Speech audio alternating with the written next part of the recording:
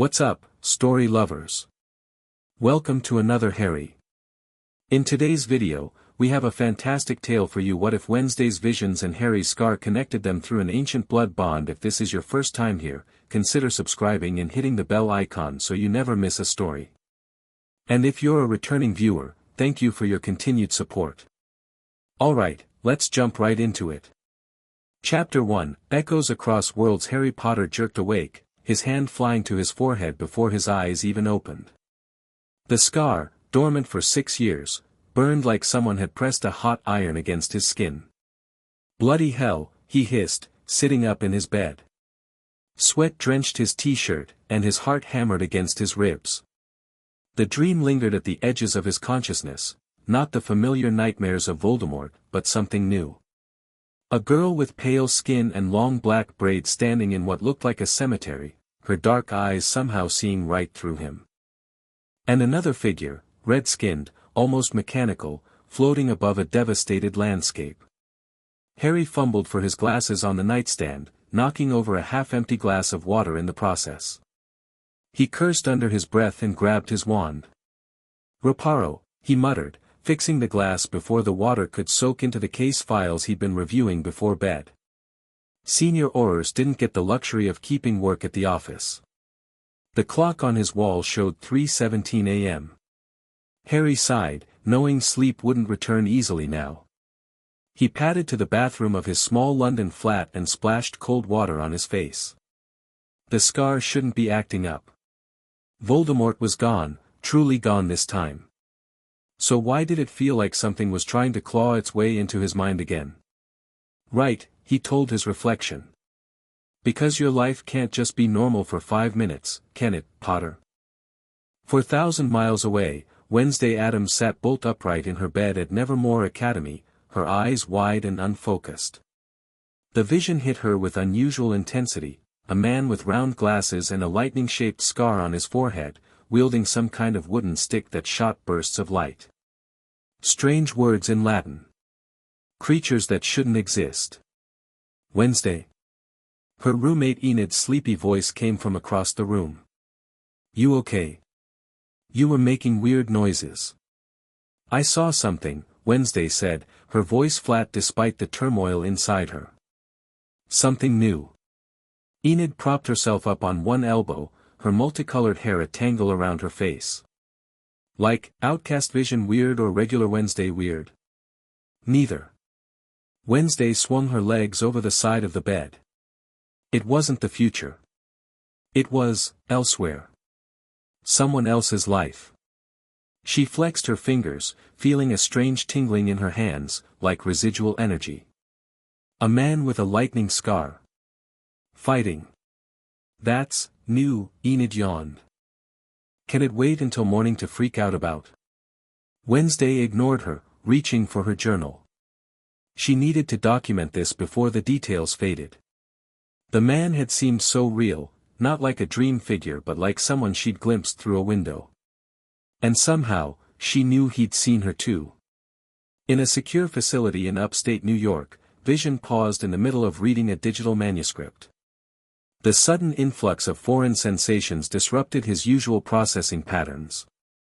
A burning sensation across his forehead, impossible, given his synthetic nature, followed by flashes of unfamiliar locations. A castle perched on a cliff edge. A sprawling Gothic academy surrounded by twisted trees. A scar shaped like lightning. "Curious," he murmured, setting aside his tablet. Since his reconstitution after the Westview incident, he'd experienced occasional sensory anomalies, artifacts of his unique creation and subsequent recreation. But this was different. These weren't memory fragments or system errors. They felt like connections. To people who shouldn't exist. Vision accessed the facility's communications system. "Friday, is Dr. Banner still in the lab?" "Dr. Banner left 2 hours ago, Vision. Would you like me to contact him?" "No, thank you. I'll speak with him in the morning." Vision returned to his quarters, his mind working through countless possibilities. The magical energy that had helped restore him, courtesy of Wanda Maximoff, had always been somewhat unpredictable. But these new phenomena suggested something beyond mere fluctuations in his systems. As he sat in contemplative silence, Vision couldn't shake the impression that somewhere, two other minds had just become aware of him as well. Harry arrived at the Ministry of Magic an hour early, hoping to catch Hermione before her day filled with back-to-back meetings. As the youngest ever head of the Department of Magical Law Enforcement, his best friend's schedule had become increasingly impossible over the past year. He nodded to the security wizard at the Auror office entrance, who barely glanced up from his copy of the Daily Prophet. The headline blared, "Dark Wizard Trafficking Ring Suspected in Glasgow Disappearances." "Potter. Thought you were on the Caro case today." Auror Simmons called as Harry passed his desk.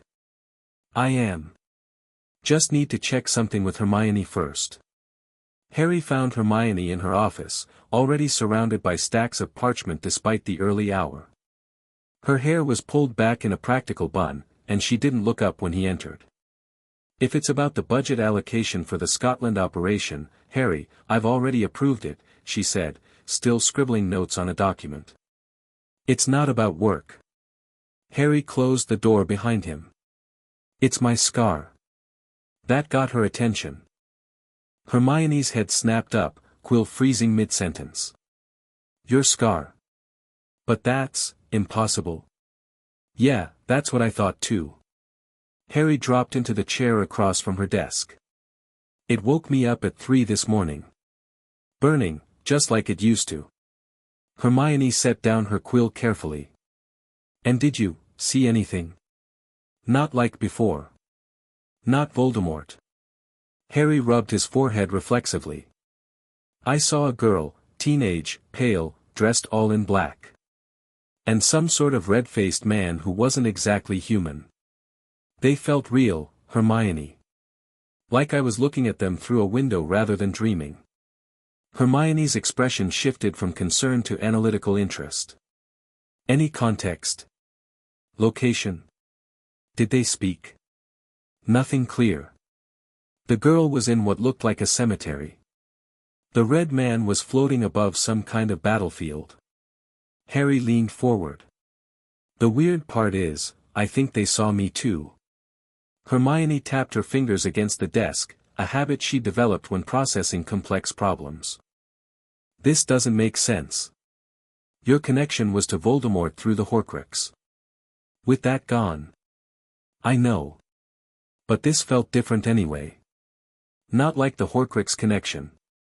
Harry ran a hand through his perpetually messy hair. "Look, I wouldn't have bothered you if it was just a weird dream. But the scar burning, that's never been random." "You're right."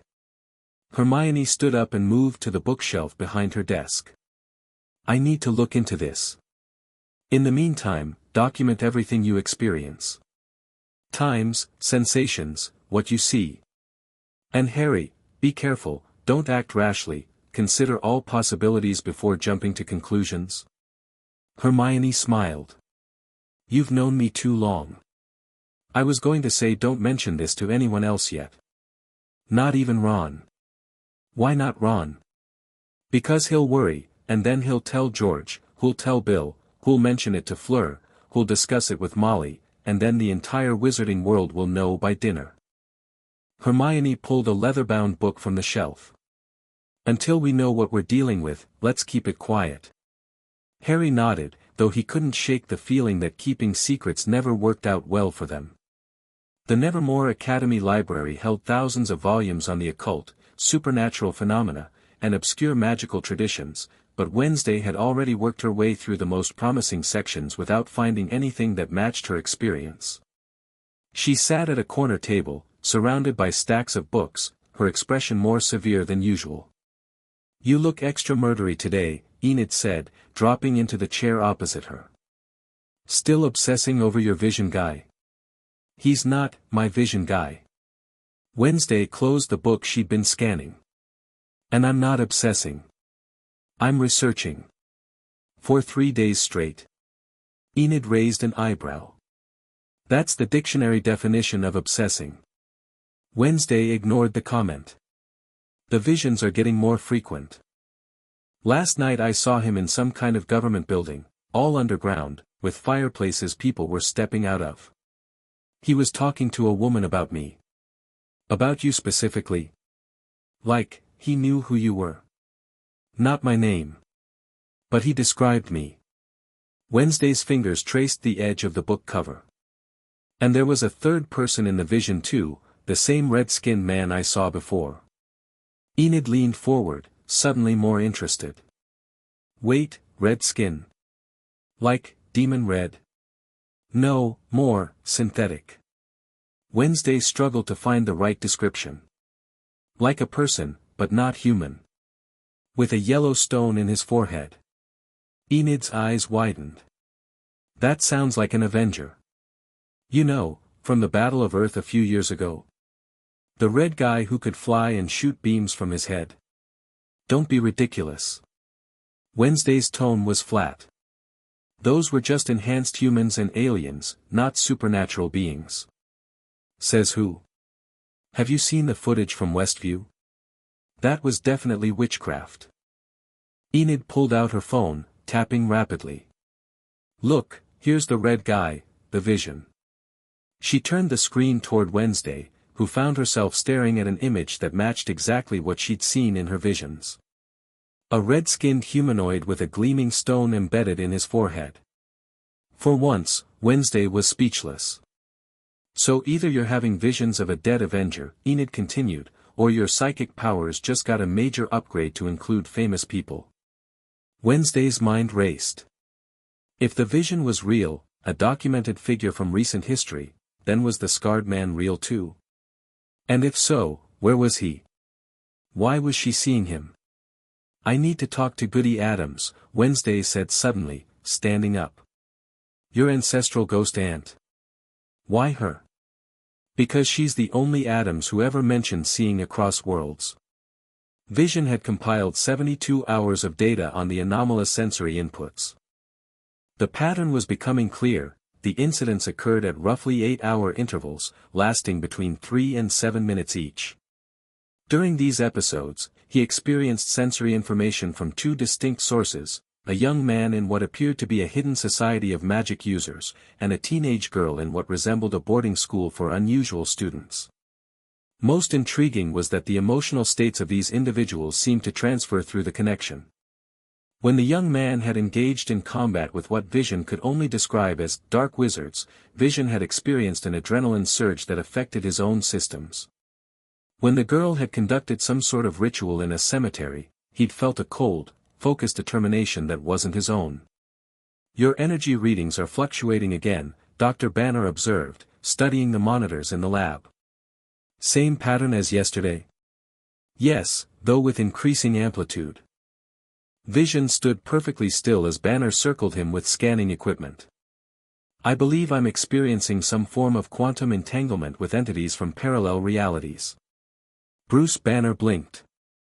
That's a very specific diagnosis. It's merely a hypothesis based on available data. Vision tilted his head slightly. The Mind Stone was known to exist across multiple dimensions simultaneously. It's not unreasonable to suggest that some aspect of that multidimensional nature transferred to me. Okay, but why now? Banner set down the scanner. You've been reconstructed for over a year. Why would these connections suddenly activate? Unknown. Perhaps some cosmic alignment, or a deliberate attempt to establish contact from the other side. Vision paused. There is another possibility. The magical energy Wanda used to help reconstitute me may have created unexpected connections. Banner rubbed his chin thoughtfully. We should consult with Dr. Strange. If anyone understands interdimensional phenomena, it's him. I agree, though I would prefer to gather more data first. Vision's eyes unfocused slightly. They're becoming aware of me as well. The young man is researching magical connections. The girl has identified who I am through public records of the Avengers. That's concerning. Banner frowned. If they can access information about you, what might you be revealing to them? Vision hadn't considered that angle. Was he inadvertently compromising Avengers' security through these connections? Or worse, was someone using these apparent visions to extract information from him? I believe I should limit my access to sensitive information until we understand the nature of this phenomenon, Vision decided. Probably wise. Banner nodded. And Vision? Maybe don't mention this to everyone just yet. The wrong people hear about interdimensional mind links, and we'll have Ross and his committee breathing down our necks again. Understood. As Banner left, Vision processed the irony of receiving virtually identical advice from two different universes. Secrecy was apparently a universal first response to the unexplainable. Harry crouched behind a crumbling stone wall, rain pelting his aura robes as he mentally mapped the abandoned castle's perimeter. 3 dark wizards were holed up inside, remnants of the Caro network that had been trafficking magical artifacts and Muggle victims for months. North entrance is warded, Ron's voice came through the enchanted communicator in Harry's ear. Nasty stuff too. Looks like modified flagranti mixed with something flesh-eating. South Tower has movement, added Aurora Chen from her position. 2 figures, possibly preparing a portkey. Harry weighed their options. Standard procedure would be to maintain the containment charm surrounding the property and wait for the curse-breaking team. But if the suspects were already working on an escape? Ron, hold position. Chen, circle east and be ready to intercept if they bolt. I'm going in through the west wall, there's a breach in the stonework. Harry, that's not protocol, Ron warned. When has that ever stopped us? Harry shot back.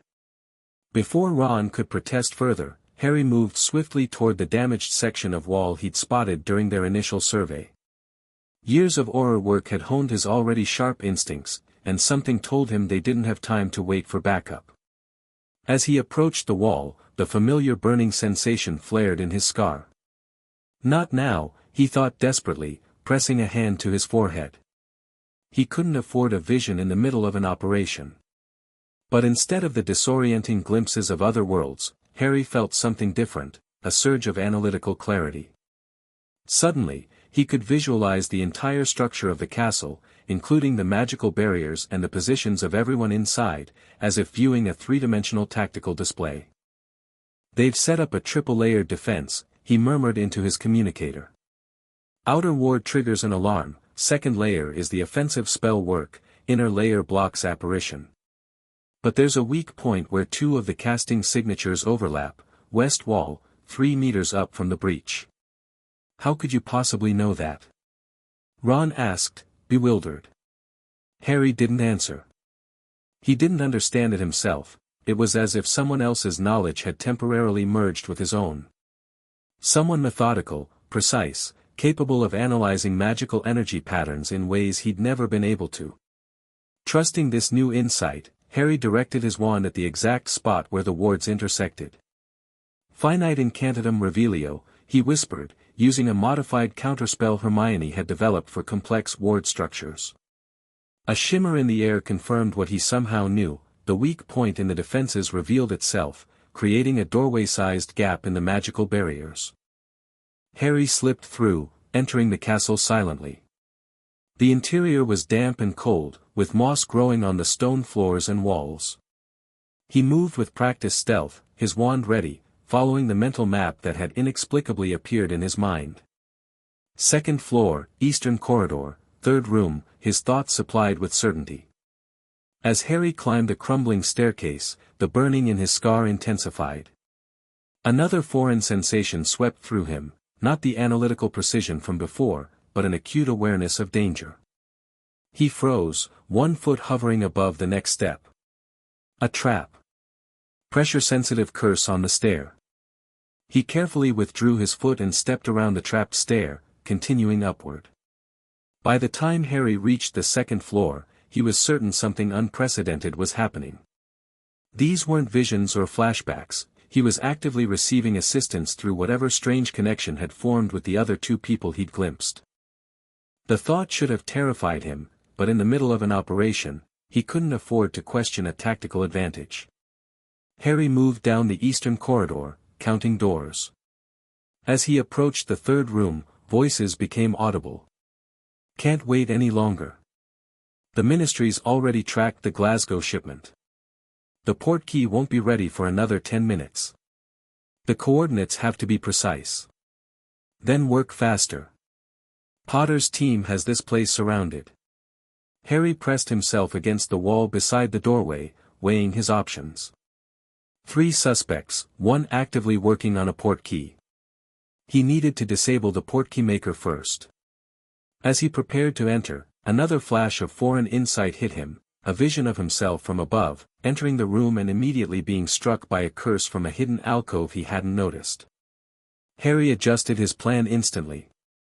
Instead of entering directly, he transfigured a small piece of debris into a mirror, using it to peek around the corner and locate the hidden attacker.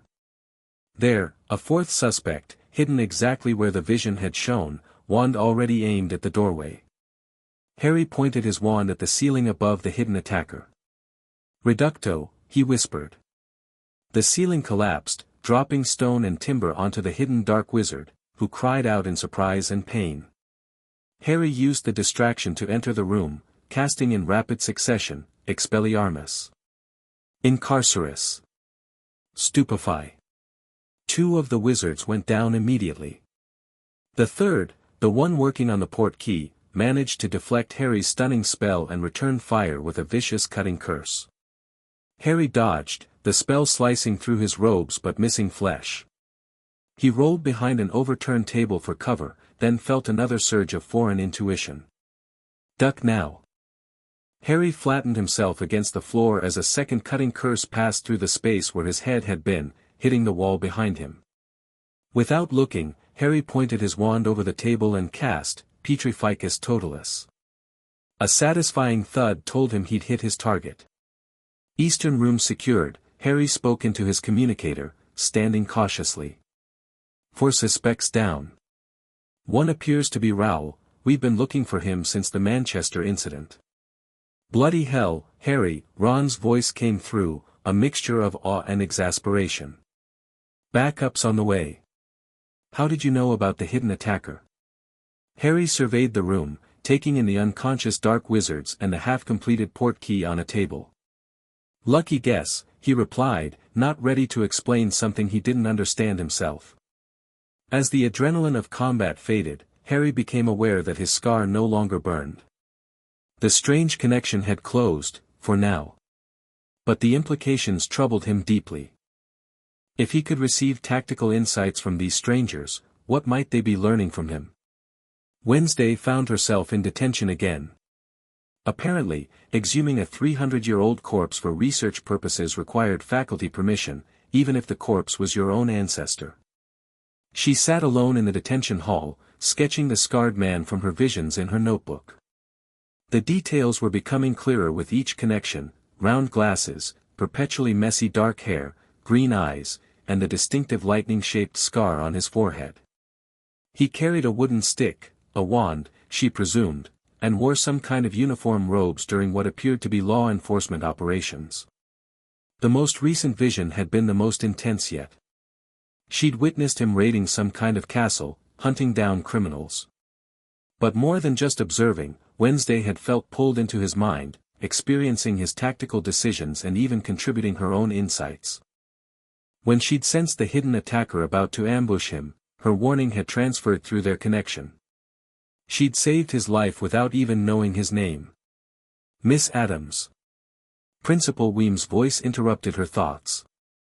I see detention isn't inspiring much reflection on proper academic protocols. Wednesday didn't look up from her drawing. On the contrary, I'm conducting a visual documentation of an ongoing parapsychological phenomenon. Very academic. Weems sighed and sat on the edge of the desk beside Wednesday's. You know, in my 30 years at Nevermore, I've seen students manifest all manner of unusual abilities. But even by our standards, your recent behavior has been concerning. Concern noted and disregarded. Wednesday. Weem's tone sharpened. 3 students reported seeing you collapse during fencing practice yesterday, after which you began speaking in what they described as British wizard language. That got Wednesday's attention. She looked up from her notebook. I don't remember that. Which is precisely why it's concerning. Weems studied her with professional scrutiny. Professor Thornhill suggests you might be experiencing a form of supernatural possession. I'm not possessed. Wednesday closed her notebook. I'm connected. To what, exactly? Wednesday considered how much to reveal. Despite her general disdain for authority, Weems had proven herself capable on multiple occasions. I've been experiencing visions of two people from what appear to be parallel worlds or realities. One is a man with a lightning scar who uses a wand and fights dark wizards. The other is the synthetic being known as the Vision. To her credit, Weems didn't immediately dismiss the claim. And you believe these are real entities, not symbolic manifestations of your subconscious? The Vision is documented in public records of the Avengers. The wizard, I don't know his name yet, appears to be from a hidden magical society, possibly in Britain based on his accent. Weems was silent for a moment. And what happened during fencing practice? I believe I was experiencing what the wizard was experiencing. He was in combat. Wednesday tapped her pencil against the notebook. The connection is getting stronger. I'm not just seeing them anymore, I'm sharing thoughts, skills, even languages apparently. Have you attempted to communicate directly? Not yet. The connections have been circumstantial, triggered by emotional or physical stress. Wednesday hesitated. I need access to the restricted archives. My ancestor Goody Adams wrote about similar phenomena. Weems stood, smoothing her impeccable suit. Normally, I'd refuse such a request from a student in detention. However, she produced a key from her pocket and placed it on the desk. Given Nevermore's history with interdimensional incidents, I believe caution is warranted. This grants you access to the archives for 24 hours. Wednesday picked up the key, surprised by the principal's cooperation. And Miss Adams? Weems added at the doorway. If you do establish communication with these entities, remind them that possessing a Nevermore student without proper registration violates at least 17 supernatural protocols. After Weems left, Wednesday allowed herself a tiny smile. The key to the archives meant access to Goody Adams' personal journals, and potentially answers about the strange connection that was rapidly transforming from an interesting anomaly into something that felt increasingly like destiny. Vision floated cross-legged in his quarters, eyes closed in what appeared to be meditation but was actually a deep system diagnostic. The recent influx of foreign data had necessitated reorganization of his neural pathways, creating dedicated processing centers for the interdimensional connections. He'd learned much about his unexpected mental companions over the past week. The young man was named Harry Potter, an Auror, magical law enforcement, in a hidden wizarding society. The girl was Wednesday Adams, a student at a school for supernatural individuals called Nevermore Academy. Most interesting was how their three unique abilities appeared to complement each other. Harry possessed raw magical power and combat instincts. Wednesday had precognitive abilities and extensive knowledge of the occult. Vision contributed analytical processing and energy manipulation. When their connections synchronized, as during Harry's castle raid, the result was a temporary fusion of capabilities that exceeded the sum of their parts. Vision. Friday's voice interrupted his analysis. Doctor Strange has arrived. Thank you, Friday. Please direct him to my quarters. Moments later, Dr. Stephen Strange entered, his cloak of levitation adjusting itself as he took in Vision's meditative posture. Banner tells me you're experiencing interdimensional connections, Strange said without preamble. Vision opened his eyes and descended to a standing position. Yes. Spontaneous mental links to individuals in what appear to be parallel realities. Show me. Vision projected his recorded data onto the wall, charts tracking the connections, images he'd reconstructed from the mental impressions, transcripts of overheard conversations. Strange studied the projections with practiced efficiency. These aren't parallel dimensions in the conventional sense. The magical signature from Potter's reality has a distinct vibration I've never encountered before. And this Nevermore Academy exists in neither our world nor any adjacent reality I've visited. What does that imply? That we're dealing with distant branches of the multiverse, worlds so fundamentally different from ours that they rarely interact. Strange traced a pattern in the air, creating a glowing diagram. The multiverse isn't just parallel tracks, it's a tree with infinite branches. You appear to be connecting across major divergence points. Is such connection dangerous? Potentially catastrophic. Strange's expression was grave. Sustained connections between highly divergent realities can create instabilities in the multiversal membrane. In extreme cases, entire universes have collapsed from such interactions. Vision processed this information. Then I should attempt to sever these connections. Not necessarily. The fact that they formed spontaneously suggests they may serve some cosmic purpose. Strange studied Vision thoughtfully. The Mind Stone was one of the most powerful multiversal constants. Its energy exists in you still, even in its altered state. What do you recommend? For now, continue documenting the connections but don't actively strengthen them. I need to consult the archives at Camartage. Strange moved toward the door, then paused. And Vision?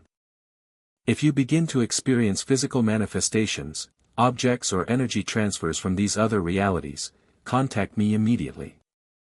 That would indicate a breach is forming. After Strange departed, Vision returned to his analysis. Physical manifestations seemed unlikely given the nature of the connections thus far. Yet even as he processed that thought, he noticed something unusual on his forearm, a small, lightning-shaped mark that hadn't been there before. Vision touched it curiously. The mark wasn't painted or etched onto his synthetic skin, it appeared to be integrated into his very structure, as if it had always been part of him. Just like Harry Potter's scar.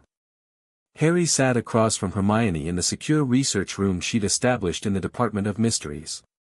Books and scrolls covered every surface, many written in languages Harry didn't recognize. I found references to interdimensional mental connections in 7 different magical traditions, Hermione said, pushing a particularly ancient text toward him. The Norse called it mind-walking. The ancient Egyptian wizards referred to it as ka-sharing. But the most detailed accounts come from this 16th-century grimoire written by a witch named Goody Adams. Adams? Harry leaned forward. Like Wednesday Addams?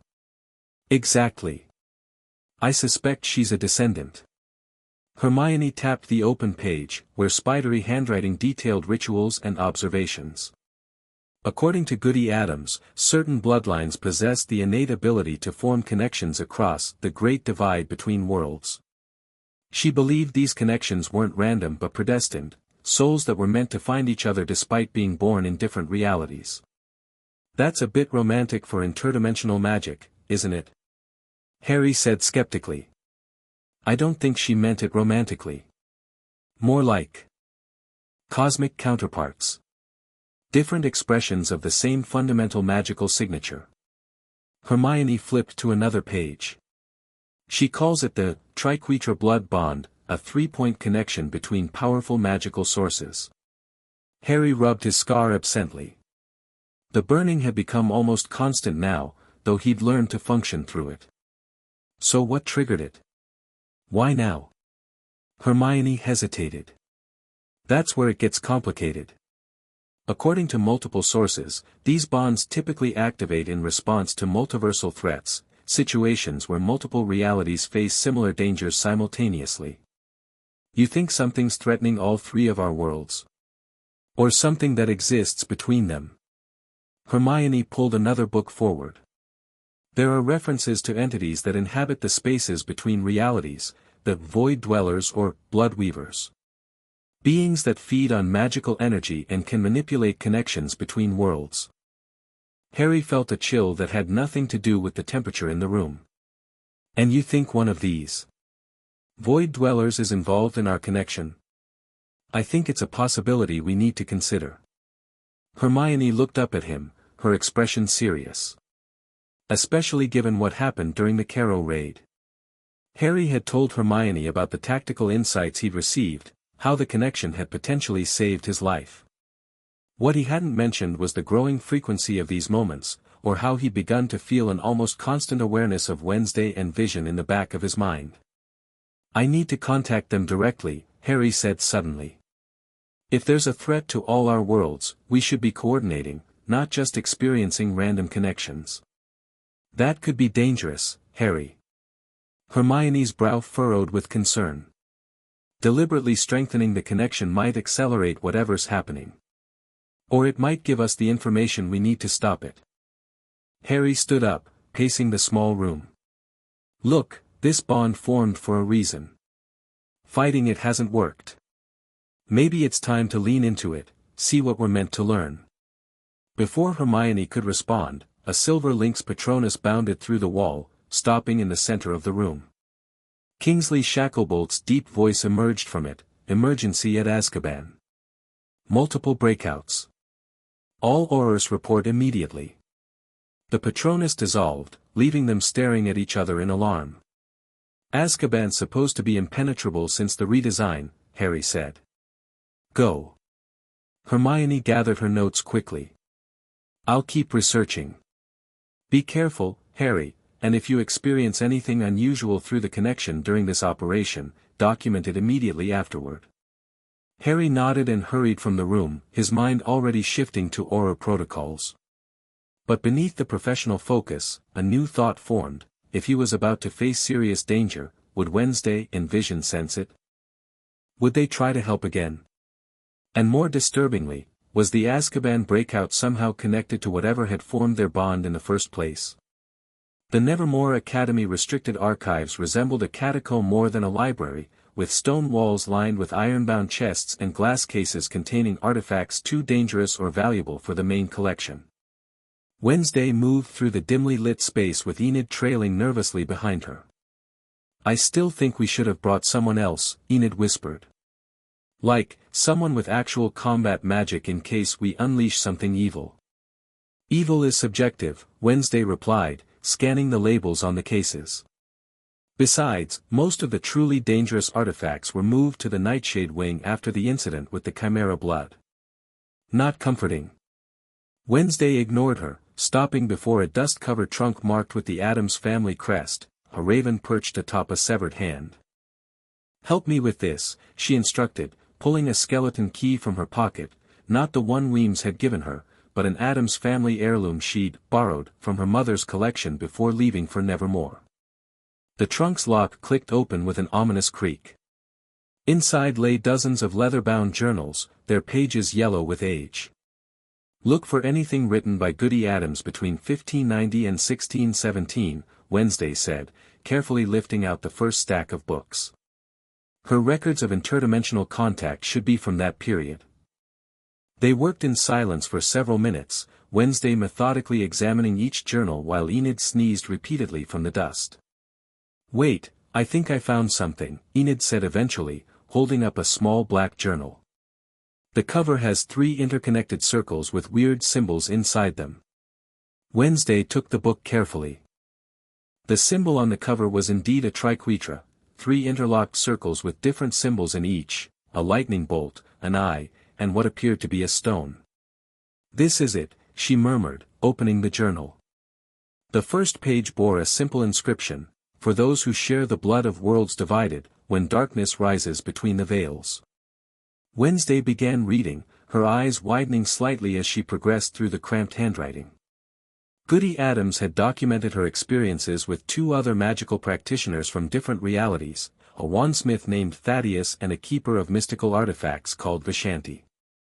Together, they had confronted an entity known as the Blood Weaver, a being that existed in the void between worlds and fed on magical connections.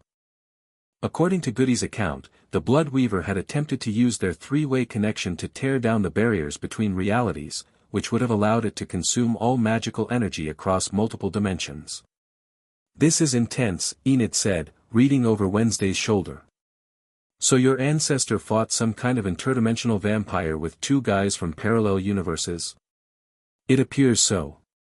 Wednesday turned another page, where a detailed ritual was described. "They used their connection to trap the Blood Weaver between realities, but Goody believed it would eventually find a way to escape its prison. How long ago was this? Over 400 years.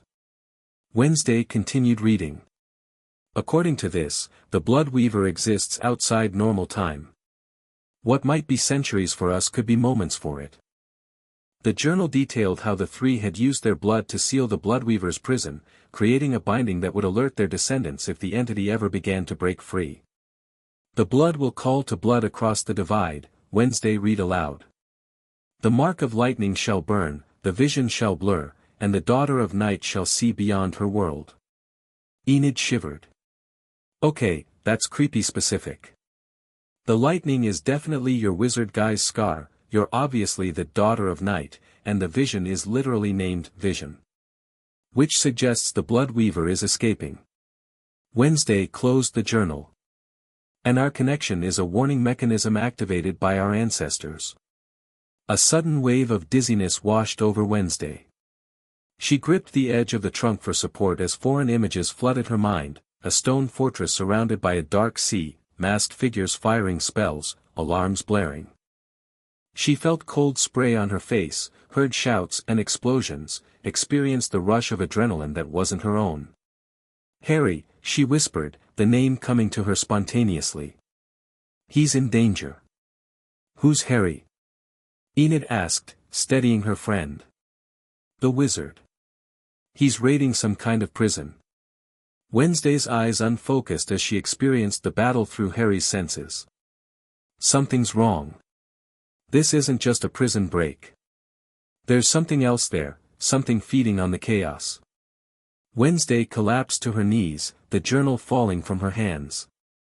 Unlike previous connections, this one overwhelmed her completely, pulling her consciousness entirely into Harry's perspective. She was him, running down a stone corridor, wand extended, shouting orders to fellow Aurors. Prisoners were escaping everywhere, but that wasn't the primary concern. Something had breached the lower levels, something that didn't belong in this reality. Fall back to position 3. Harry/Wednesday shouted. It's not after the prisoners, it's using them as a distraction. A dark, swirling mass appeared at the end of the corridor, not quite solid, not quite vapor. It pulsed with an unnatural rhythm, tendrils of darkness extending toward the Aurors. Patronus shields, now. Harry commanded, raising his own wand. Expecto Patronum. A silver stag burst from his wand, charging toward the dark entity. Other Aurors followed suit, their patron uses forming a barrier of light against the encroaching darkness. But instead of retreating, the entity seemed to absorb the light, growing more substantial with each Patronus it consumed. A cold laugh echoed through the corridor, not heard with ears but felt in the mind. Blood of the lightning bearer, a voice whispered directly into Harry/Wednesday's thoughts. I have found you at last. The entity surged forward, ignoring the other Aurors and heading straight for Harry. Wednesday felt his confusion and terror as if it were her own. This wasn't like any dark magic he'd encountered before. Then, instinctively, Wednesday pushed her own knowledge forward through their connection. It's the Blood Weaver, she made Harry's voice shout. Physical spells won't work, it exists between realities. Harry didn't question the foreign knowledge entering his mind. He adjusted instantly, changing tactics. Everyone out. Seal the level, he ordered, before pointing his wand at the ceiling. Bombarda Maxima. The ceiling collapsed, tons of stone falling between the Aurors and the entity. Harry turned and ran, Wednesday still experiencing everything through his senses. You cannot hide from me, Triquetra, the voice whispered again. I will find all three blood bearers. The veils will fall. Suddenly, Wednesday felt herself forcibly ejected from Harry's mind, snapping back into her own body with such violence that she gasped for air. She found herself on the floor of the archives, Enid kneeling beside her in panic. Wednesday. Are you okay? You were speaking with a British accent and shouting about patron uses. Wednesday sat up slowly, her head pounding. We need to establish direct communication with the others, she said. The Blood Weaver has found Harry. It will come for Vision and me next. She picked up Goody's journal again, flipping rapidly to the back pages. There has to be a way to control the connection, to communicate deliberately instead of just experiencing random impressions. Enid looked terrified but determined. What can I do to help? Find Principal Weems. Tell her we have a Code Obsidian situation. Wednesday's expression was more intense than Enid had ever seen it. And then find Eugene. We'll need someone who understands interdimensional physics. As Enid hurried away, Wednesday found what she was looking for, a ritual designed to strengthen the triquetra blood bond. According to Goody's notes, it had originally been created as a method of communication between the three allies, allowing them to share information across realities. The ritual required three components: blood of the caster, an object of personal significance to the intended recipient, and a focusing element aligned with the nature of their connection. Wednesday considered what might symbolize her connection to Harry and Vision. Harry's lightning scar seemed tied to trauma and destiny. Vision's existence bridged synthetic and magical realities. Her own contribution to the bond appeared to be her bloodline's affinity for darkness and death. Looking around the archives, Wednesday spotted a glass case containing historical weapons. Among them was a ceremonial dagger with a curved blade and a handle carved from bone, exactly the type of artifact an Adams would appreciate. Without hesitation, Wednesday smashed the case and took the dagger. Blood calls to blood, she murmured, slicing her palm and letting drops fall onto Goody's journal. Across worlds divided, I seek my counterparts. Harry Potter, bearer of the lightning scar. Vision, keeper of the mind stone. I, Wednesday Adams, daughter of night, call to you through the veil. The blood on the journal began to move, forming the same triquetra symbol from the cover. Wednesday felt the connection strengthening, becoming more focused, more controlled. For the first time, she wasn't just experiencing random impressions, she was deliberately reaching across realities. And somewhere, she sensed Harry and Vision reaching back. Vision was in the middle of a briefing with the Avengers when the connection surged with unprecedented strength. He faltered mid-sentence, earning concerned looks from his teammates. Vision? Captain Rogers asked. Are you all right? Vision raised a hand to his forehead, where the lightning-shaped mark had begun to glow with golden light. I believe I'm being contacted. Before anyone could respond, Vision's consciousness was pulled sideways into a strange mental space, not quite his reality, not quite another, but something in between. A liminal plane where three distinct presences converged. He perceived them not as physical forms but as distinct energy patterns. One blazed with raw magical power, chaotic but purposeful, marked by a lightning bolt signature. The other radiated darker energies, controlled and precise, with tendrils that seemed to reach across multiple time streams simultaneously. Vision recognized them immediately. Harry Potter. Wednesday Adams. You know us. Harry's presence shifted in surprise. I have been documenting our connections, Vision confirmed. As, I suspect, have both of you. We don't have time for introductions, Wednesday's energy pulsed with urgency. The Bloodweaver has found Harry. It will come for us next. Bloodweaver? Harry questioned. That entity at Azkaban? An interdimensional predator, Wednesday explained. It feeds on magical energy and connections between realities. My ancestor Goody Adams encountered it centuries ago, along with ancestors of both of you. Vision processed this information rapidly.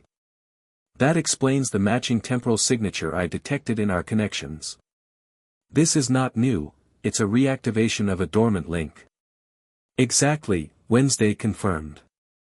Our ancestors used their blood to seal the Bloodweaver between realities. Now it's breaking free, and the blood bond has reactivated to warn us. At Azkaban, it called me Blood of the Lightning Bearer, Harry said. It knew me, or at least, it knew my bloodline. Vision extended his awareness, analyzing the mental space they occupied. This connection is remarkable. We are maintaining coherent communication across three distinct universal branches without a physical anchor point. We can discuss the metaphysics later, Wednesday said impatiently. Right now, we need to coordinate. The blood weaver will target each of us in our respective realities. Alone, we're vulnerable. Together, we might stand a chance.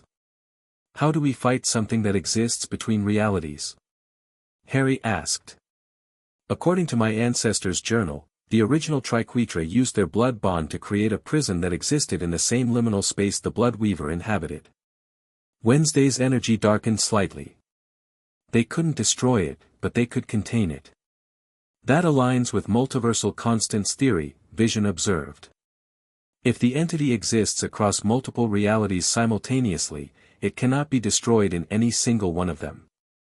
So we need to recreate this prison, Harry summarized. How?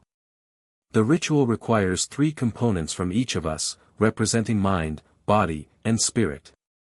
Wednesday's presence shifted closer to the center of their shared mental space.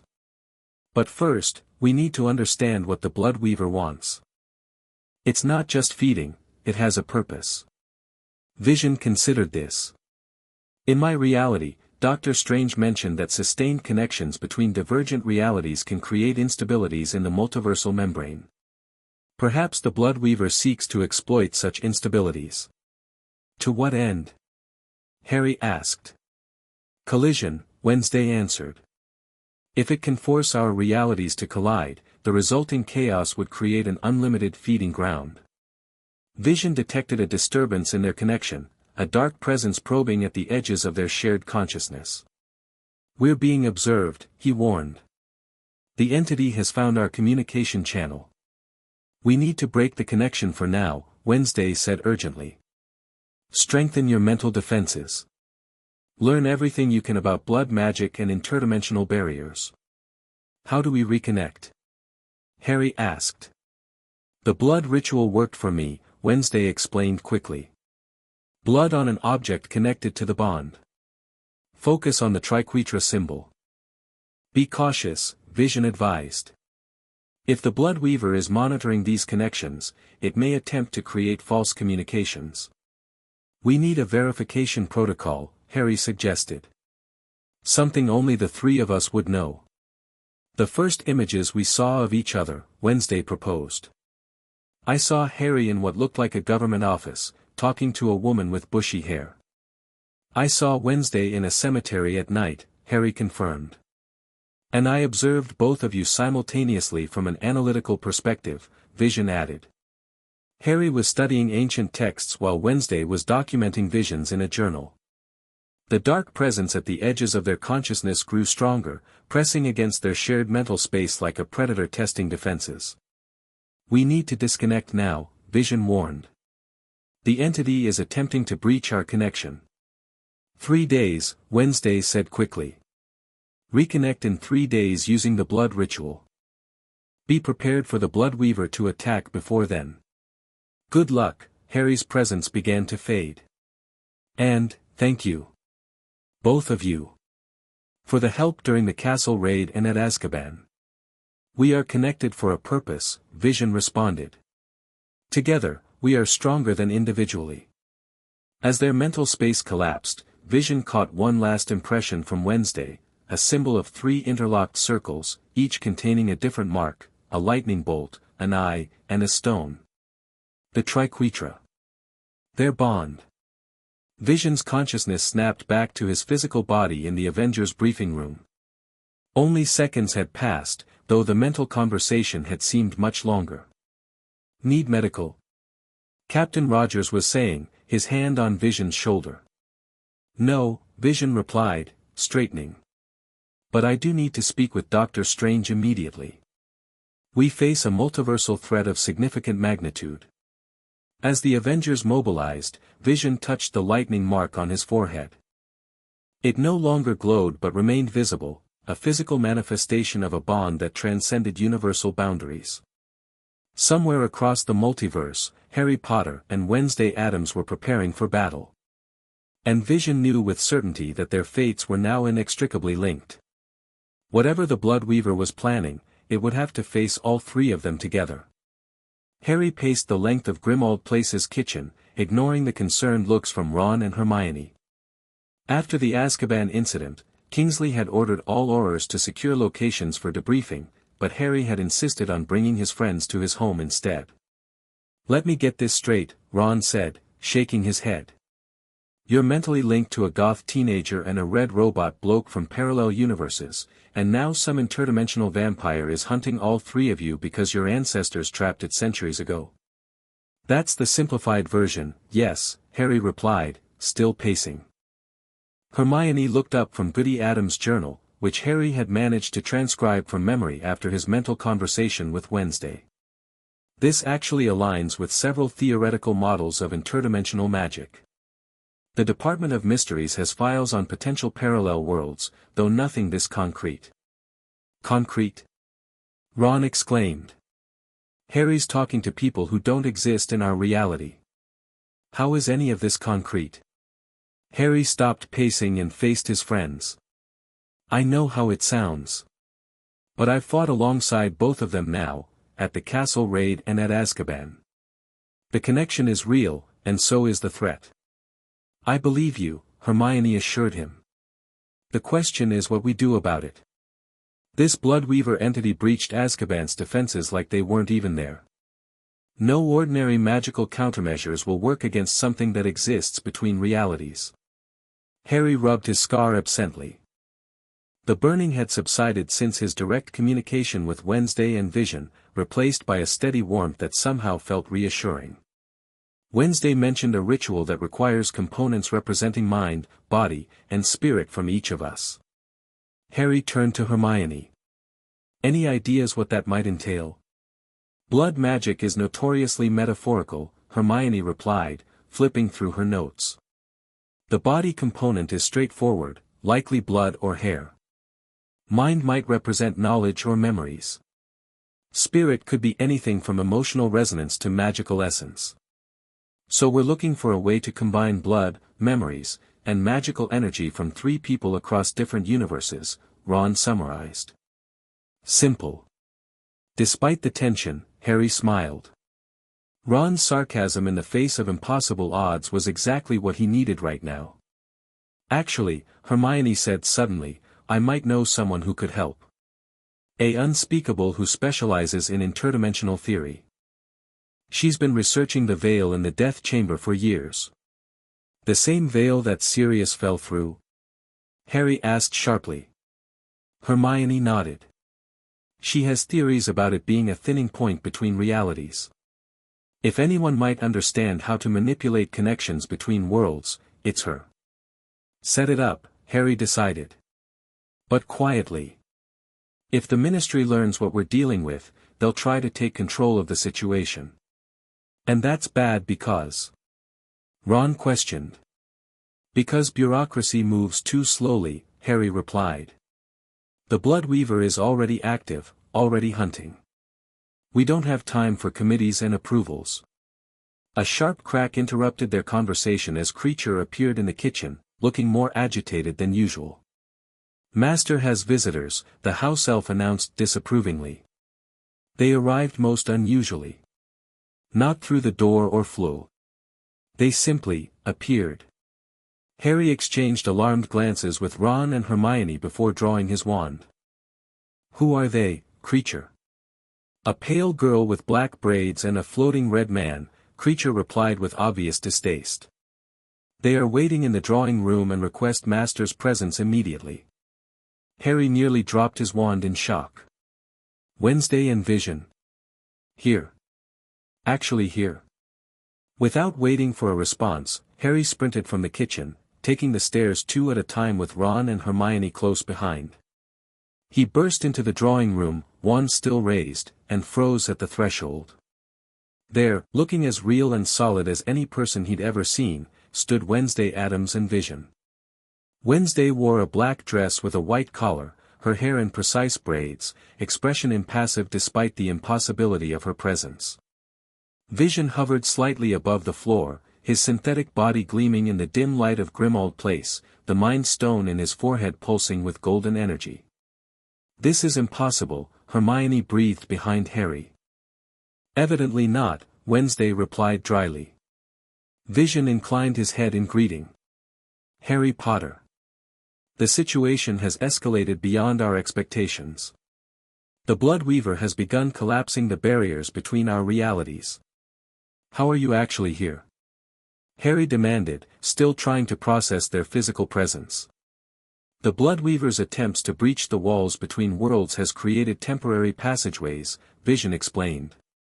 We were able to follow these pathways to your reality, though the connection is unstable. We don't have much time, Wednesday added. The more the boundaries between our worlds deteriorate, the stronger the Bloodweaver becomes. Harry finally lowered his wand, stepping fully into the room. Ron, Hermione, meet Wednesday Addams and Vision.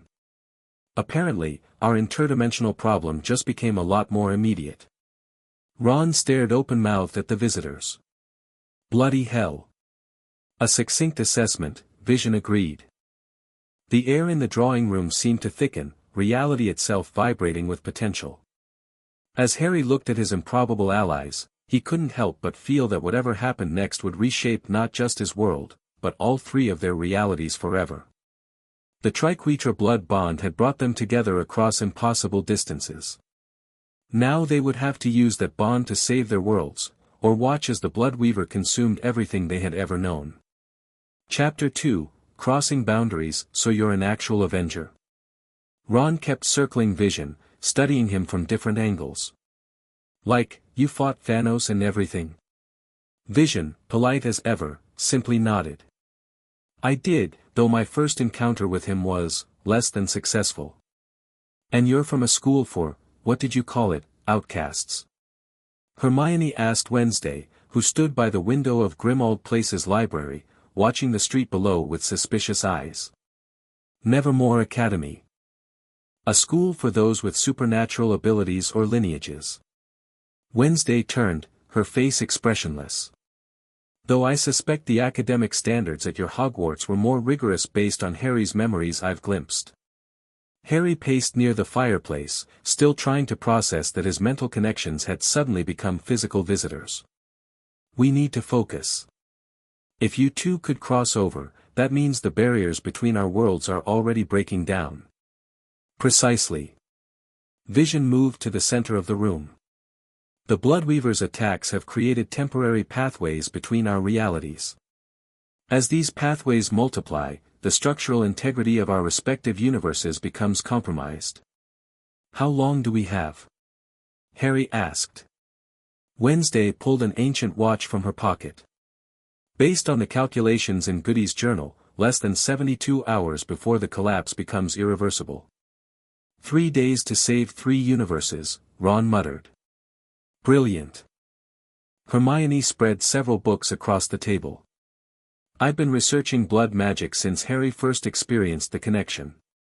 The Triquetra bond is mentioned in a few obscure texts, always associated with interdimensional threats. Goody Adams wrote that the original Triquetra, my ancestor, Vision's predecessor, and Harry's magical forebearer, created the bond intentionally to fight the Bloodweaver, Wednesday said, moving to examine Hermione's books. Our connection reactivated because the threat has returned. Vision gestured, creating a holographic display from his fingertips that showed 3 interconnected circles. I've analyzed the energy signatures of our connection. The bond isn't merely mental, it's a quantum entanglement at the cellular level. Our very atoms resonate on matching frequencies despite originating from separate universal constants. Ron looked at Harry. Translation. We're connected at a fundamental level that transcends ordinary magic, Harry simplified. Like we're 3 parts of the same, something. The same weapon, Wednesday corrected, her dark eyes flashing.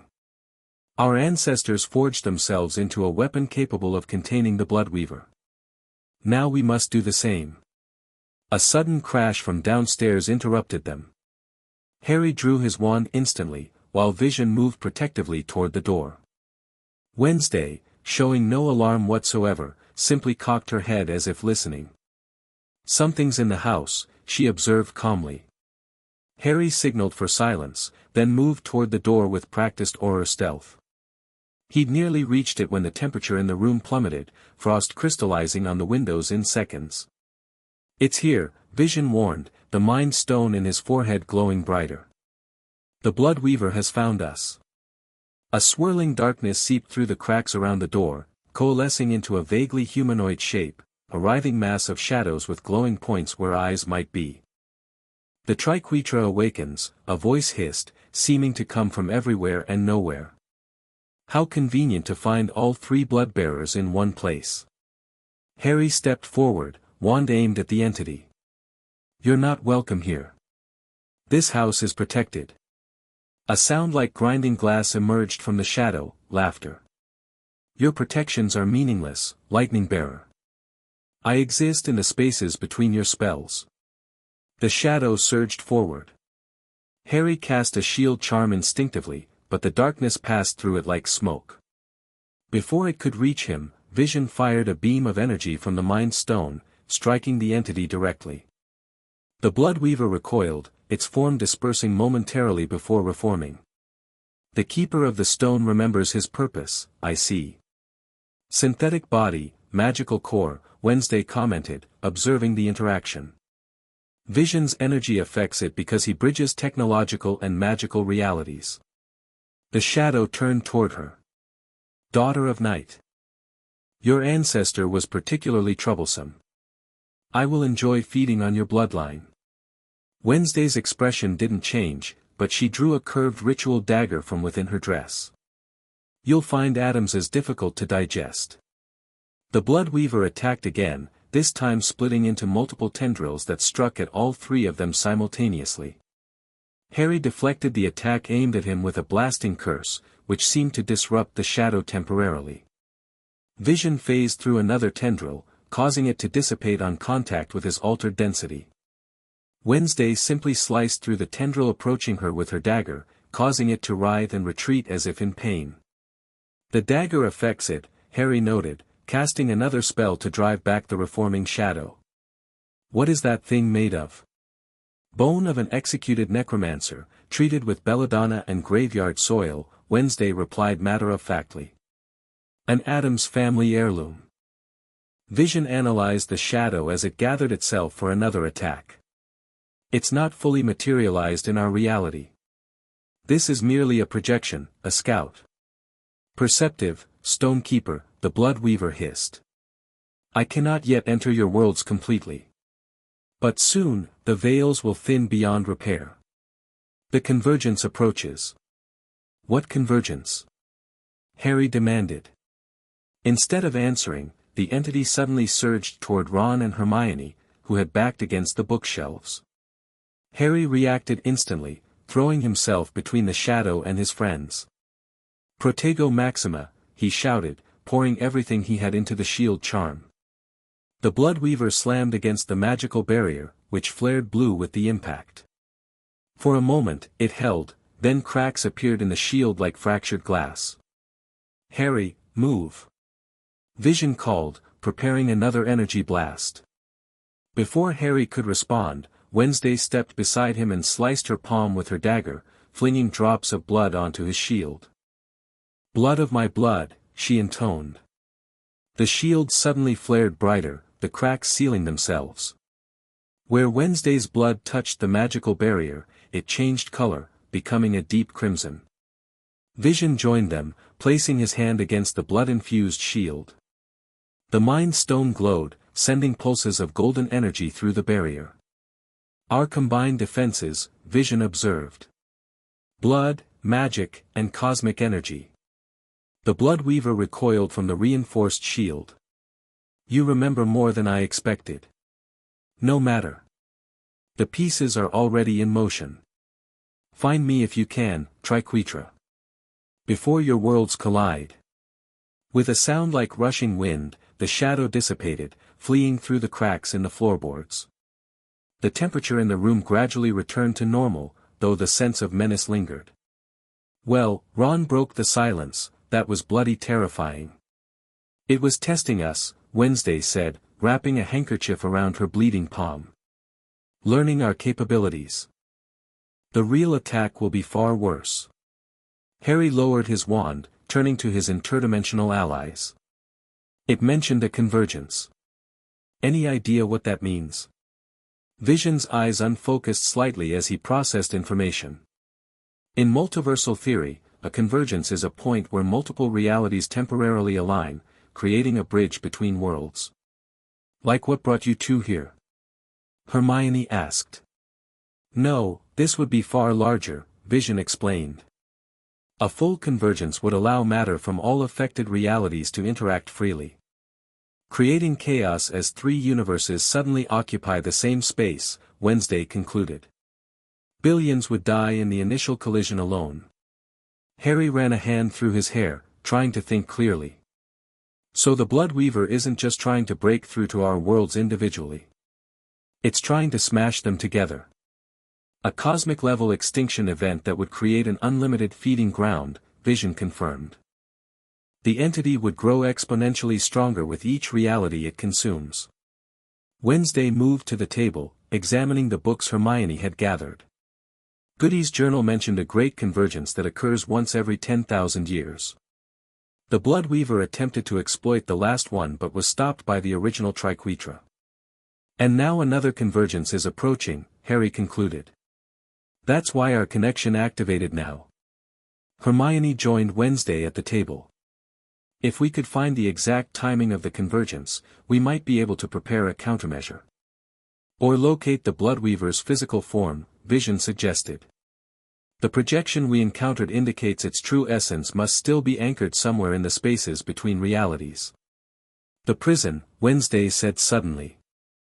Our ancestors created a prison in the void between worlds. If the Bloodweaver is escaping, the prison must still exist in some form. Harry felt a surge of hope. If we can find this prison, we might be able to repair it, or create a new one. We'd need access to the original ritual used by our ancestors, Vision pointed out. Wednesday pulled Goody's journal from inside her dress. I have part of it here, but the text suggests the complete ritual was divided between the three original Triquetra members for safety. So we each need to find our ancestors' portion of the ritual, Harry summarized. Where would we even start looking? A slow smile spread across Wednesday's face, a sight somehow more unnerving than her usual stoic expression. Isn't it obvious? We start with the dead.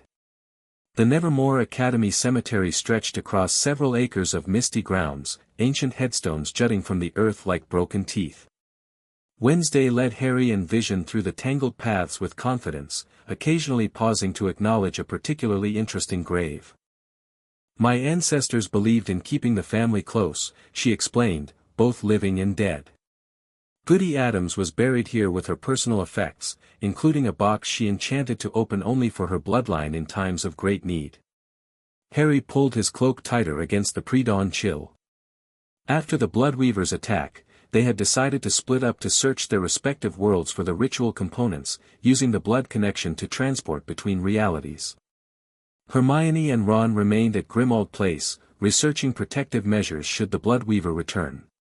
The temporal shift between our realities is fascinating, Vision observed, hovering slightly above the damp ground. It's currently 2026 in my world, yet 2004 in yours, Harry, and 2023 here. Different worlds, different timelines, Wednesday replied. The Bloodweaver exists outside those constraints, which is why it can target all three periods simultaneously. They stopped before an elaborate mausoleum bearing the Addams family crest. Wednesday placed her still bandaged hand against the stone door, leaving a smear of blood that was quickly absorbed into the surface. The door swung open with a groan of ancient hinges. Homie, Harry commented, eyeing the cobweb-draped interior. Thank you, Wednesday replied, apparently taking it as a genuine compliment. They entered the mausoleum, where stone sarcophagi lined the walls. In the center stood a larger tomb with the effigy of a severe-looking woman carved on its lid. Goody Adams, Wednesday introduced. Witch, seer, and interdimensional traveler. Also makes an excellent pot roast, according to family legend. Vision examined the tomb with interest. The craftsmanship is remarkable. The stone appears to contain traces of meteoritic iron. Adamses have always appreciated quality materials for our eternal rest. Wednesday moved to the head of the tomb and placed both hands on the stone effigy's face. Great-great-great-great-great-grandmother, we seek your guidance in a time of cosmic peril. For a moment, nothing happened. Then the stone eyes of the effigy flashed with an eerie green light, and the lid of the tomb began to slide sideways with a grating sound. Harry raised his wand instinctively, but Wednesday seemed entirely unconcerned as she peered into the open sarcophagus. Inside lay not a body, but a collection of objects carefully arranged around a central wooden box bound with iron. Wednesday reached for the box without hesitation. Should we be disturbing her grave? Harry asked, glancing nervously at the stone effigy, which seemed to be watching them. Adamses expect to be disturbed, Wednesday assured him. Death is merely an inconvenience, not an ending. She lifted the wooden box from the tomb and placed it on the edge. The lock appeared to have no keyhole, only a small depression in the shape of a crescent moon. Wednesday took her dagger and made a fresh cut on her palm, letting blood drip into the depression. The lock clicked open immediately. Inside the box lay a collection of parchments, a small vial of dark liquid, and 3 identical silver amulets, each bearing the triquetra symbol they now recognized as their bond. These must be the amulets mentioned in the journal, Wednesday said, lifting one. A physical focus for the triquetra bond. Vision scanned the contents of the box. The energy signature matches the interdimensional frequency of our connection. These objects exist partially in all 3 of our realities simultaneously. Which explains why the Bloodweaver couldn't find them, Harry realized. They've been hidden in the spaces between worlds, just like its prison. Wednesday unfolded one of the parchments, eyes scanning the faded text. This is it, Goody's third of the ritual. According to this, each member of the triquetra must willingly contribute blood, memory, and magical essence to forge a new prison. Does it say where the prison should be created? Harry asked. At the convergence point, Wednesday read. The exact spot where our 3 realities will intersect. Vision took one of the amulets, studying it closely. These appear to be designed to locate that point. When combined with the other ritual components, they should act as a beacon. So we each need 1 amulet, Harry concluded. Plus the ritual fragments from our own ancestors, and our personal contributions of blood, memory, and magic. And we need to find all of this before the Bloodweaver completes its escape, Wednesday added, handing amulets to Harry and Vision. According to Goody's notes, once it fully materializes in any of our worlds, even the combined triquetra might not be enough to contain it again. Harry slipped the amulet around his neck, feeling a strange warmth as the silver touched his skin. Any idea who my ancestor might be?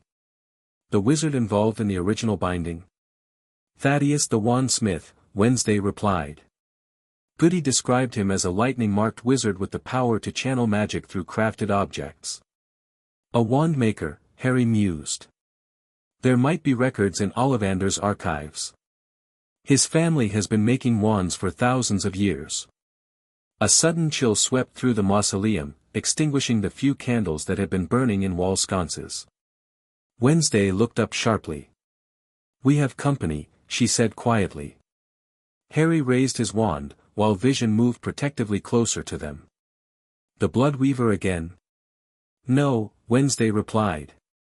Something from my world this time. The door to the mausoleum slammed shut, plunging them into darkness broken only by the faint glow of Vision's mind stone. Whispers echoed around them, too faint to make out words but carrying clear menace.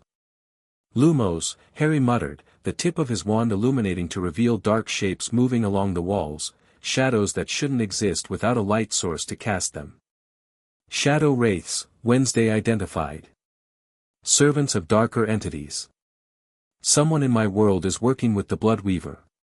The shadows converged, forming humanoid figures that slithered down the walls toward them. Vision fired an energy beam at the nearest one, but it split around the golden light, reforming instantly. Physical attacks won't work, Wednesday warned. They're manifestations of corrupt intent, not actual beings. Harry tried several spells in quick succession, fire, light, even a Patronus, but the shadows continued their approach, unaffected.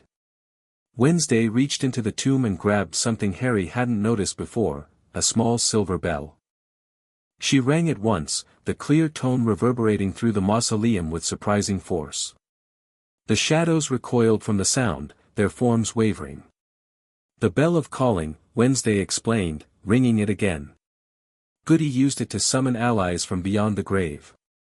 As if in response, the stone effigy of Goody Adams suddenly sat upright, stone eyes blazing with green fire.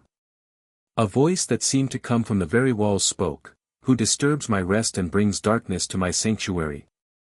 "Goody Adams, I am your descendant, Wednesday," she replied formally. "We face the Bloodweaver's return and seek your guidance." The stone figure turned its head toward them with a grinding sound. "The triquetra rises again. Good. The veil thins, children. The Bloodweaver gathers allies in all three worlds." The shadow wraiths had backed against the walls, seemingly held at bay by the animated effigy's presence. "Who sent these wraiths?" Wednesday asked. "A betrayer from your own academy. One who seeks the power of the void." The stone figure's gaze shifted to Harry and Vision. "The wandsmith's heir brings the lightning's power. The stone guardian brings clarity of sight. Together with Night's daughter, you must complete what we began." "How do we find the prison?" Harry asked. "Follow the blood. It will show you the way." The effigy's eyes flickered. "My time grows short. The ritual fragments must be united at the nexus point when the 3 moons align." "3 moons?" Vision questioned. "My reality has only 1 moon, as does Harry's. When the convergence begins, all celestial bodies will briefly appear in all worlds simultaneously," the stone figure explained. 3 moons will be visible together when the barriers are at their thinnest." "When will this happen?" Wednesday pressed. 48 hours. No more." The green light in the effigy's eyes began to fade. "Beware the Shadow Court, child of night. They have waited centuries for the Bloodweaver's return." With those ominous words, the stone figure reclined back into its original position, once more becoming an inanimate effigy. The moment it settled, the shadow wraiths surged forward again, no longer held at bay. "Time to leave," Harry decided, grabbing Wednesday's arm. "Vision, can you phase us through the door?" "Yes, but the wraiths may follow." Vision took hold of both of them. "Prepare yourselves. Phasing can be disorienting for organic beings." Harry felt a strange tingling sensation as Vision's phasing ability extended to include him and Wednesday. The solid stone of the mausoleum suddenly seemed insubstantial, like moving through heavy fog rather than matter. They emerged outside the mausoleum to find the cemetery transformed. The mist had thickened to an unnatural degree, and dark figures moved between the gravestones, more shadow wraiths gathering from all directions. The Shadow Court, Wednesday recognized. A coven that worships darkness between worlds. They must have aligned with the Bloodweaver. "Can we fight them?" Harry asked, wand at ready. "Not directly," Wednesday replied. "But we don't need to." She held up one of the parchments from Goody's box. "We have what we came for. Now we need to find your ancestors' contribution." "How do we get back to my world?" Harry asked, eyeing the approaching shadows. Wednesday took the amulet hanging around her neck and pressed it to the similar ones worn by Harry and Vision. "Blood of the triquetra, bridge the divide. Take us to the lightning's domain." The amulets glowed with a silvery light that rapidly expanded to envelop the 3 of them. Harry felt a pulling sensation far stronger than apparition, like being squeezed through the eye of a needle while simultaneously being stretched across infinite space. When the sensation subsided, they stood in Diagon Alley, outside the familiar shopfront of Ollivander's wand shop. The early morning light showed a street not yet busy with shoppers, though a few early risers gave their unusual group curious glances. "Impressive," Vision commented, looking around with interest. Interdimensional travel without technological assistance or unstable breach points. The amulets were designed for exactly this purpose, Wednesday said, tucking hers beneath her collar. Though I suspect each use weakens the barriers further, which helps the Bloodweaver's plans. Then we should minimize jumps between worlds, Harry concluded. Let's find what we need here quickly. They approached Ollivander's shop, Harry noting the closed sign on the door. After the war, Ollivander had taken on an apprentice to help run the business, allowing the elderly wandmaker more time for research. Harry tapped his wand against the door, sending a magical signature that identified him as an Auror. After a moment, the door unlocked itself with a click. Mr. Potter, a voice called from the shadowy interior. A bit early for a social call, isn't it? The elderly figure of Ollivander emerged from between the towering shelves of wand boxes, his silver eyes as unsettling as ever as they took in Harry's companions. Fascinating, he murmured, studying Vision and Wednesday. Visitors from elsewhere, I perceive. The veil thins indeed. You know about the convergence? Harry asked, surprised. Wand-makers exist at the crossroads of magical currents, Mr. Potter. We feel the shifts between worlds more acutely than most. Ollivander gestured for them to enter. Come. I've been expecting something like this since your scar began acting up again. Harry blinked in surprise. How did you, Holly and Phoenix Feather, Mr. Potter?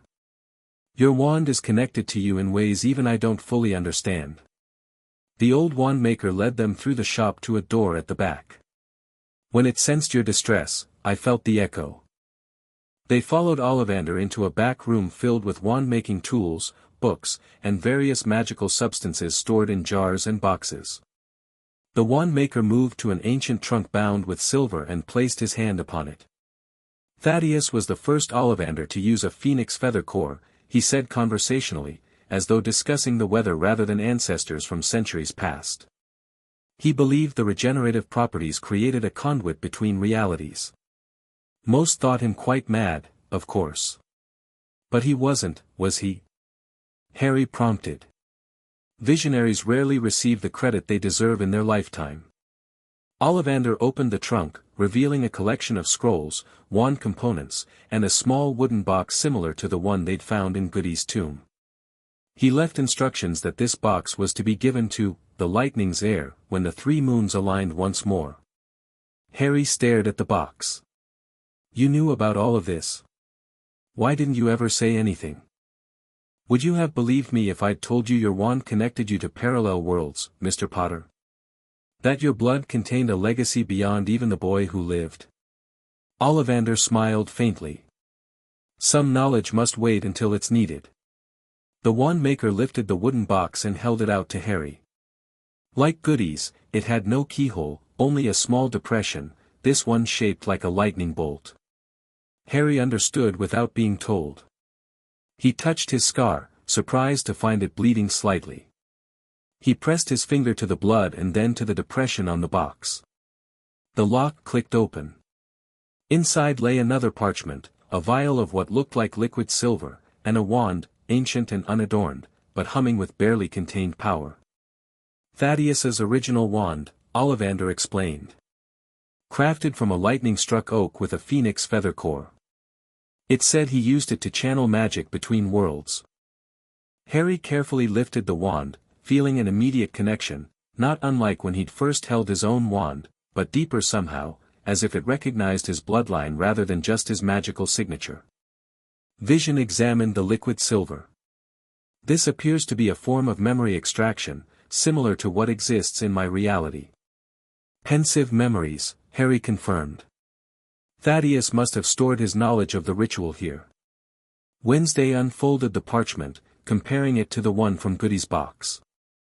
These are complementary sections of the same ritual. We still need the third portion from Vision's predecessor. The Keeper of the Stone, Ollivander murmured. The legends speak of a mystic who guarded a gem of great power. The original Mind Stone, Vision theorized. Before it became part of the Infinity Stones in my reality. A sudden commotion from the front of the shop interrupted them, raised voices and the sound of something heavy falling over. "It appears your pursuit has not gone unnoticed," Ollivander observed calmly. "The shop has certain protections, but they won't hold against determined intruders for long." Harry moved toward the door to the main shop, wand raised. Through the crack, he could see dark-robed figures moving among the shelves, knocking over wand boxes as they searched. "Death Eaters," he whispered to the others. "Or what's left of them. The Bloodweaver must have allies in my world too." 3 worlds, 3 sets of enemies, Wednesday noted. "The Bloodweaver is coordinating attacks across realities." Vision's eyes glowed as he scanned through the wall. "I count 5 individuals, all carrying wands similar to yours, Harry. They appear to be searching methodically." Harry turned to Ollivander. "Is there another way out?" The wand maker pointed to a small window near the ceiling. "That leads to the alley behind the shop. It's warded against intruders, but will allow exit in emergencies." "We need to reach Vision's world next," Wednesday stated, tucking the new parchment and veil into her dress. "Can you transport the 3 of us again with the amulets?" "Not immediately," Vision cautioned. "The interdimensional stress would likely render the tokens unusable for several hours. We need a different approach." Harry thought quickly. "If Death Eaters are working with the Bloodweaver, they'll have instructions to capture or kill us. We need to get somewhere secure in my world first, then plan our next move." A crash from the shop signaled that the intruders were getting closer. "I can buy us some time," Vision offered. "My phasing ability should confuse them temporarily. And I can provide a distraction," Wednesday added, pulling several small objects from her pocket that looked suspiciously like explosives. Harry raised an eyebrow. "Do you just carry those around? Doesn't everyone?" Wednesday replied with complete seriousness. Ollivander moved to a cabinet and withdrew several wand blanks, unfinished wands without cores. "These may prove useful. Thaddeus designed them to absorb and redirect hostile magic." Harry took the blanks gratefully, distributing them to Wednesday and keeping a couple himself. "We'll head for the Ministry. Hermione can help us there." "I shall remain here," Ollivander decided. "They'll be suspicious if the shop is empty." "They could hurt you," Harry protested. "My dear boy, I survived Voldemort's hospitality. A few confused Death Eaters hardly concern me." The wand-maker's silver eyes gleamed. "Besides, they may reveal useful information if they believe I'm helpless." A spell hit the door, causing it to shake violently. "Time to move," Harry decided. "Vision, can you phase us to that window?" "Of course." Vision took hold of Harry and Wednesday once more, extending his phasing ability to include them. As they moved toward the ceiling window, the door burst open, and 2 masked Death Eaters stormed in. They fired spells immediately, but the curses passed harmlessly through the phased trio. "What the?" one Death Eater exclaimed. Wednesday dropped one of her devices as they phased through the ceiling. A moment later, an explosion rocked the back room, followed by screams. They emerged in a narrow alley behind Ollivander's shop, Vision returning them to solid state. "Non-lethal concussive device," Wednesday explained, noting Harry's concerned expression. "Though I can't guarantee against broken bones." "The Ministry is this way," Harry said, already moving. "Stay close, Anne." He stopped abruptly as 3 more robed figures appeared at the end of the alley, blocking their path. "Potter," a familiar voice drawled from beneath one of the masks. "Our master said you might come here." "Lucius Malfoy," Harry identified, raising his wand. "Still taking orders from monsters, I see. The Bloodweaver has shown us the truth of reality, Potter. Why fight for doomed worlds when you can help shape what comes after?" Malfoy raised his own wand. "Surrender the artifacts, and perhaps you'll be allowed to witness the new order." "Typical cult rhetoric," Wednesday commented. Apocalyptic fervor masking a desperate grab for power. Vision scanned the alley. "They've positioned themselves strategically. The building walls are too high to climb, and they're blocking the only exit. Harry felt the wand of Thaddeus vibrating in his pocket, seemingly eager to join the fight. Making a split-second decision, he drew it instead of his own. The moment his fingers closed around the ancient wand, a surge of power ran up his arm, raw, untamed magic that felt both familiar and alien. Knowledge flowed into his mind, spells he'd never learned but somehow understood perfectly. "Last chance, Potter," Malfoy called. "The Bloodweaver wants you alive, but doesn't particularly care about the condition." Harry pointed Thaddeus's wand at the ground between them and the Death Eaters. "Abyssum Aperier," he intoned, the words coming to him instinctively. The cobblestone split open, creating a chasm that rapidly spread toward the Death Eaters. They scrambled backward in alarm as the ground beneath their feet threatened to collapse. "Impressive," Vision noted. "You've created a localized spatial distortion." "Not me," Harry replied, staring at the wand in his hand. "Thaddeus. His knowledge is somehow contained in the wand itself." The Death Eaters regrouped quickly, one of them casting a spell that created a magical bridge across the chasm. Wednesday stepped forward, drawing her ritual dagger. "My turn." With a swift movement, she cut her palm and flung drops of blood into the air before them. "Tenebris Surgir," she commanded.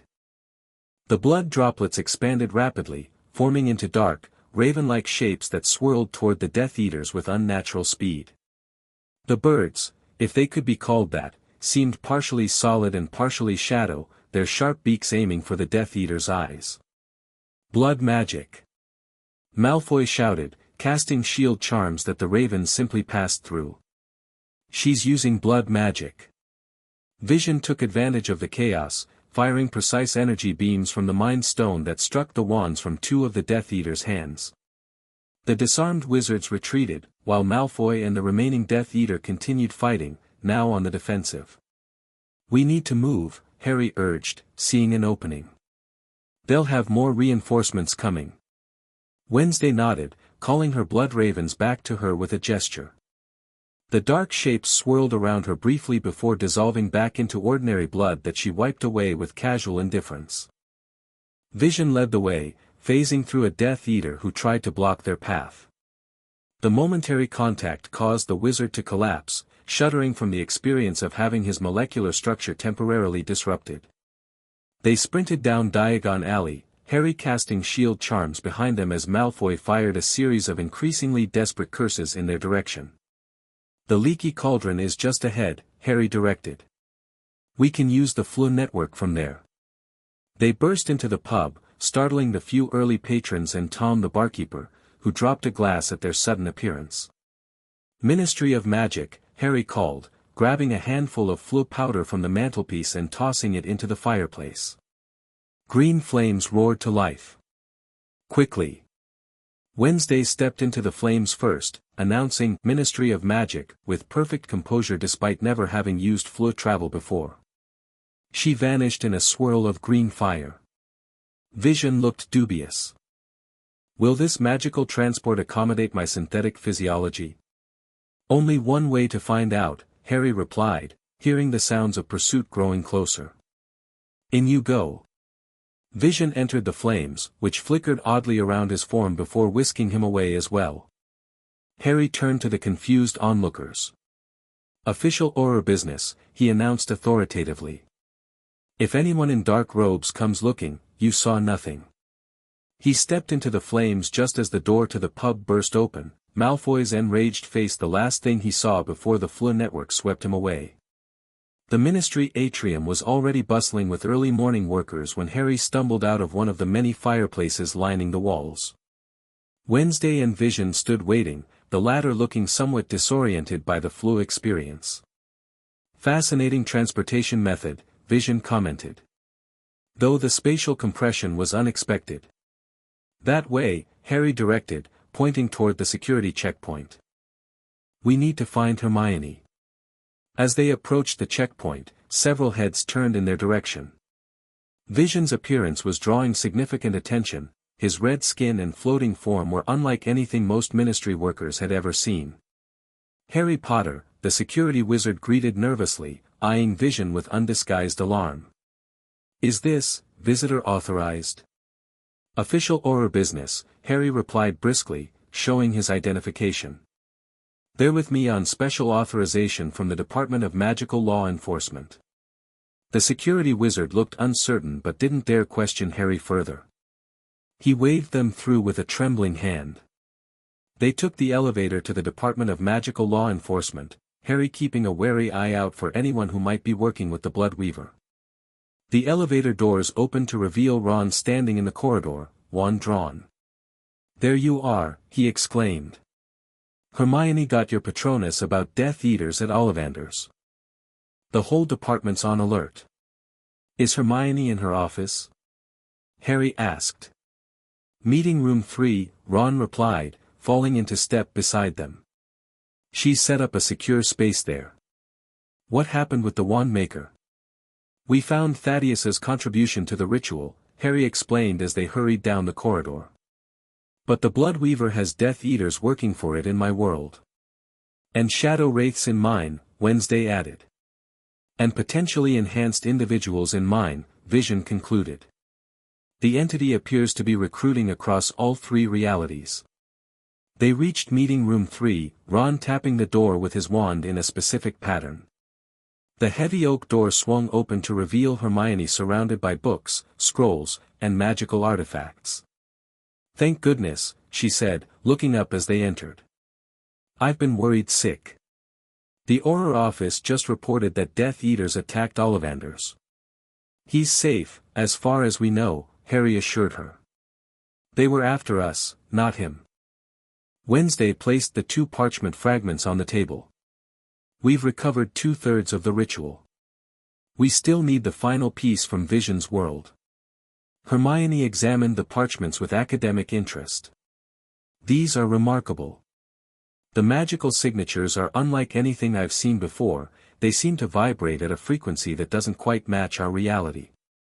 Because they exist partially in all 3 of our worlds simultaneously," Vision explained. "The original Triquetra created them to bridge the dimensional gaps." "What exactly does the ritual do?" Ron asked, eyeing the parchments warily. "It creates a prison specifically designed to contain the Bloodweaver," Wednesday answered. "Using our combined blood, memories, and magical essence, we forge a metaphysical cage that exists in the void between worlds." Harry placed Thaddeus's wand on the table beside the parchments. "We also found this. It seems to contain some of my ancestors' knowledge. When I used it, I could cast spells I've never learned." "Magical imprinting," Hermione identified. "Some ancient cultures believed wands could store more than just magical energy, they could preserve actual knowledge and skills. Which means each of us has received tools from our ancestors," Vision observed. "Wednesday has Goody's journal and ritual dagger. Harry has Thaddeus's wand and memories. I still need to find my predecessor's contribution. According to Ollivander, your ancestor was a keeper of the stone, who guarded a powerful gem," Harry told Vision. Vision touched the Mind Stone embedded in his forehead. "The origins of the Mind Stone have always been mysterious. If it existed in some form prior to becoming an Infinity Stone in my reality, then your predecessor might have been its original guardian," Wednesday completed his thought. "We need to find records of this guardian in your world. Dar. Strange would be the most knowledgeable about mystical artifacts," Vision considered. "His order maintains records dating back thousands of years."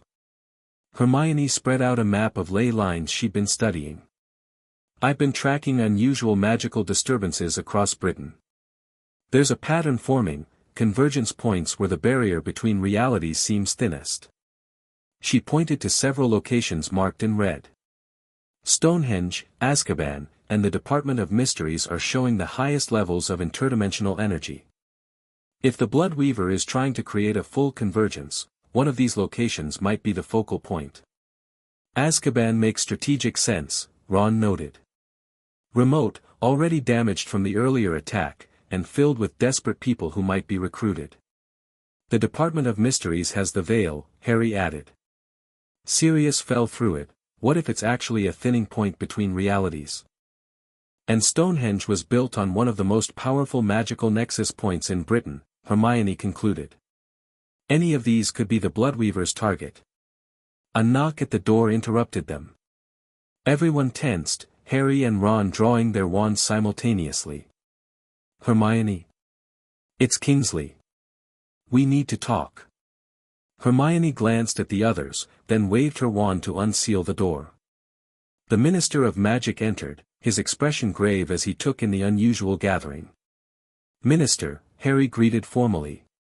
Kingsley Shacklebolt's gaze lingered on Vision and Wednesday. I see the rumors of interdimensional visitors weren't exaggerated. You know? Hermione asked, surprised. The unspeakables have been monitoring disturbances in the fabric of reality for weeks, Kingsley replied. What they didn't know was the cause. I assume these individuals are connected to the recent attacks. Harry quickly explained the Triquetra bond, the Bloodweaver, and the impending convergence. Kingsley listened without interruption, his expression growing increasingly concerned. 3 days until potentially catastrophic interdimensional collapse, he summarized when Harry finished. And you need to complete this ritual to prevent it.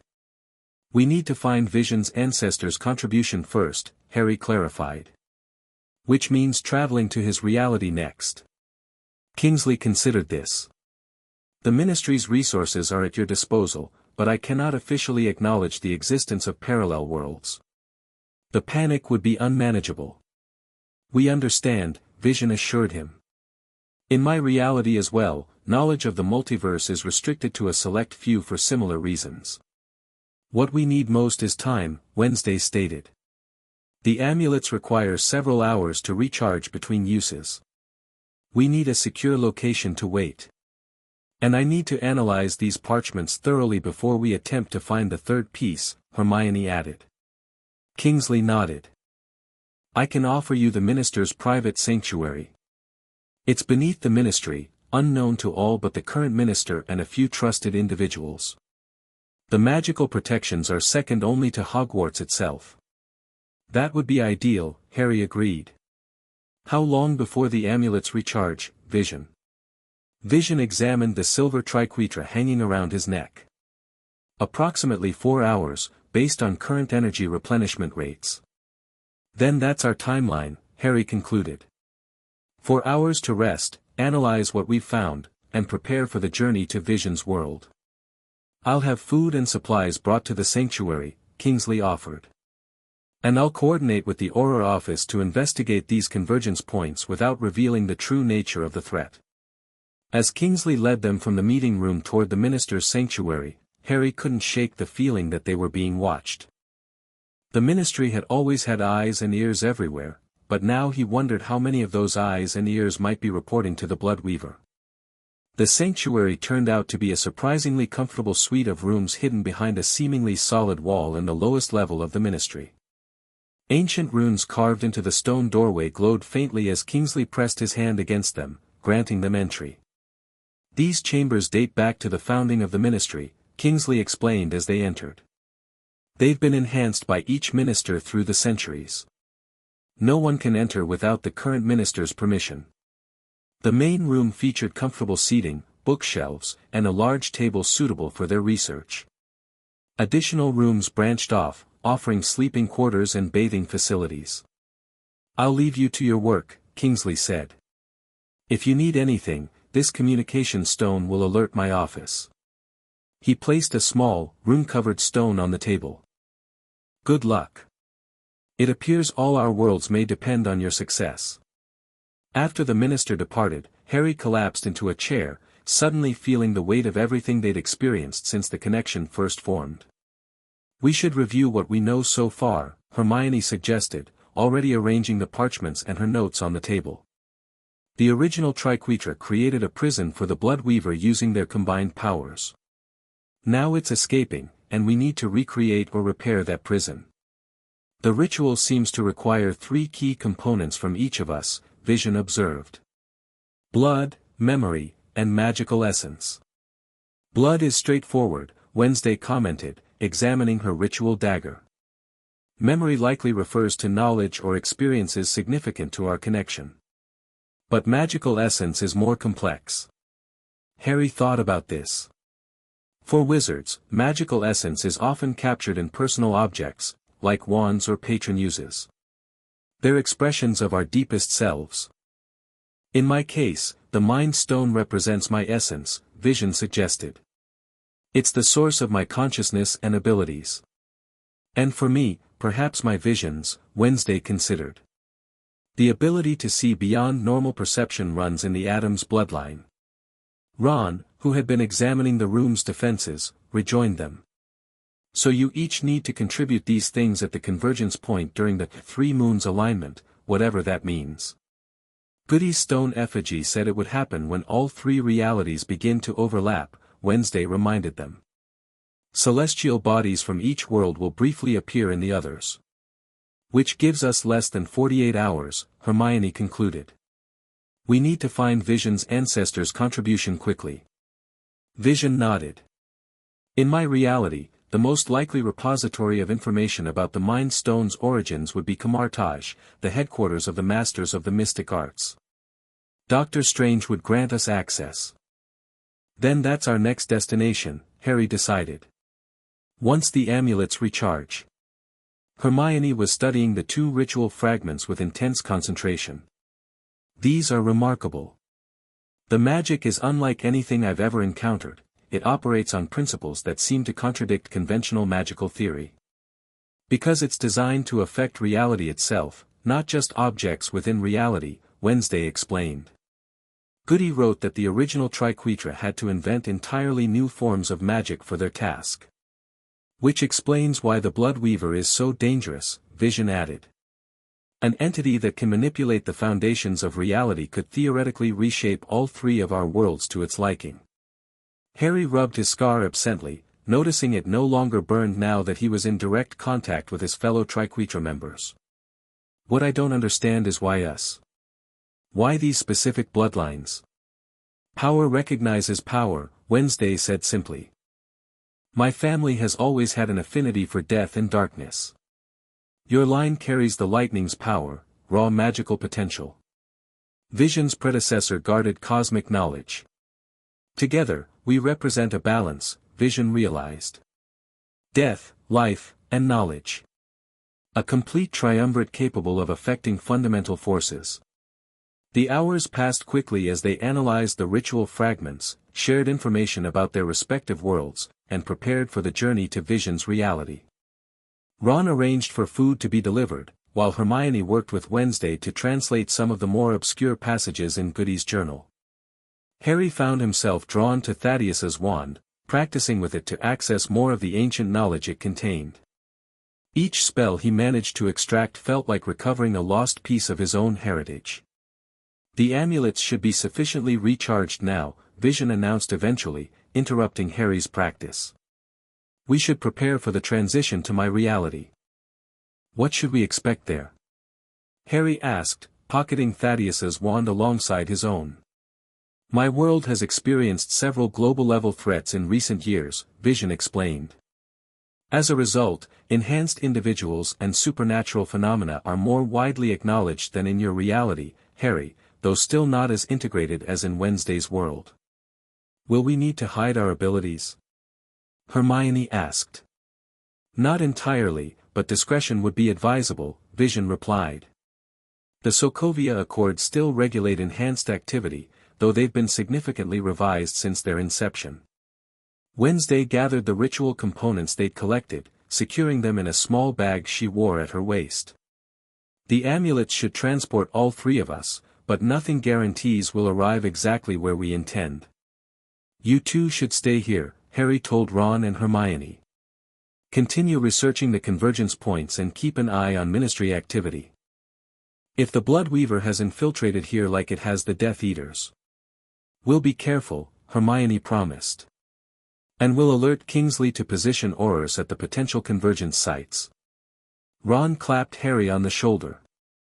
Just try not to start an interdimensional incident, all right? We've got enough problems without adding magical war across parallel worlds to the list. Harry smiled despite the gravity of the situation. No promises. The three Triquetra members moved to the center of the room, each holding their amulets. Focus on the Sanctum Sanctorum in New York, Vision instructed. Visualize a townhouse at 177A, Bleecker Street with a distinctive circular window. They pressed their amulets together, and Wednesday spoke the incantation, Blood of the Triquetra, bridge the divide.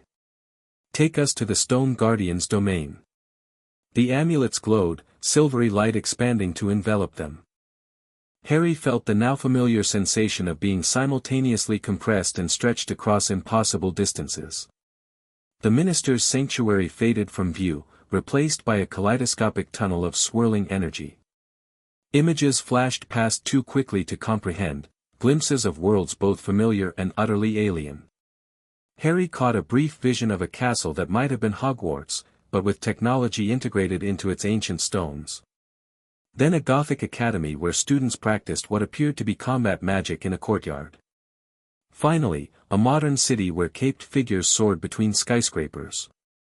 The disorientation peaked, then suddenly subsided as they materialized in a wood-paneled room filled with glass display cases containing strange artifacts. A circular window dominated one wall, its design forming three interlocking circles, a perfect triquetra. The Sanctum Sanctorum, Vision confirmed, looking around. We've arrived successfully. Indeed you have, came a voice from behind them. Though generally, guests use the front door. They turned to find a tall man in blue robes floating several inches above the floor, a red cloak billowing around him despite the absence of wind. Around his neck hung a green amulet that seemed to glow with inner light. Dr. Strange, Vision greeted. We require your assistance with a matter of multiversal significance. Strange studied Wednesday and Harry with analytical intensity. The Triquetra bond.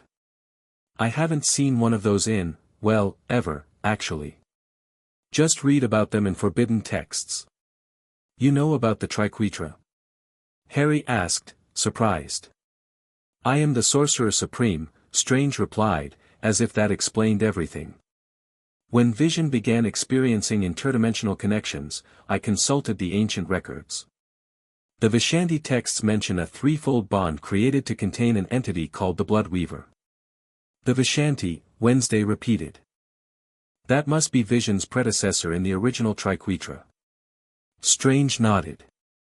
Vishanti was a guardian of the splinter of infinity, what would later become the Mind Stone in our reality.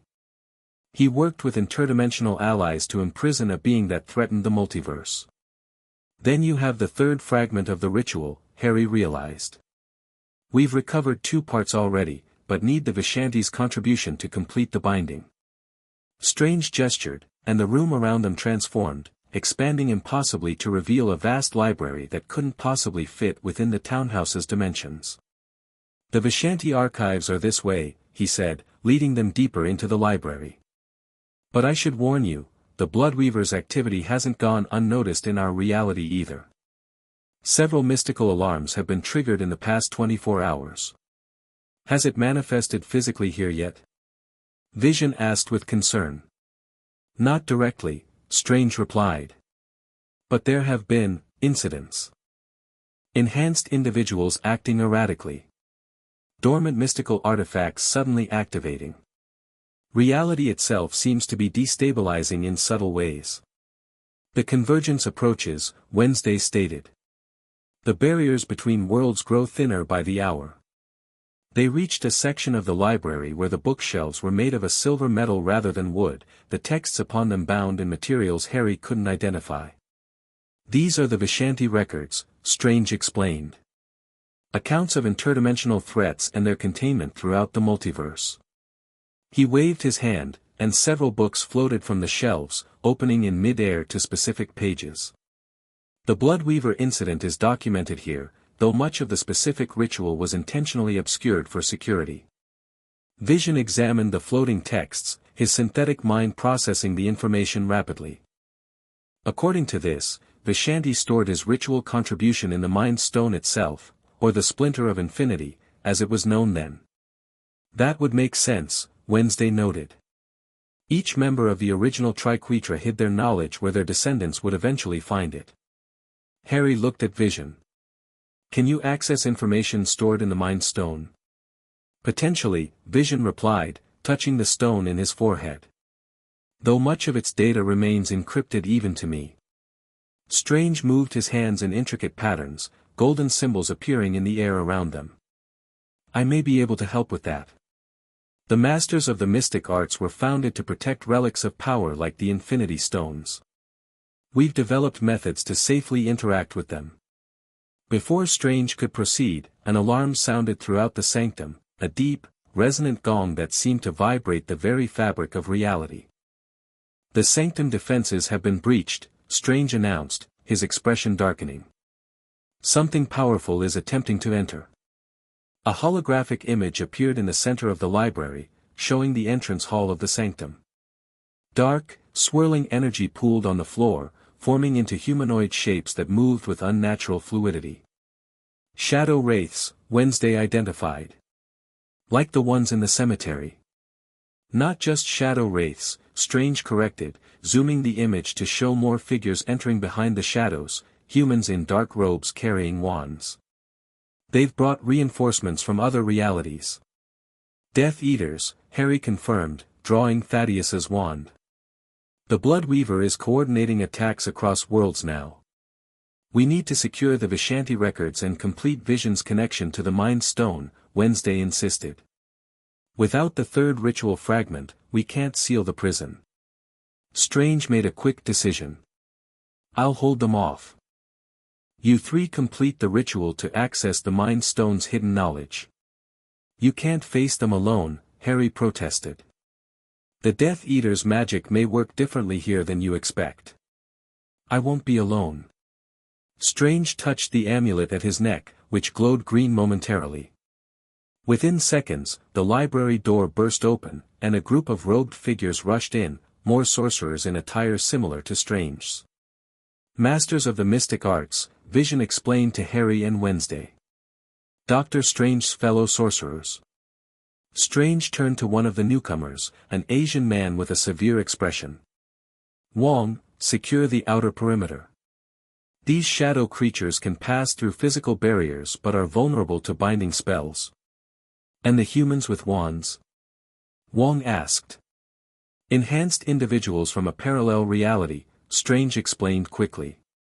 Their magic functions differently from ours but follows similar principles. Disarm them if possible. As the sorcerers rushed to defend the sanctum, Strange turned back to the Triquetra. I'll prepare the Mind Stone extraction ritual. Be ready, this will likely draw the Bloodweaver's attention directly. He moved to a clear space in the library and began creating an elaborate magical circle on the floor, golden energy flowing from his hands to form intricate patterns and symbols. Vision, stand in the center, Strange instructed when the circle was complete. Harry, Wednesday, your blood connection is crucial for this to work. You'll need to form a triangle around Vision. Harry and Wednesday took their positions, completing the triangle with Vision at its center. What exactly are we doing? Harry asked. The Mind Stone contains layers of information and power, Strange explained, continuing to add elements to the magical circle. What we're attempting is to access the specific layer implanted by Vishanti centuries ago, a compartmentalized memory that can only be accessed by the complete Triquetra. Wednesday drew her ritual dagger. We'll need to activate the blood bond. Harry nodded, using Thaddeus's wand to create a small cut on his palm. Wednesday did the same with her dagger, while Vision used his phasing ability to extract a small amount of the synthetic fluid that served as his blood. Place your hands on Vision's shoulders, Strange directed. And Vision, focus on the earliest origins of the Mind Stone, before it was an Infinity Stone, when it was still the splinter of Infinity. They followed his instructions, their blood mingling where they touched Vision. The Mind Stone began to glow more intensely, pulsing with golden light that gradually shifted to a deeper, more ancient amber hue. Strange began an incantation in a language Harry didn't recognize, the magical circle responding by rotating slowly around them, symbols shifting and changing. The sounds of battle echoed from elsewhere in the sanctum, shouts, explosions, and the distinctive crack of apparition that Harry associated with wizarding combat. "They're getting closer," Harry warned, feeling the distinctive magical signatures of dark curses being cast nearby. "Almost there," Strange replied, his hands weaving increasingly complex patterns. "The Mind Stone is responding." Vision's eyes closed in concentration, his synthetic body becoming slightly translucent as he accessed deeper levels of the Mind Stone's power. "I can sense it, a presence, a consciousness preserved within the stone." Vishanti. The stone's glow intensified until it was almost blinding, bathing the library in golden light. Within that light, Harry saw images flashing by, a man in ancient robes holding what looked like a fragment of crystal, performing rituals with two others who resembled Goody Adams and Thaddeus. The original Triquetra, Wednesday breathed, seeing the same visions. The images shifted to show the three ancestors combining their powers against a dark entity, the Blood Weaver in its original form, more corporeal than the shadow they'd encountered, but recognizably the same being. Then came flashes of the ritual they performed, blood freely given, memories willingly shared, and magical essence purposefully sacrificed to create a prison that existed in the void between realities.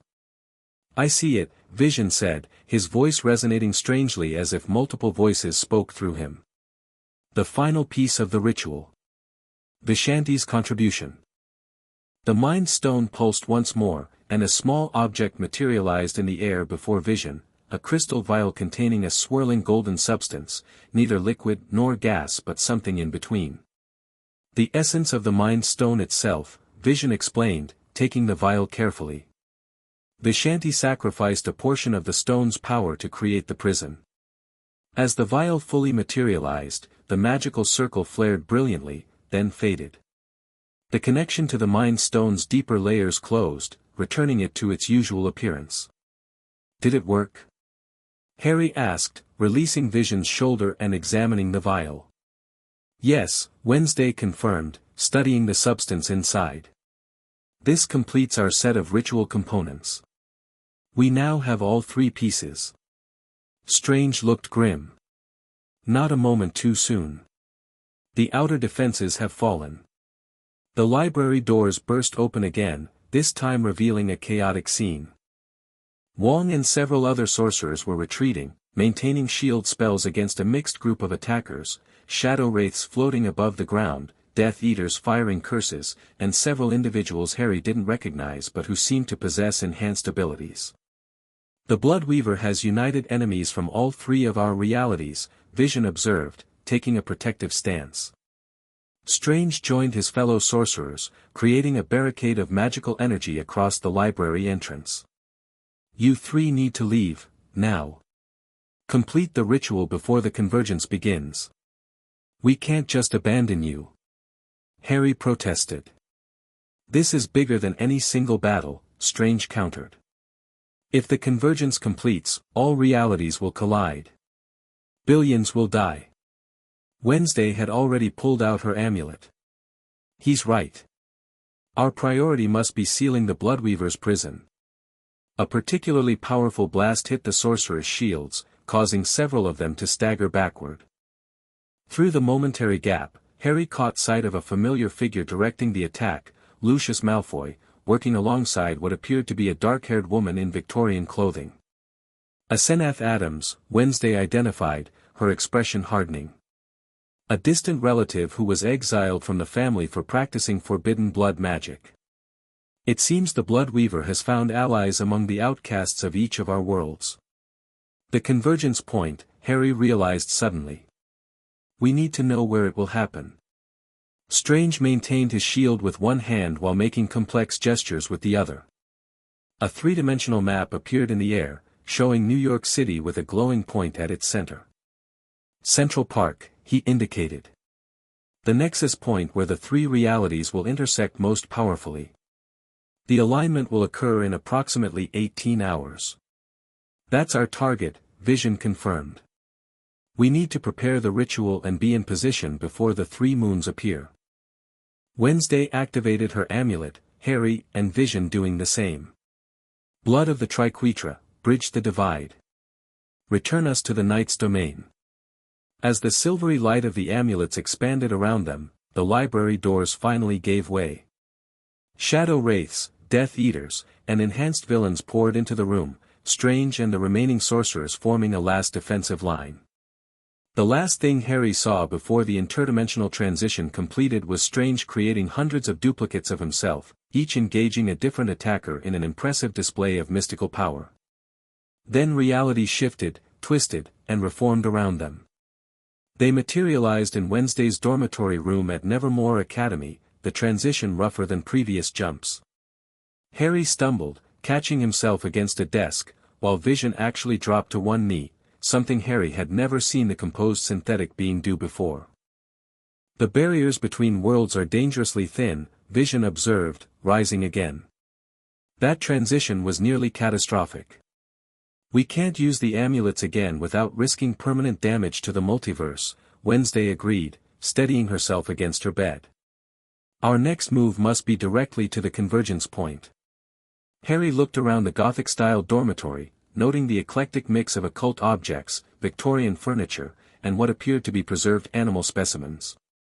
"Where's your roommate?" "Enid." Wednesday glanced at the empty bed on the other side of the room. "Presumably in class. It's a Tuesday afternoon here. We need a secure place to prepare for the ritual," Harry said, turning his attention to their mission. "Somewhere with access to magical resources." "The Nightshade's crypt," Wednesday suggested. "It's in the woods behind Nevermore, built on a natural ley line convergence point. My ancestors used it for their most powerful rituals."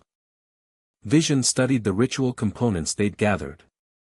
"We should analyze all 3 fragments together before attempting the final binding. If there are incompatibilities between our different magical systems." A knock at the door interrupted him. Wednesday moved to answer it, dagger ready behind her back, but relaxed slightly when a familiar voice called through, "Wednesday." "It's Enid. Principal Weems sent me to find you." Wednesday opened the door to reveal a girl with rainbow-colored hair and a concerned expression, who immediately wrapped her in an unexpected hug. "You disappeared for 2 days." Enid exclaimed. "Everyone's been looking for you since the cemetery incident." She stopped abruptly upon noticing Harry and Vision. "Oh. More interdimensional visitors. Cool. Hi, I'm Enid." "Harry Potter," Harry introduced himself, somewhat taken aback by the casual acceptance. Vision added with a polite nod. "Weems knows about the Bloodweaver?" Wednesday asked, extracting herself from Enid's hug. "She knows something major is happening," Enid confirmed. "The whole school's been experiencing weird phenomena. Objects appearing and disappearing, rooms shifting locations, students reporting seeing places that don't exist on campus. Reality bleed through," Vision identified. "The barriers between worlds are breaking down. Is that why Miss Thornhill is teaching a class about wizard society with moving photographs and floating candles?" Enid asked. "Because that definitely wasn't on the syllabus last week." Harry tensed. "Moving photographs? Like wizarding photos from my world?" "Yeah, and she's been showing everyone these newspaper clippings about some dark wizard named Voldemort." Harry and Wednesday exchanged alarmed looks. "The Bloodweaver's influence is spreading faster than we anticipated," Wednesday said. "If elements of Harry's world are already manifesting here. We need to see Weems," Harry decided. "If your school is experiencing these effects, it might be a secondary convergence point." They hurried from the dormitory, Enid leading them across the campus toward the administration building.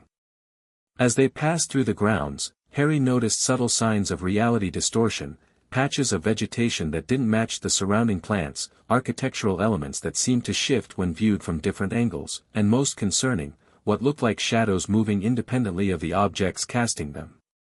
"The shadow court is active here," Wednesday noted, seeing the same phenomena. "They're preparing for the Bloodweaver's full emergence." They reached Principal Weems' office to find the door already open, the administrator standing by the window with a worried expression. She turned as they entered, relief briefly crossing her face at the sight of Wednesday before her professional demeanor reasserted itself. Miss Adams. I see you've brought your connections with you. Weems studied Harry and Vision with surprising composure. The situation has deteriorated significantly in your absence. We're aware, Wednesday replied. The final convergence will occur in approximately 18 hours. If we don't complete the sealing ritual before then, all three of our realities will collide. Weems sat behind her desk, gesturing for them to take seats. I've had the staff evacuate students to the emergency bunkers beneath the school. Several faculty members have already been compromised. Compromised how? Harry asked. They appear normal until questioned about certain topics, at which point they reveal knowledge of things they couldn't possibly know, details about your world, Mr. Potter, or Mr. Visions. Weems opened a drawer and removed a familiar-looking wand. Professor Thornhill was found with this, attempting to access the Nightshade Crypt. Harry recognized it immediately. That's a Death Eater wand. The Blood Weaver is coordinating its agents across all three realities, Vision concluded. Ensuring that key strategic locations are secured before the convergence. The Nightshade Crypt, Wednesday realized. We need to get there immediately. It's likely one of the anchor points for the convergence in my reality. Weems stood. I've sealed the crypt with every protection at my disposal, but if what you say about this Blood Weaver is true, I doubt it will hold for long. We need one thing first, Wednesday said. Access to the Addams family archives here at Nevermore. The complete ritual will require additional components specific to my world. Miss Adams, the archives were breached this morning, Weems informed her gravely. Several artifacts were taken, including the bell of calling you used in the cemetery.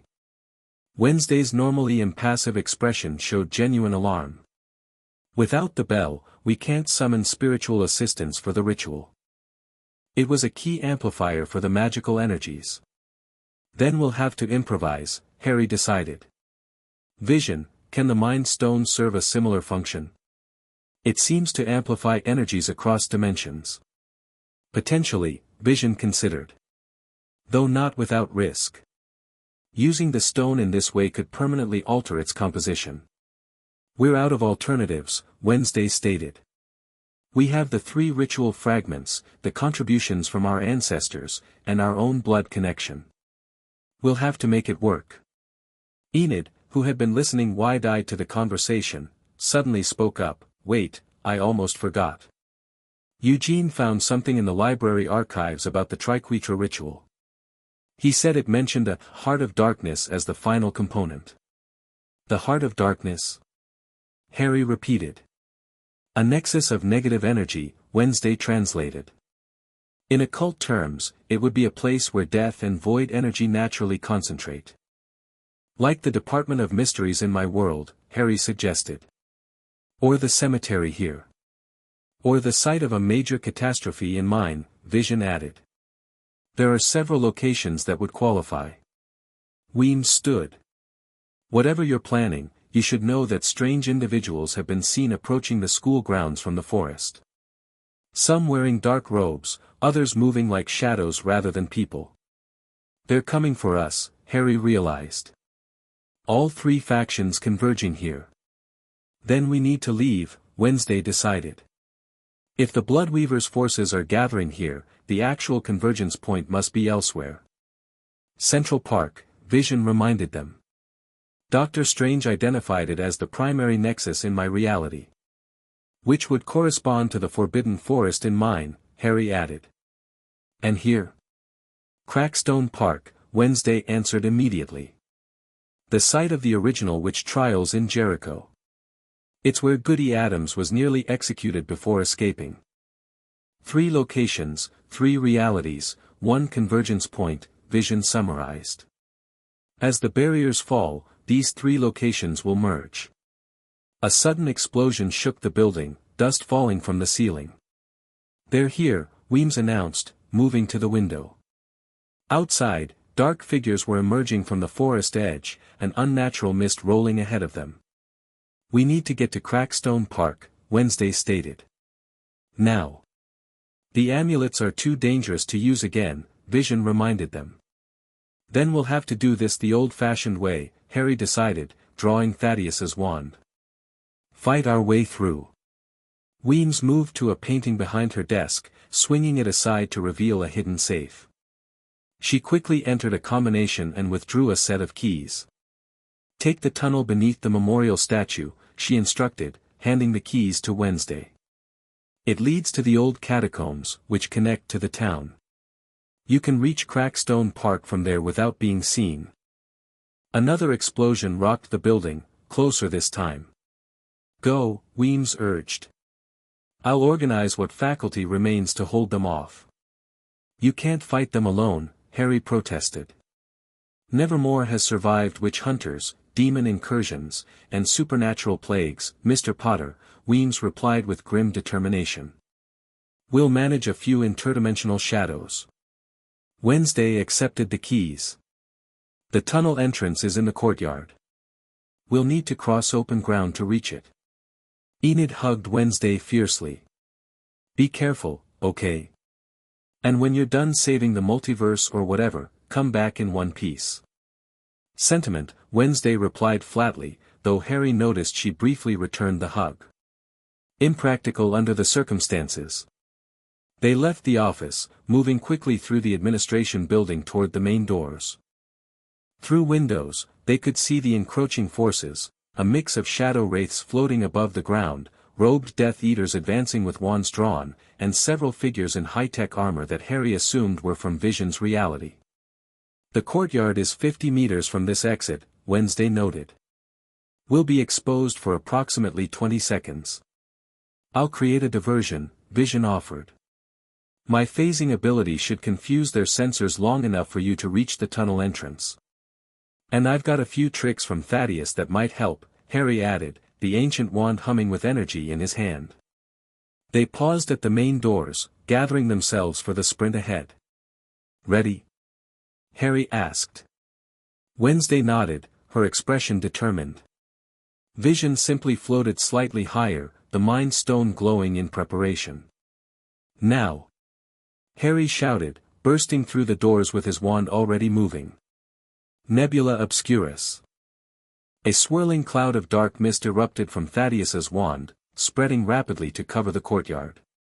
Unlike the Peruvian instant darkness powder Fred and George had once shown him, this mist seemed to absorb light rather than simply block it. Vision shot into the air, firing energy beams in multiple directions to draw attention away from Harry and Wednesday. The attackers immediately shifted focus, several Death Eaters firing curses skyward while the armored figures deployed what looked like energy weapons. Harry and Wednesday sprinted through the darkness, guided by Wednesday's seemingly perfect night vision. They reached the memorial statue, a grim representation of a witch burning at the stake, in seconds. Wednesday inserted one of Weems' keys into an invisible keyhole at the base, causing the entire statue to shift sideways, revealing stone steps descending into darkness. Go! Harry urged, maintaining the mist spell while casting shield charms against stray curses that came their way. He backed down the steps after Wednesday, continuing to defend until they were both below ground level. The statue ground back into place above them, sealing the entrance and plunging them into complete darkness.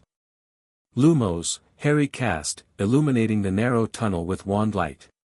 Vision? Wednesday asked, concern briefly crossing her normally stoic features. He'll find another way to the convergence point, Harry assured her, though he shared her worry. He can phase through solid matter, remember? They moved quickly through the tunnel, which gradually widened into what appeared to be ancient catacombs. Skeletal remains lined niches in the walls, many wearing the tattered remnants of clothing from various historical periods. Former Nevermore students who never graduated. Harry guessed, trying for humor despite the grim surroundings. Faculty, mostly, Wednesday replied matter-of-factly. The school has a high turnover rate. They continued through the winding passages, Wednesday navigating with the confidence of someone who had spent significant time exploring such places. You seem to know these catacombs well, Harry observed. I mapped them during my first week at Nevermore, Wednesday confirmed. Always know your escape routes and body disposal options. Harry decided not to pursue that particular conversational thread. After what felt like at least a mile of underground travel, they ascended a different set of stairs, emerging through a concealed door in what appeared to be an abandoned mausoleum. Outside, twilight was settling over a small New England town that reminded Harry somewhat of Hogsmeade, though with a distinctly American colonial character. Jericho, Wednesday identified. Crackstone Park is on the far side, near the old church. They moved cautiously through the town, sticking to shadows and side streets. Harry noticed that here too, reality seemed to be breaking down in subtle ways, storefronts that flickered between different architectural styles, street lamps that occasionally illuminated with the greenish glow of magical light rather than electricity, and most alarming, patches of what looked like forbidden forest vegetation growing between buildings. The convergence is accelerating, Wednesday noted, seeing the same phenomena. We have less time than we thought. They reached the edge of Crackstone Park, a large public green space dominated by an ancient oak tree in its center. Even in the fading light, Harry could see that the oak was not entirely present. It seemed to shift between three different forms, sometimes the massive oak, sometimes a stone circle that resembled a miniature Stonehenge, and sometimes a modern park with pathways and benches. Three locations beginning to overlap, Harry realized. Central Park, Stonehenge, and this place. The heart of the convergence, Wednesday confirmed. This is where we need to perform the ritual. We should wait for vision, Harry suggested, scanning the darkening park with concern. We don't have time, Wednesday countered. Look. She pointed upward, where the evening sky was displaying an impossible astronomical phenomenon, 3 moons rising simultaneously, each at a different phase. One was the normal full moon of Wednesday's reality, another appeared to be the crescent moon currently visible in Harry's world, and a third showed the distinctive reddish tint of the harvest moon from Vision's timeline. 3 moons aligning, Harry whispered. Just as Goody predicted. The convergence has begun, Wednesday stated grimly. We need to start the ritual now and hope Vision finds us before the critical binding moment. They approached the central oak tree, which shimmered and partially transformed into the stone circle configuration as they drew near. The ground beneath their feet seemed uncertain of its own nature, sometimes feeling like grass, sometimes like Central Park's paved pathways, and sometimes like the ancient earth of Stonehenge. Wednesday removed the ritual components from her bag, the 2 parchment fragments, the vials of memory from Thaddeus and Goody, and the ritual dagger. Harry added Thaddeus's wand to the collection, placing it alongside the other items in a rough circle. We need the 3rd fragment, he reminded her, looking around hopefully for any sign of vision. We'll begin the preliminary invocation, Wednesday decided. That should create a magical beacon that Vision can follow, even without the amulets. She used her dagger to cut her palm, letting blood drip onto the shifting ground at the center of their makeshift ritual space. Harry did the same with Thaddeus's wand, creating a small cut that he pressed against Wednesday's blood, mingling them. Blood of night, blood of lightning, Wednesday intoned, her voice taking on a resonant quality that carried beyond normal human speech. We call upon the ancient bond. Triquetra awaken, veils thin, paths converge. Harry felt the magic rising around them, not just his familiar wizarding power, but something older and more primal. The blood on the ground began to glow with a silvery light similar to the amulets. Now we open the memories, Wednesday instructed, taking Goody's vial. This will allow us to access the knowledge of our ancestors directly.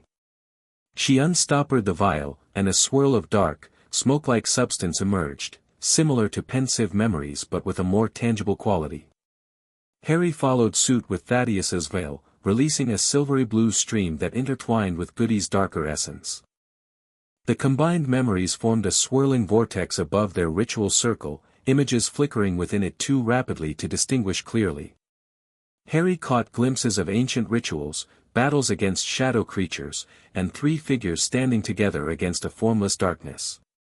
We need the 3rd memory, Wednesday said, concern edging into her voice as she glanced at the 3 moons, now higher in the sky and beginning to align. Without Vision's contribution, the ritual will be incomplete. As if in response to her words, a disturbance rippled through the air nearby. Reality itself seemed to fold and unfold, revealing Vision floating several feet above the ground, the Mind Stone glowing brilliantly in his forehead. "Vision!" Harry called with relief. The synthetic being descended to join them, though Harry immediately noticed something was wrong. Vision's normally fluid movements were jerky and constrained, as if he were fighting against some invisible force. "Harry." "Wednesday." Vision's voice sounded strained. "The Blood Weaver, it attempted to possess me during transition.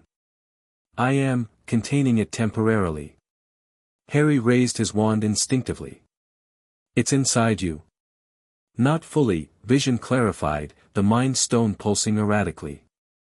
"It attempted to use my phasing ability to enter this reality completely. I've trapped a portion of its consciousness in a partition within my synthetic brain." "We need to complete the ritual immediately," Wednesday urged. "Before it breaks free." Vision managed to extend his hand, offering the crystal vial containing Vishanti's contribution. "The final piece. Take it." Wednesday accepted the vial carefully. "Can you hold the entity long enough for us to complete the binding?" "Uncertain," Vision admitted. "Its power grows as the convergence progresses. You may need to complete the ritual without me." "That's not an option," Harry stated firmly. "The Triquetra requires all three of us." Wednesday unstoppered Vishanti's veil, releasing the golden essence contained within. It joined the swirling vortex of memories above them, bringing a new stability to the previously chaotic mixture. The three distinct colors, dark smoke, silvery blue, and golden light, began to form the Triquetra symbol in the air. "The memories are aligning," Wednesday observed. "Now we need the final components, our magical essences." "What exactly does that mean?" Harry asked, keeping one eye on Vision, who seemed to be struggling more intensely against the Bloodweaver's influence. "For you, likely your Patronus," Wednesday suggested. "It's the purest expression of your magical self." Harry nodded, raising Thaddeus's wand. "Expecto Patronum." The silver stag burst forth, more substantial than Harry had ever seen it, prancing once around their ritual circle before leaping into the swirling memory vortex. The silvery blue portion of the vortex brightened significantly. "And yours?" Harry asked Wednesday. She closed her eyes, extending her hands palm upward. "Animus Revelio." Dark energy gathered around her fingers, coalescing into the form of a raven composed of shadow and blood-red light.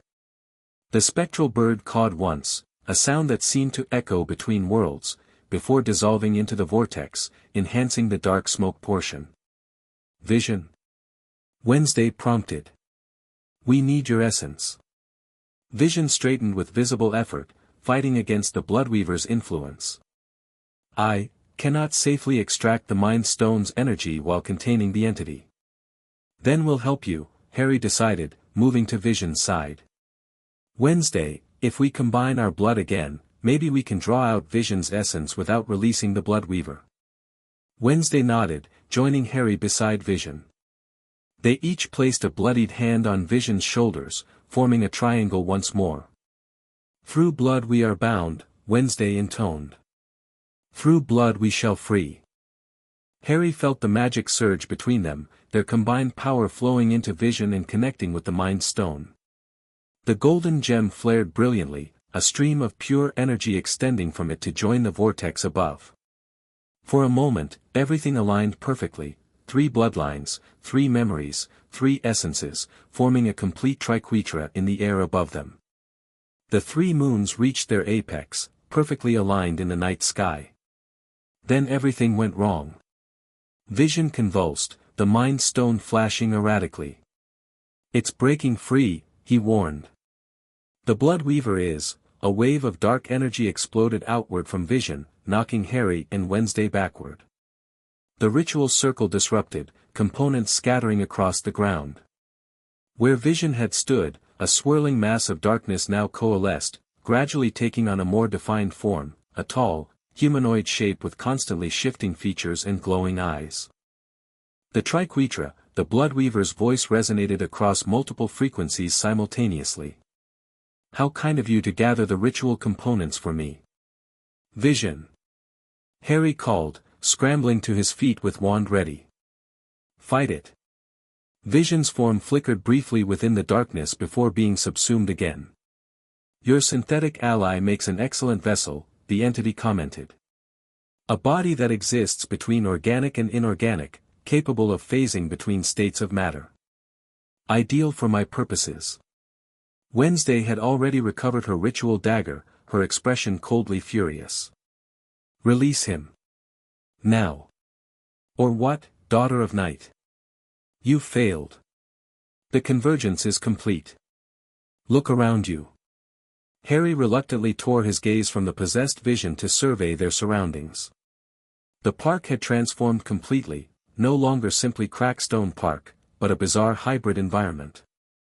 The great oak tree now stood within a stone circle, Central Park pathways wove between ancient monoliths, and the sky above showed impossible star configurations. The worlds are merging, Wednesday confirmed. But not completely. We still have time. Time for what? Your ritual is scattered, your trinity broken. The Bloodweaver gestured, and shadowy figures began to materialize throughout the merged park, Death Eaters, Shadow Wraiths, and enhanced villains from Vision's world, all converging on their position. Harry stood back to back with Wednesday as their enemies approached from all directions. Any ideas? He asked quietly. One, Wednesday replied. But you won't like it.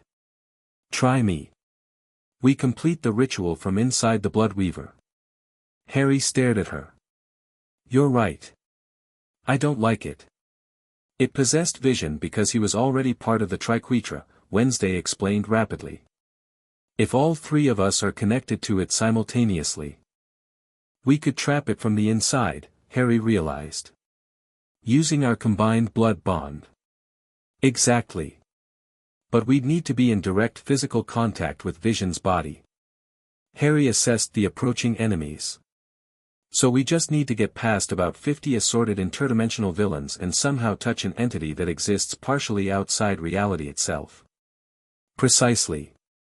Despite the dire circumstances, Harry found himself smiling grimly. Reminds me of old times. They moved simultaneously, Harry casting shield charms to block incoming spells while Wednesday flung droplets of blood that transformed into her shadow ravens, creating chaos among the approaching forces. The Bloodweaver watched their efforts with apparent amusement. Your persistence is admirable but futile. The prison you seek to create requires the willing sacrifice of 3 magical essences. Your synthetic friend is no longer willing. Harry deflected a curse from a Death Eater, countering with a stunning spell that dropped the masked figure instantly. We need to get closer. Wednesday nodded, her ravens clearing a temporary path through the enemies. They advanced several steps before being forced to defend against a new wave of attacks. This isn't working, Harry shouted over the chaos of battle. We need a distraction. As if in answer, a golden portal suddenly opened in the air near them. Through it stepped Dr. Strange, accompanied by several other sorcerers, all looking battle-worn but determined. The barriers between worlds have collapsed completely, Strange announced, immediately creating magical shields to defend against attacks. We can move between realities freely now. More portals opened around the merged park. From one emerged Hermione and Ron, leading a group of Aurors. From another came Principal Weems and several Nevermore faculty members, already engaged in combat with shadow wraiths. Reinforcements from all 3 worlds, Wednesday observed. Strange. Harry called to the sorcerer. We need to reach Vision. The Bloodweaver is possessing him. Strange nodded in understanding, his hands already weaving complex patterns. I'll create an opening. Be ready to move. The sorcerer unleashed a wave of magical energy that cleared a direct path to the Bloodweaver. Harry and Wednesday sprinted forward, dodging spells and attacks from all sides. The Bloodweaver raised Vision's hands, firing energy beams that Harry barely managed to deflect with shield charms. Foolish children. Even if you reach this vessel, you cannot exorcise me. I am beyond your comprehension. They were almost within reach when a killing curse streaked past Harry's ear, missing by inches. He turned to see Lucius Malfoy advancing, wand raised for another attempt. Potter. Malfoy snarled. The Dark Lord may have failed to end you, but I won't. Before he could cast again, a red beam struck him from behind. Ron stood there, wand extended, a satisfied expression on his face. Been wanting to do that for years, Ron commented, before rejoining the larger battle. Harry and Wednesday reached the Bloodweaver, who actually laughed, a sound like grinding glass that hurt Harry's ears. And now what? Will you ask politely for your friend back? No, Wednesday replied calmly. We'll take him back. In a synchronized movement that felt as natural as breathing, Harry and Wednesday each grabbed one of Vision's arms, completing the triquetra connection. The moment contact was established, Harry felt the blood bond surge with unprecedented power. The Bloodweaver howled, trying to break free, but Vision's body remained locked in place by their grip. What is this? What are you doing? Blood calls to blood, Wednesday intoned. Across worlds divided, across barriers broken, we claim our Trinity.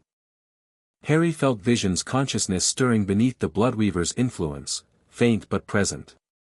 Vision. Fight from within. We're with you. The Mind Stone flared, golden light pushing back against the darkness that had engulfed Vision's form. For a brief moment, Harry glimpsed Vision's face, his expression strained but determined. The ritual, Vision managed to say. Completed, from within. Wednesday understood immediately. We need to recite the full ritual. All three parts combined.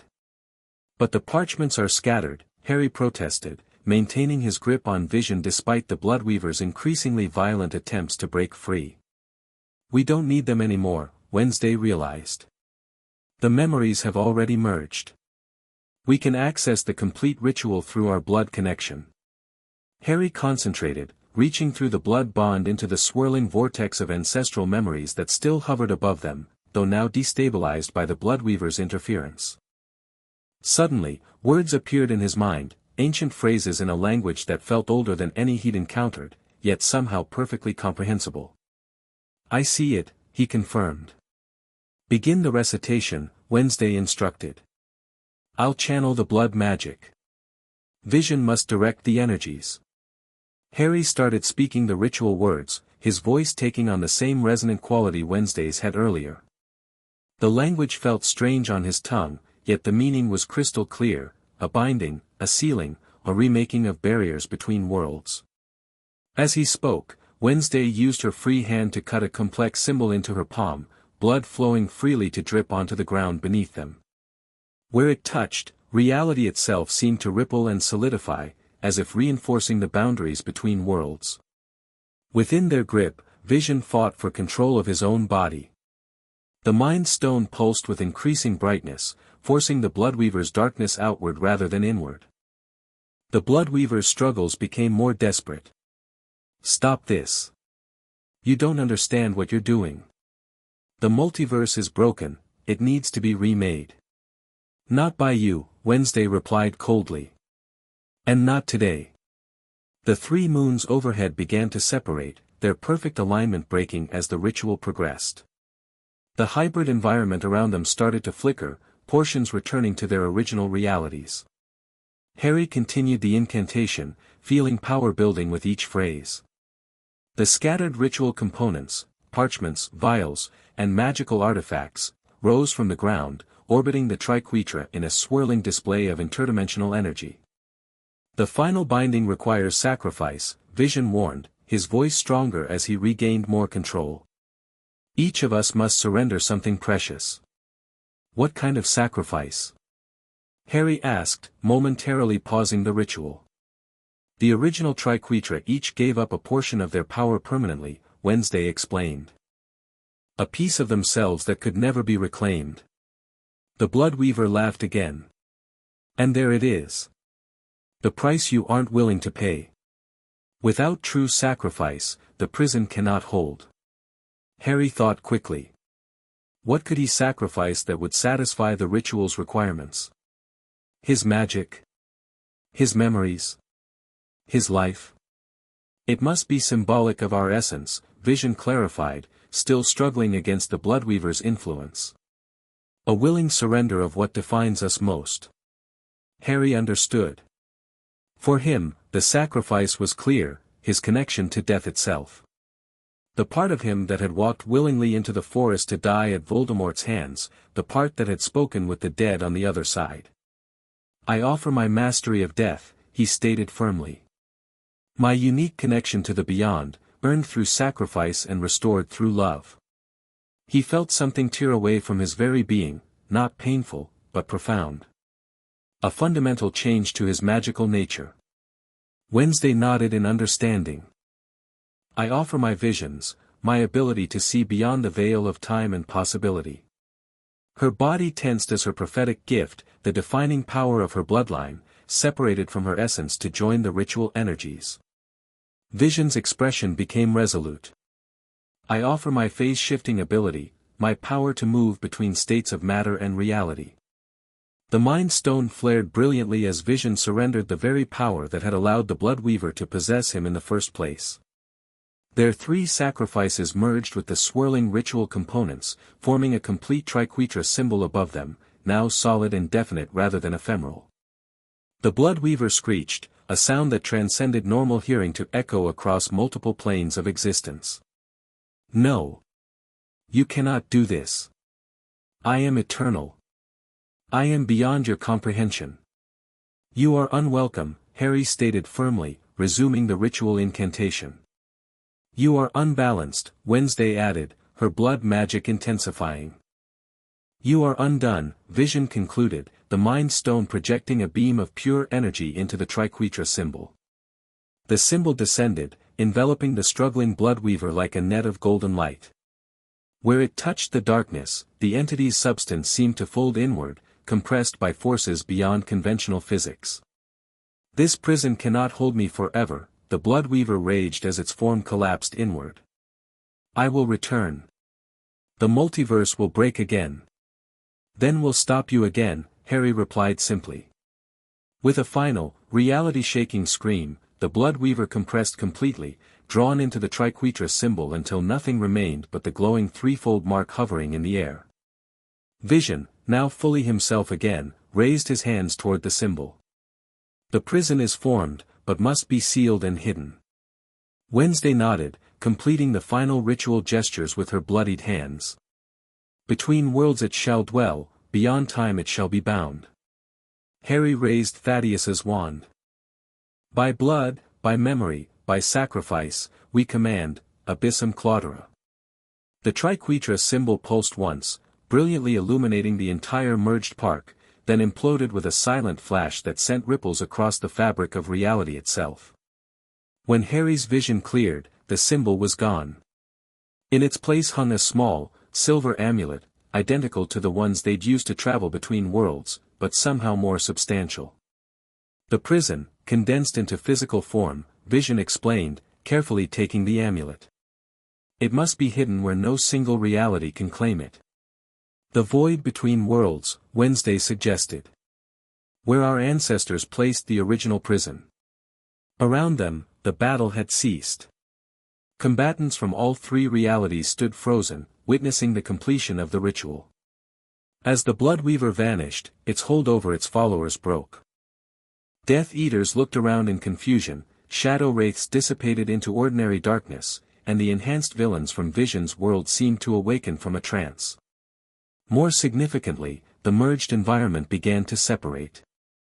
The stone circle faded, the central park pathways dissolved, and the great oak tree stabilized into its original form.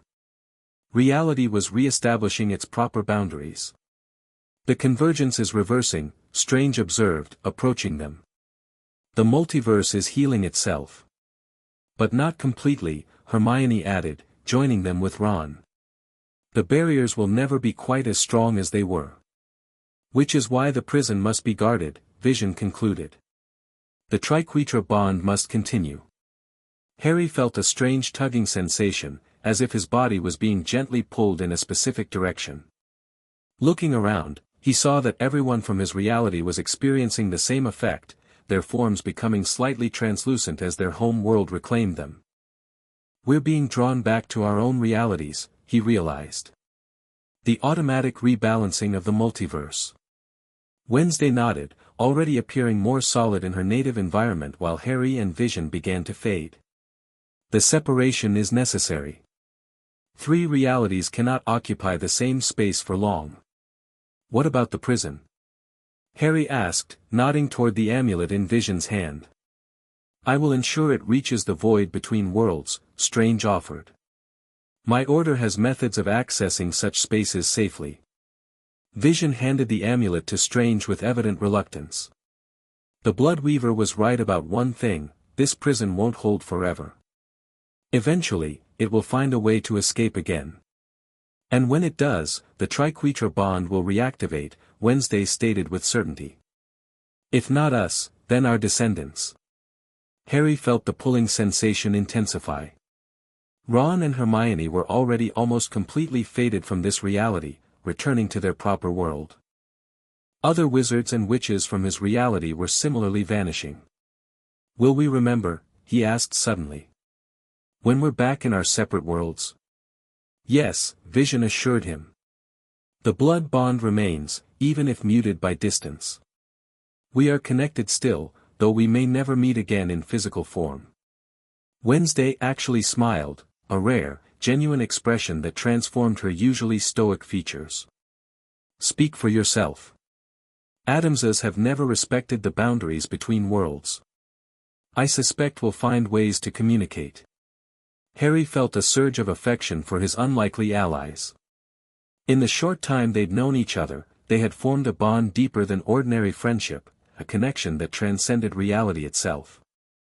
Until next time, then, he said, raising Thaddeus's wand in salute as his form became increasingly transparent.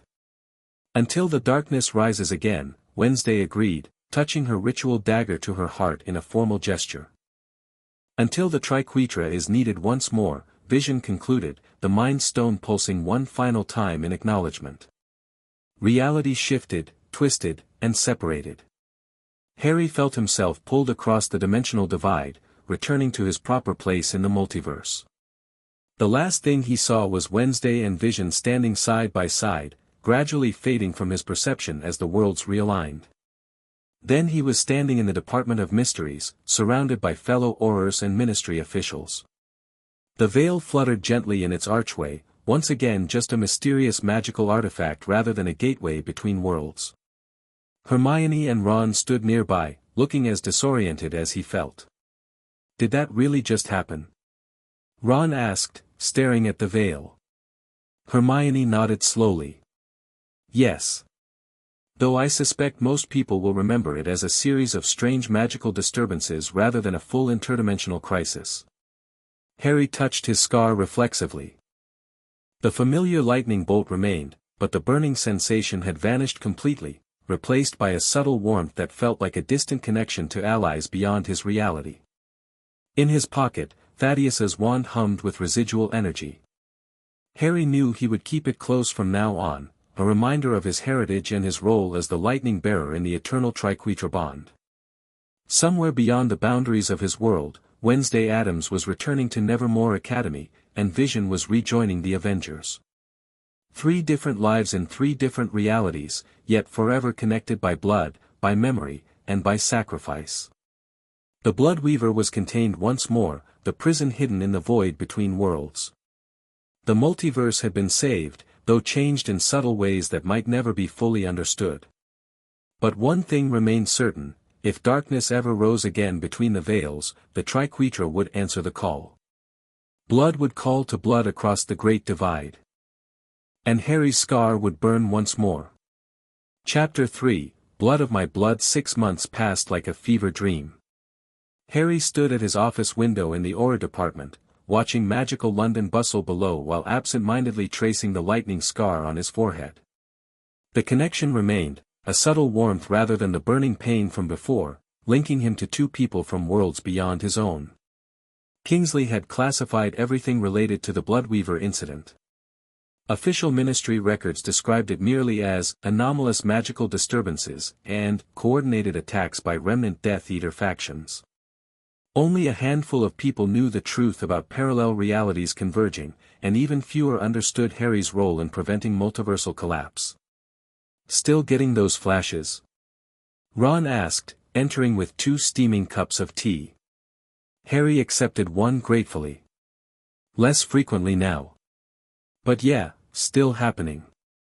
The visions came unpredictably, brief glimpses into Wednesday's Gothic Academy life or Vision's missions with the Avengers. Never full connections like before, just fleeting impressions that left Harry momentarily disoriented. "Hermione thinks the barriers between worlds are still healing," Ron said, leaning against the desk. "Eventually the connection might fade completely." Maybe. Harry wasn't convinced. The Triquetra bond felt permanent, woven into his very being. "Any progress with the research team?" Ron shrugged. "They're still studying the energy readings from the Department of Mysteries. Hermione says they're discovering entirely new branches of magic based on what happened. Interdimensional theory or something. Just as long as they don't try reopening those pathways." Harry had been clear with Kingsley about the dangers. Some boundaries existed for good reason. A paper airplane memo zoomed into the office, hovering before Harry. He unfolded it, recognizing Hermione's precise handwriting immediately. "Need to see you. My office. Now. Found something in the unspeakable archives." Harry exchanged a look with Ron. "Duty calls." They found Hermione in her office, surrounded by ancient-looking texts and magical instruments. Since the convergence, she'd been splitting her time between running the Department of Magical Law Enforcement and leading a classified research initiative on interdimensional magic.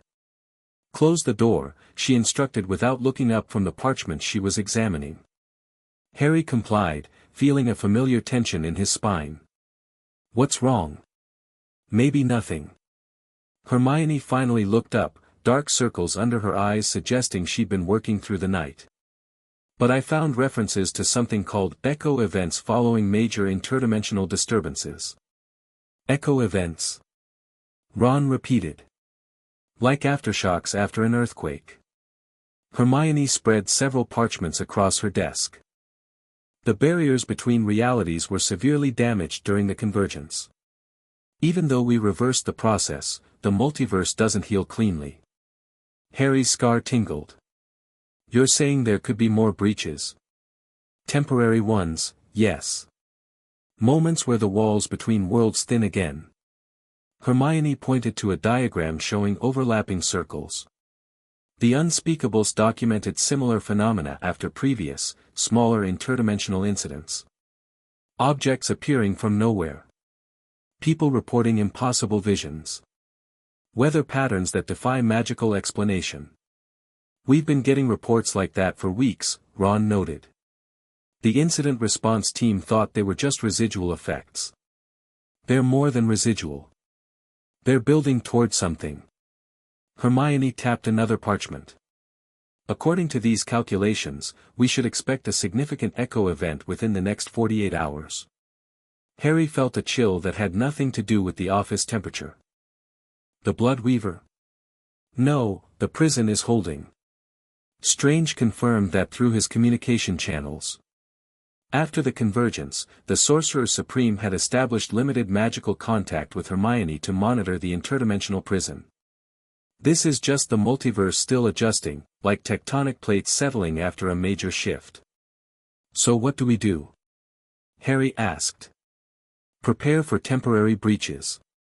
I've already alerted Kingsley, who's putting Auror teams on standby." Hermione shuffled through more papers. "But there's something else. Something specific to you." Harry raised an eyebrow. "Me?" "The Triquetra bond." Hermione handed him an ancient text with familiar symbols on its cover. According to this, members of a blood bond experience heightened connectivity during echo events. Your link with Wednesday and Vision will likely intensify temporarily. That doesn't sound so bad, Ron commented. You've been missing your interdimensional mates, haven't you? Harry had been, though he rarely admitted it. Despite having known them for only a short time during the crisis, Wednesday and Vision had become important to him. They'd shared something profound, a connection that transcended ordinary friendship. There's a risk, Hermione cautioned. If the connection strengthens too much during an unstable period, it could inadvertently create new tiers in the multiverse. So I need to control it, Harry concluded. Block the connection temporarily. Not block, guide. Hermione closed the ancient text. According to these records, attempting to sever a blood bond during an echo event can cause more damage than allowing it to manifest naturally. You need to channel it safely. And how exactly do I do that? Hermione smiled tiredly. That's what we're going to figure out. The Nevermore Academy Fencing Championship reached its final bout with Wednesday Addams facing her opponent with mechanical precision. Her blade moved like an extension of her arm, each strike calculated and merciless. Point Addams. Match to Addams. Wednesday lowered her foil, removing her mask as the small audience applauded politely. She acknowledged her defeated opponent with a curt nod, ignoring Coach Craven's attempts at a celebratory high-five. Another trophy for the Addams family crypt, Enid said cheerfully, bouncing over as Wednesday gathered her equipment. Trophies are meaningless symbols of arbitrary achievements, Wednesday replied, though she tucked the medal into her bag with noticeable care. Sure they are. Enid rolled her eyes. Any, interdimensional flashes during the match? Wednesday glanced around to ensure no one was listening. Though Nevermore students were accustomed to supernatural phenomena, discussion of the multiverse incident remained restricted to a select few. Brief one during the semi-finals, she admitted. Harry was testifying before some magical government panel. Very boring. What she didn't mention was how these glimpses had become a peculiar source of comfort. The awareness that somewhere beyond her reality, two others shared her unique experience, understood parts of her that no one else could. Principal Weems wants to see you, by the way, Enid added as they left the gymnasium. Something about unusual atmospheric readings around campus. Wednesday's interest peaked immediately. What kind of readings? The kind that make her office barometer spin backward and shatter. Wednesday changed course toward the administration building. Since the convergence, Nevermore had established protocols for monitoring interdimensional anomalies. Any deviation from normal supernatural activity warranted immediate investigation. She found Weems in her office with Professor Thornhill, examining what looked like a complex magical compass. Miss Addams, Weems greeted without looking up. Right on time. How was the championship? Predictable, Wednesday replied. What's happening? Thornhill adjusted something on the compass, causing its multiple needles to swing wildly. We've detected fluctuations in the barrier between realities. Centered around locations connected to the convergence event. The Blood Weaver? Wednesday asked sharply. No, Weems assured her. The prison remains intact according to our monitoring spells. This appears to be what magical theorists call an echo event, aftershocks following major interdimensional disturbances. Wednesday considered this. Is the triquetra symbol appearing anywhere? Any blood manifestations or shadow activity? Nothing so specific, Thornhill answered. Just general instability in the fabric of reality. Weather anomalies. Time discrepancies. One student reported seeing a classroom that hasn't existed at Nevermore for 50 years. And objects from your wizard friend's world materializing in random locations, Weems added, opening a drawer to reveal what was unmistakably a golden snitch, its wings beating frantically against the containment spell surrounding it. Wednesday's eyes narrowed. The barriers are thinning again. Temporarily, Thornhill emphasized. Based on historical precedent, these echo events typically last 24 to 36 hours before reality stabilizes once more. Unless something exploits the instability, Wednesday noted. Weems nodded grimly. Precisely our concern. The Shadow Court has been unusually active lately. We've tracked their movements to several convergence points from the previous incident. They're hoping to reach the Bloodweaver's prison, Wednesday realized. Or contact whatever might be left of its consciousness. Which is why we need your unique insight, Weems concluded. Your connection to the other Triquetra members might help us predict where the most significant breaches will occur. Wednesday considered her options. The blood bond had remained relatively dormant since the convergence, occasional glimpses, fleeting sensations, but nothing like the powerful connection they'd shared during the crisis. Actively strengthening it carried risks. I'll need access to Goody's journals again, she decided. And the Nightshade Crypt. Weems handed her a key ring. Already arranged. Professor Thornhill will accompany you. Wednesday accepted the keys but shook her head. I work alone. Not this time, Weems insisted. The crypt has shown increased activity since the convergence. Strange energies, unexplained phenomena. Nobody enters without backup, not even you. Wednesday didn't argue further, recognizing the practical wisdom in the precaution. Fine. But I choose my assistant. Miss Sinclair, I presume? Weems asked with a knowing expression. No. Wednesday's lips curved into the faintest smile. Someone with more relevant experience. Vision hovered cross-legged in the meditation chamber at the new Avengers facility, the Mind Stone glowing softly as he processed incoming data from the monitoring systems Dr. Strange had established around the former convergence points. The anomalous readings troubled him. While expected as part of the multiversal healing process, their magnitude exceeded theoretical predictions by 17.8%. Something was amplifying the echo effects. A chime indicated Dr. Banner had entered the facility. Vision descended to a standing position as the scientist entered the chamber, tablet in hand. The readings are getting stronger, Banner announced without preamble. Especially at the Central Park Nexus point. I've noted the same trend, Vision confirmed. The dimensional barriers are experiencing greater strain than anticipated. Banner displayed a series of graphs on his tablet. These energy signatures match what we recorded during the initial convergence, just at lower intensities. It's like the event is trying to repeat itself on a smaller scale. A natural process, Vision suggested. The multiverse attempting to reach equilibrium after significant disruption. Maybe. Banner didn't sound convinced. But these particular harmonic frequencies are too organized. There's almost a pattern to them. Vision examined the data more closely, recognizing what Banner had identified.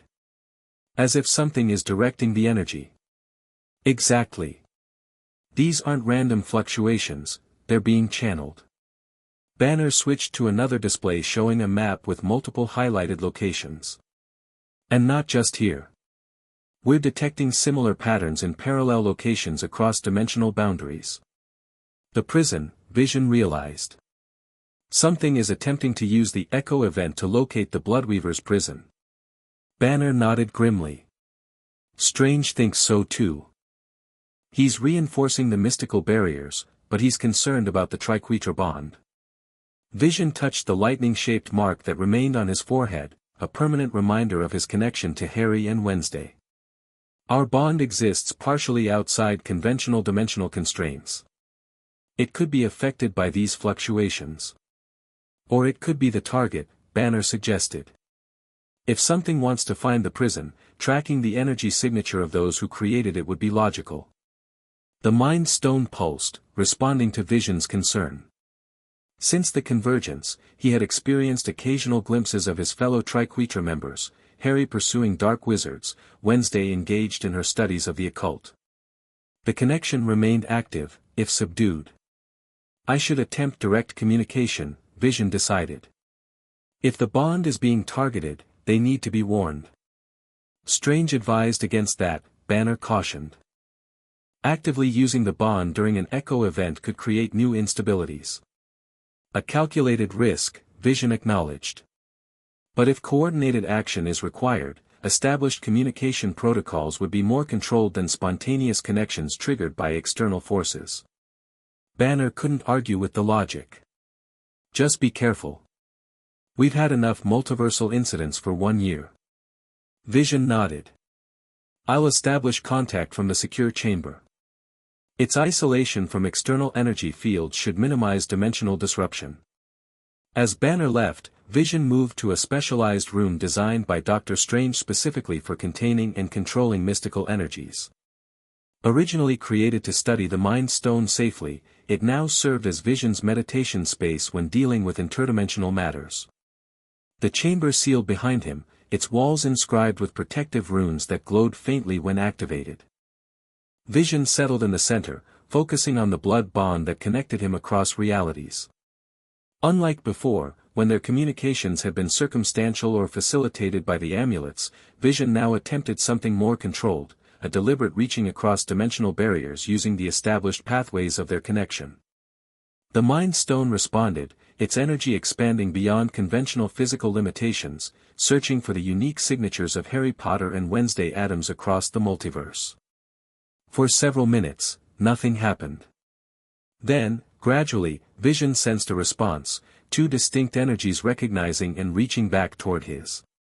The connection formed, tentative at first, then strengthening as all three participants consciously supported it. A mental space materialized, not quite as solid as their previous shared consciousness, but functional for communication. Vision perceived Harry and Wednesday as luminous patterns of energy rather than physical forms, their essences distorted by the vast distances between realities. Vision. Harry's presence flickered with surprise. Did you initiate this? Yes, Vision confirmed. I believe we may face another threat. The dimensional barriers are experiencing significant strain, what mystical practitioners call an echo event following our confrontation with the Bloodweaver. We've detected the same in my world. Wednesday's energy pattern shifted closer. The shadow cord is active again, targeting former convergence points. The Ministry has observed similar phenomena, Harry added. Objects from your realities appearing randomly, temporal anomalies, magical disturbances. Vision shared his concern directly through their connection. These are not merely aftereffects. The patterns suggest deliberate manipulation of interdimensional energies. Someone's using the echo event, Wednesday concluded. Attempting to locate the Bloodweaver's prison. Or free what remains of its consciousness, Harry suggested. Hermione thinks the prison might have contained most but not all of the entity. Some fragment could still exist in the void between worlds. A concerning possibility, Vision acknowledged. If even a portion of the Bloodweaver survived, it could potentially use the echo event to reconstitute itself. Their shared mental space wavered suddenly, the connection becoming unstable. Vision felt external energies attempting to trace their bond, probing the pathways between worlds with malevolent intent. We're being monitored, he warned. Something is tracking our connection. I feel it too, Wednesday confirmed. A familiar darkness. Harry's presence brightened with alarm. The prison, is it still secure? According to Dr. Strange, yes, Vision assured him. But these echo events create temporary vulnerabilities in the multiversal membrane. If multiple breaches occur simultaneously across all three realities, a coordinated attack could potentially reach the void where the prison exists, Wednesday finished his thought. We need to monitor the convergence points in each reality. The connection destabilized further, their mental space fragmenting as something pushed against their bond from outside. We should break contact, Vision advised. Continuing risks creating a pathway for whatever is attempting to trace us. Wait, Wednesday's presence intensified. I've been studying our blood bond since the convergence. During echo events, we could potentially use it to appear in each other's realities again, without causing the damage the amulets did. Is that safe? Harry asked. Safer than allowing uncoordinated breaches, Wednesday replied. If we control the connection, we direct where and when the boundaries thin. Vision considered this. A deliberate, limited breach might indeed be preferable to random failures in the dimensional barriers. Crackstone Park in my reality, Wednesday suggested. 8 hours from now. I'll establish the blood circle to guide your transition. I'll bring Hermione, Harry agreed. She's leading our research into the echo phenomena. Dr. Strange should accompany me, Vision decided. His expertise in multiversal matters will be valuable. Their connection suddenly jolted, as if struck by an external force. Through the disruption, Vision perceived a familiar darkness probing their mental link, not the blood weaver itself, but something connected to it. Something that carried the same interdimensional signature. Break contact now, he instructed urgently. Something is attempting to use our bond as a bridge. They separated hastily, the mental space collapsing as each retreated to their respective reality. Vision emerged from his meditative state to find the protective runes on the chamber walls glowing intensely, having activated automatically in response to an external threat. The Mind Stone pulsed with residual energy, the lightning mark on his forehead burning slightly. Whatever had attempted to trace their connection had been powerful, and uncomfortably familiar. Vision opened the chamber door to find Dr. Strange waiting, his expression grave. You felt it? Strange asked. Vision nodded. Something attempted to exploit our communication. The prison remains secure, Strange assured him. But I detected a distinct energy signature attempting to bypass the dimensional barriers, similar to the blood weaver, but not identical. A fragment of its consciousness? Or something else entirely? Strange created a glowing symbol in the air, a modified version of the triquetra. The multiverse exists in balance. When entities like the blood weaver are contained, others often rise to fill the void they leave behind. Vision processed this troubling possibility. We've arranged to meet the other triquetra members in Wednesday's reality. 8 hours from now. Instead of objecting as Vision expected, Strange nodded. A controlled breach is preferable to random failures. The echo event will peak in approximately 12 hours, your timing is appropriate. You'll accompany me? Someone needs to monitor the dimensional barriers from this side, Strange replied. I've asked Wong to accompany you instead. His expertise in protective spells will be valuable if you encounter hostility. Vision accepted this decision, though with reservation. And if we discover that something is indeed attempting to free the blood weaver? Strange's expression darkened.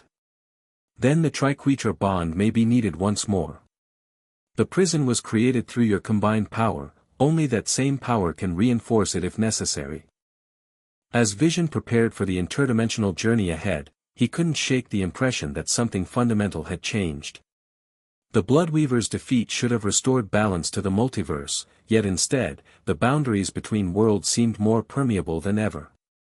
Perhaps some connections, once formed, could never be truly severed. Harry arrived at the Ministry's research facility beneath Stonehenge with Hermione and Ron in tow, finding the ancient monument surrounded by magical barriers disguised as routine archaeological work to keep Muggles away. The echo readings are strongest here, Hermione explained as they entered the underground facility. This was always a thin point between worlds, even before the convergence. Bloody freezing down here, Ron commented, pulling his cloak tighter. It's the dimensional bleed-through, Hermione replied, checking a complex magical instrument that resembled an astrolabe. Temperature fluctuations are common where realities overlap. Harry felt it too, not just the cold, but a strange sensation like reality itself was less substantial. His scar tingled continually now, a constant reminder of the blood bond and the looming journey they were about to undertake. Are we sure this is a good idea? Ron asked. Deliberately jumping between worlds again? Better than waiting for random breaches, Harry replied, repeating Wednesday's logic. This way we control where and when it happens. Besides, the calculations support the theory, Hermione added, spreading diagrams across a workbench. During echo events, the energy required to cross dimensional barriers decreases exponentially. With the triquetra bond as a guide, the transition should be relatively safe. Relatively being the key word, Ron muttered. Unspeakables moved purposefully around the facility, monitoring magical instruments and reinforcing protective spells.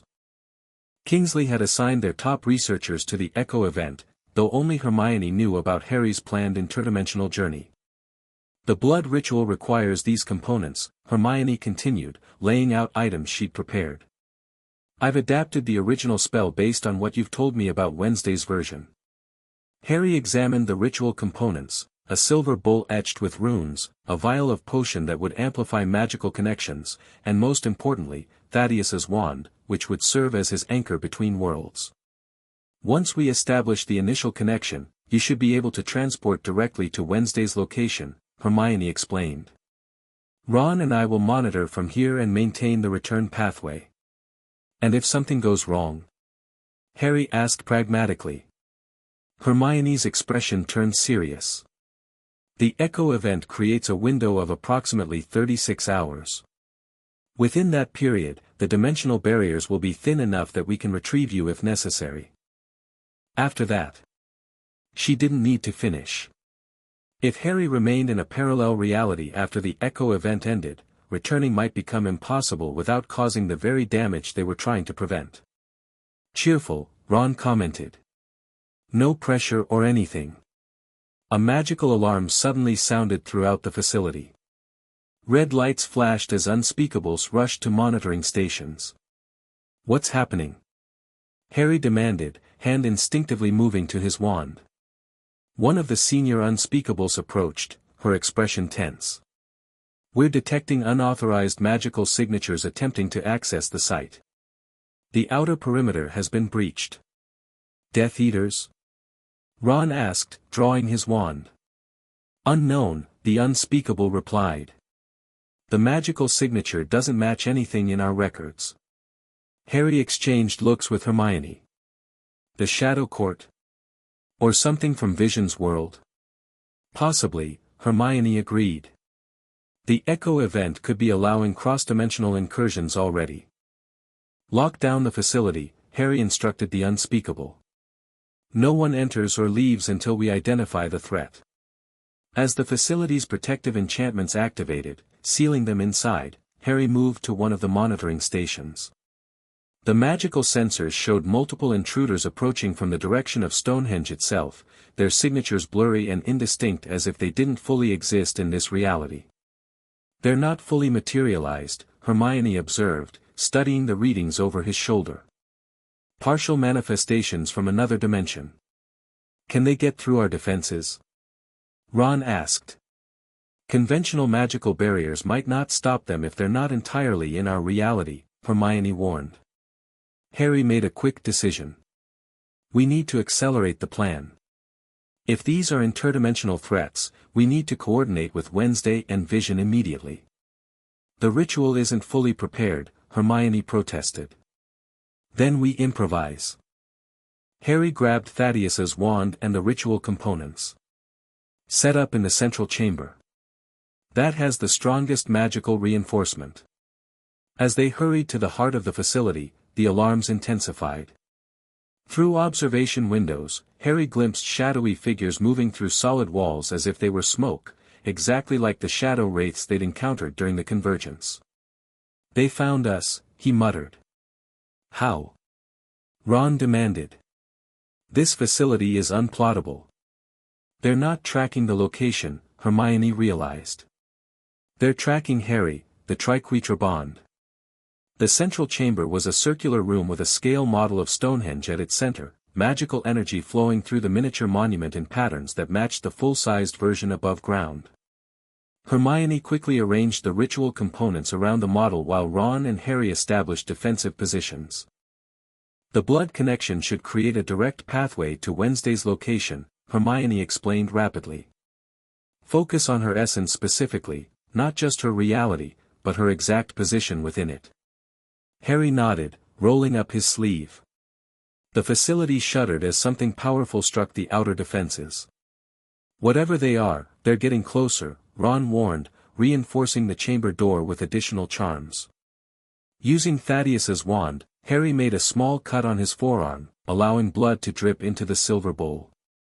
As the first drops touched the rune-etched surface, they began to glow with an inner light. "Blood of the lightning bearer," Harry intoned, following the ritual words Hermione had prepared. "Bridge the divide between worlds. Seek the daughter of night across the veil." The blood in the bowl swirled of its own accord, forming the familiar triquetra symbol. Harry felt the bond activate, his scar warming as the connection strengthened. Hermione added the potion, which caused the blood to emit silvery vapor that rose in spiraling patterns. "Focus on Wednesday now. Visualize her exactly." Harry concentrated on his memory of Wednesday Addams, her precise mannerisms, her deadpan voice, her unwavering intensity. Through the bond, he felt a response, recognition, acknowledgement. The triquetra symbol in the blood began to glow more brightly, expanding upward to form a swirling portal about the size of a doorway. "It's working!" Hermione exclaimed. A tremendous crash echoed through the facility. The chamber door bulged inward as something powerful struck it repeatedly. "Whatever you're doing, do it faster," Ron urged, casting additional reinforcement charms on the failing door. The portal stabilized, its edges solidifying. Through it, Harry could see a moonlit cemetery with a stone altar at its center, Crackstone Park in Wednesday's reality. "They're here," he told Hermione, gesturing to the portal. "I can see the meeting point." "Go," Hermione instructed. "We'll hold them off and maintain the return pathway from this end." Harry hesitated. "I can't just leave you, this is bigger than us," Hermione cut him off. "If something is exploiting the Echo event to reach the Bloodweaver's prison, you need to stop it with the full triquetra." The door cracked, dark shadows seeping through the growing fissures. "She's right," Ron agreed, positioning himself between the door and Hermione. "Go save the multiverse again. We've got this." Harry nodded gratefully, gripping Thaddeus's wand tightly as he approached the portal. 36 hours, he confirmed. "After that, the dimensional barriers will strengthen again," Hermione reminded him. "The window for safe travel closes." "I'll be back before then," Harry promised. The door finally gave way, shadow forms pouring into the chamber. Ron and Hermione stood their ground, casting defensive spells that temporarily held the wraiths at bay. Harry didn't wait to see more. With a final nod to his friends, he stepped through the portal into Wednesday's reality. The transition felt different from before, smoother, less disorienting.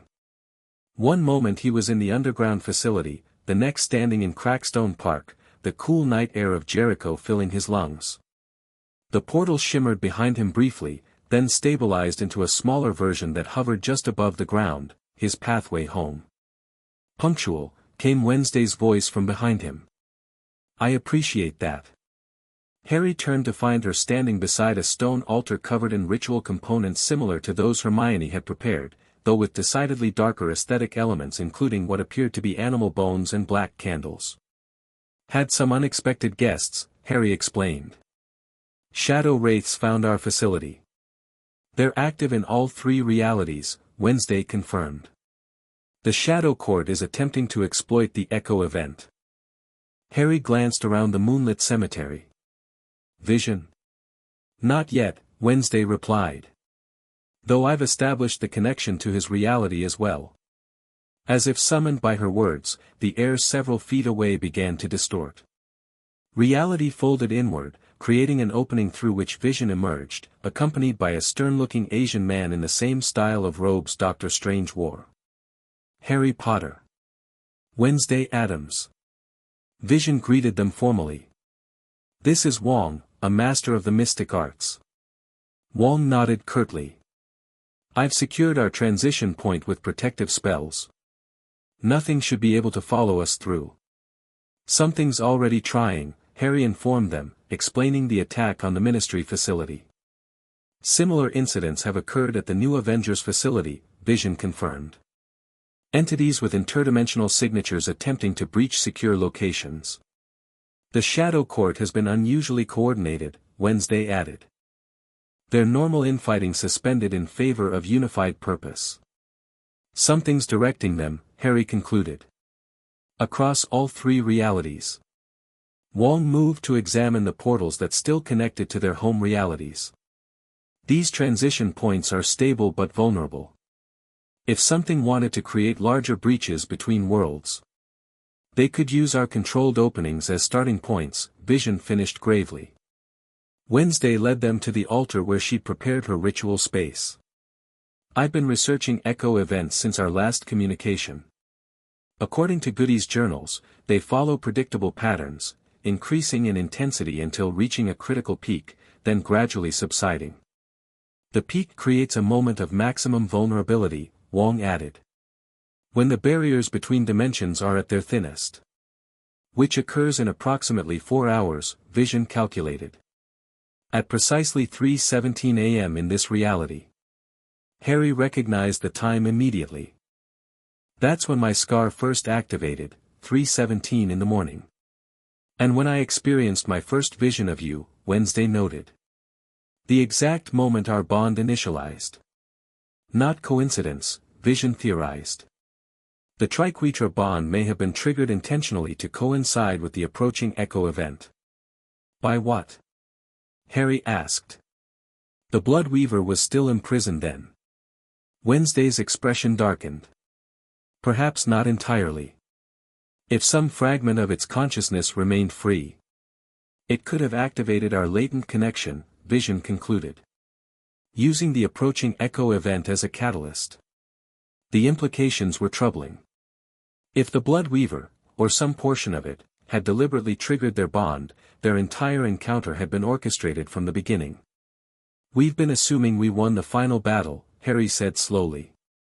What if that was just the opening move in a longer game? Before anyone could respond, all three portals connecting to their home realities flared simultaneously, their edges destabilizing as external forces pushed against them. Something's coming through, Wong warned, magical shields forming around his hands. Harry raised Thaddeus's wand while Wednesday drew her ritual dagger. Vision hovered slightly higher, the Mind Stone glowing in preparation. From each portal emerged identical figures, humanoid shapes composed of swirling darkness with glowing points where eyes should be. Not shadow wraiths, but something more substantial. More purposeful. Heralds, Wednesday identified, her expression grim. Advance emissaries of greater powers. The shadow figures moved with unnatural coordination, surrounding the Triquetra members in a perfect circle. Though they emerged from different portals, they clearly shared a single consciousness. Triquetra, they spoke in unison, their voices reminiscent of the Blood Weaver yet subtly different. How cooperative of you to gather once more. Who are you? Harry demanded. We are the voice, the shadows replied. That which speaks for the void between worlds. You serve the Blood Weaver, Wednesday accused. The shadows made a sound like grinding glass, laughter, Harry recognized from their previous encounter. The Blood Weaver was but one aspect of the void's consciousness. Its imprisonment merely redistributed power. Vision analyzed the entities, the Mind Stone scanning their energy signatures. They possessed the same fundamental pattern as the Blood Weaver, but reconfigured. As if its power has been reformed into new vessels. Perceptive, stone-bearer, the shadows acknowledged. When you imprisoned the Blood Weaver, its essence did not vanish, it transformed. We are what remains, what evolved. What do you want? Harry asked, though he suspected he knew the answer. The same as before. The veils must fall. Realities must merge. The natural order requires it. Natural order. Wong scoffed. Multiversal collapse would destroy countless lives. Necessary sacrifice for necessary evolution, the shadows countered. The echo approaches its peak. What was nearly accomplished before will be completed now. Wednesday stepped forward, her dagger gleaming in the moonlight. We stopped the convergence once. We'll do it again. The shadows seemed to pulse with anticipation. You misunderstand. We don't seek to repeat past failures.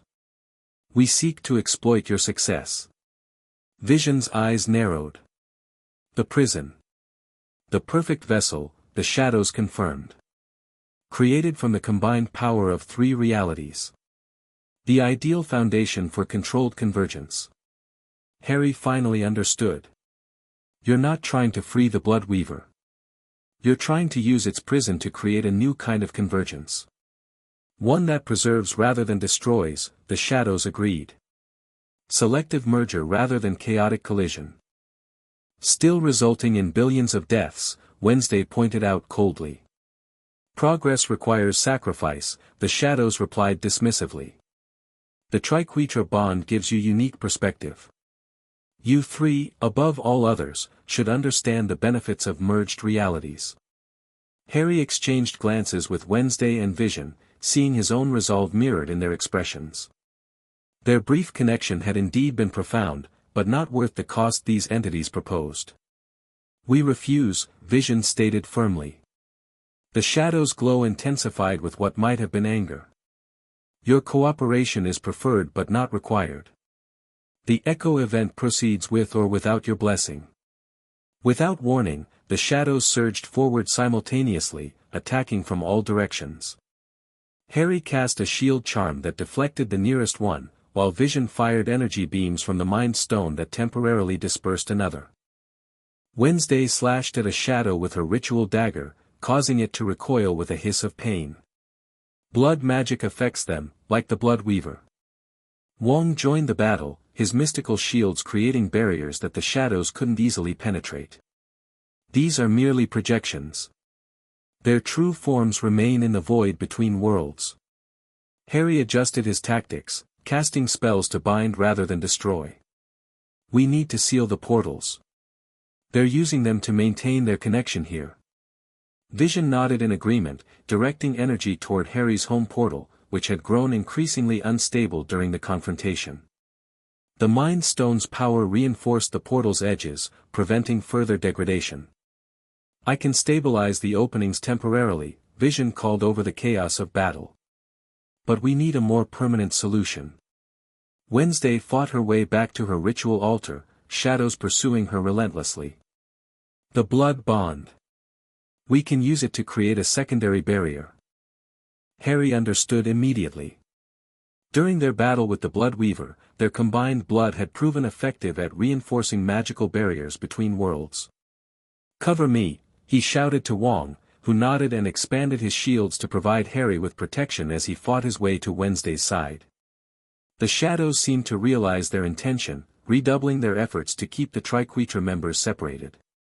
One managed to phase partially through Wong's shields, reaching for Harry with tendrils of darkness. Harry! Vision called in warning. Harry ducked and rolled, barely avoiding the shadow's touch. He fired a cutting spell that temporarily disrupted its form, buying precious seconds to reach Wednesday. She had already sliced her palm, blood dripping onto the altar stone. We need all three. Harry quickly did the same, pressing his bleeding hand against hers. Vision. The synthetic being phased through several attacking shadows, reaching the altar despite their efforts to block him. Using his density manipulation, he extracted a sample of his unique fluid, adding it to the mingled blood. The incantation from the original binding, Wednesday instructed. Modified for containment rather than imprisonment. Harry nodded, recalling the ritual words from their previous encounter. The three began speaking in unison, their voices resonating with power enhanced by their blood connection, blood of night, blood of lightning, blood of mind. We stand between worlds divided, guardians against the void. By our unified will, by our shared sacrifice, we command, Portalis Claudera. Their combined blood glowed with silver-gold light, tendrils of energy extending toward each of the three portals. The shadows screeched in unified protest, abandoning their individual attacks to intercept the blood magic. You cannot seal what has already been opened. They declared. The echo crescendos. The walls between worlds thin beyond repair. Not sealing, Vision corrected. Controlling. As the blood magic reached each portal, it didn't close the openings as the shadows feared. Instead, it transformed them, stabilizing their structures and placing them firmly under the Triquetra's control. The shadows recoiled in confusion, their coordinated attack faltering. "The portals remain," Wednesday explained, a rare smile crossing her features. "But you can no longer use them." Harry felt the blood bond surge as their magic completed the transformation. The three openings to their home realities now glowed with the distinctive silver-gold light of their combined power, no longer vulnerable to outside influence. The shadows regrouped, their forms merging into a single, larger entity. This changes nothing. The echo event continues. When it peaks, the prison will still be vulnerable. "Then we'll stop you there too," Harry replied confidently. The shadow entity seemed to consider this, its form shifting as if in contemplation. Perhaps there is another approach." Without warning, the entity surged not toward them but toward the blood on the altar, the physical manifestation of their bond. Before they could react, it made contact with the mingled fluids, causing an immediate reaction. Pain exploded through Harry's scar, worse than anything he'd experienced since Voldemort's defeat. Based on Vision and Wednesday's expressions of shock, they felt it too, their bond being infiltrated, corrupted from within. "If we cannot use the prison directly," the entity's voice echoed inside their minds now rather than in the air around them, "we will use those who created it." "It's attempting to possess the blood bond itself," Vision realized, fighting through the pain to analyze what was happening. Wednesday struggled to maintain her composure, one hand pressed to her temple. "The bond exists partially outside conventional reality. If it gains control, it could use us to access the prison," Harry finished, understanding the terrible strategy. The shadow entity began spreading through their blood connection, tendrils of darkness extending from the altar toward each of them. Where it touched, pain followed, not just physical discomfort but a deeper violation, as if something fundamental was being corrupted. Wong attempted to intervene with containment spells, but the entity existed primarily within their bond now, beyond his reach. "We need to sever the connection," he advised urgently. "We can't," Wednesday countered through gritted teeth. "The bond is permanent. Trying to break it could kill us all." Vision fought against the spreading corruption with the Mind Stone's power, creating a temporary barrier that slowed but couldn't stop the entity's progress. "We need to purify the bond, not sever it." Harry forced himself to think through the pain. The blood bond had been their greatest strength against the Bloodweaver. Now it was being turned against them, becoming a vulnerability rather than an asset. A memory surfaced, something Dumbledore had once told him about Voldemort's inability to possess him. "Love," he murmured. "What?" Wednesday asked, struggling to hear through their shared pain. "When Voldemort tried to possess me, he couldn't bear to share a mind with someone capable of love," Harry explained. "These void entities exist in emptiness, in darkness between worlds. They understand power but not connection." Vision grasped his meaning immediately. "We need to transform the nature of our bond, from one based on power to one based on deeper connection." "In the middle of a battle?" Wednesday questioned skeptically. "Not physical love," Harry clarified. "What we share already, trust, sacrifice, mutual protection. The reason we chose to save our worlds rather than rule them." Understanding dawned in Wednesday's eyes. The original Triquetra didn't just combine their power, they sacrificed for each other. That's what the entity can't comprehend. The shadows' progress slowed as they focused on this concept, redirecting the bond's energy from power to connection. Harry concentrated on what the Triquetra truly meant to him, not just a magical alliance but a profound link to two individuals who understood parts of him that no one else could. Vision channeled this transformation through the Mind Stone, which began to pulse with warmer light rather than its usual cool glow. "The entity is losing its grip on the bond." Wednesday completed the trinity, her normally guarded expression open for once as she embraced rather than resisted their connection. "Blood of my blood. Not for power. For protection." The shadow entity writhed within their bond, clearly experiencing discomfort as the nature of the connection transformed. "What is this? What are you doing?" "Something you can't understand," Harry replied. Something the Bloodweaver never comprehended either. The three Triquetra members moved simultaneously, placing their hands on the altar where their blood mingled. Instead of an incantation of power, they spoke simply, by choice, not force. By bond, not chain. By sacrifice, freely given. The shadow screamed, a sound that resonated across multiple dimensions. The darkness that had begun to corrupt their bond ignited, consumed by the transformed energy of their connection. "This changes nothing," the entity declared as it was forced out of their bond. "The Echo Peak approaches. The prison will be vulnerable. We are Legion. And we are three," Wednesday replied calmly. "As it has always been." With a final surge of unified will, they expelled the shadow entity completely from their bond. It coalesced once more into a physical form before them, diminished and unstable. "This is merely a setback," it hissed. "We will be waiting when the echo peaks." Without further threats, the entity dissolved, fleeing through spaces between realities that only it could perceive. The four of them stood in momentary silence, processing what had just occurred. "Well," Wong finally commented. "That was dramatic." Harry couldn't help but laugh, tension breaking. Vision smiled slightly while Wednesday's lips curved in what might generously be called a smirk. "The entity was right about one thing," Vision noted, serious again. "The Echo event will reach its peak soon, creating a moment of maximum vulnerability for the prison.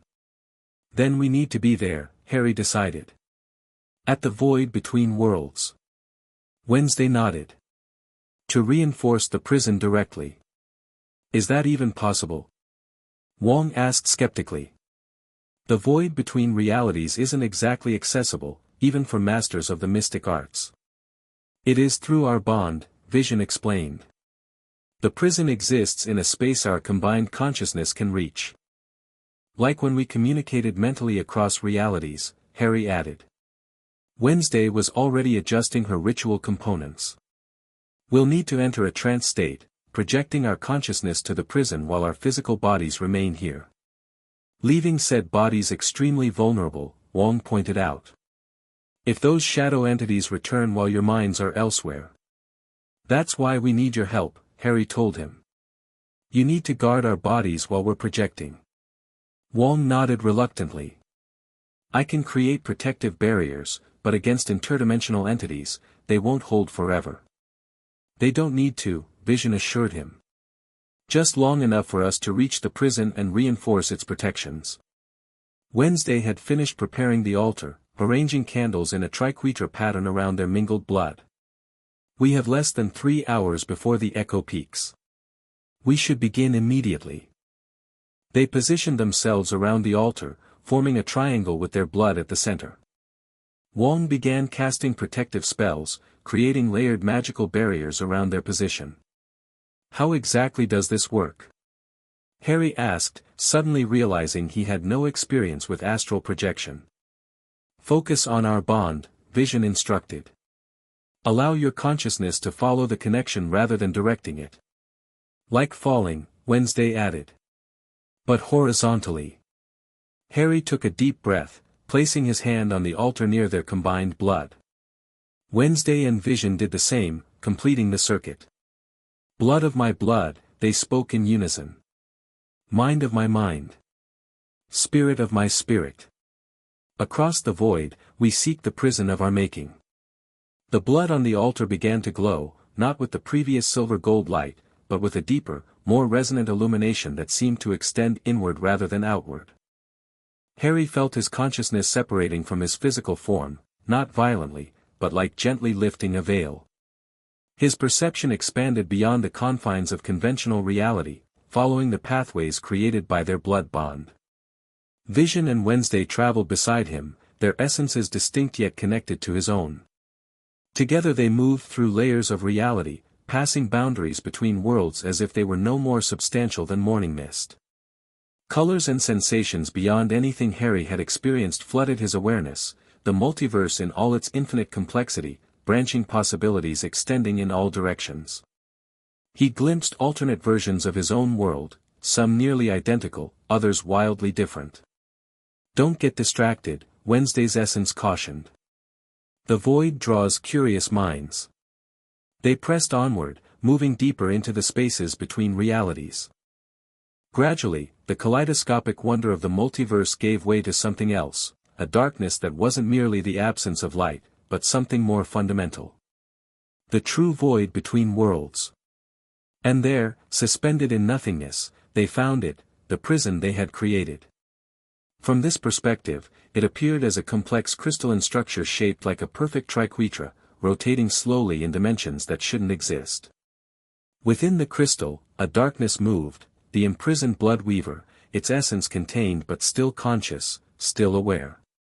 "It sees us," Vision observed. Indeed, the darkness within the prison seemed to press against its constraints, recognizing their presence. No words were exchanged, but Harry felt its hatred, its rage at being confined. "The structure is degrading," Wednesday noted, her essence moving closer to examine the crystal prison. "The echo event is weakening the bonds we created." She was right. The crystal showed microscopic fractures along its surface, not enough to free the entity within, but concerning nonetheless. "And look," Vision directed their attention to the space around the prison. "They're gathering." Shadows circled the crystal, entities similar to the one they'd confronted in Crackstone Park, but more numerous.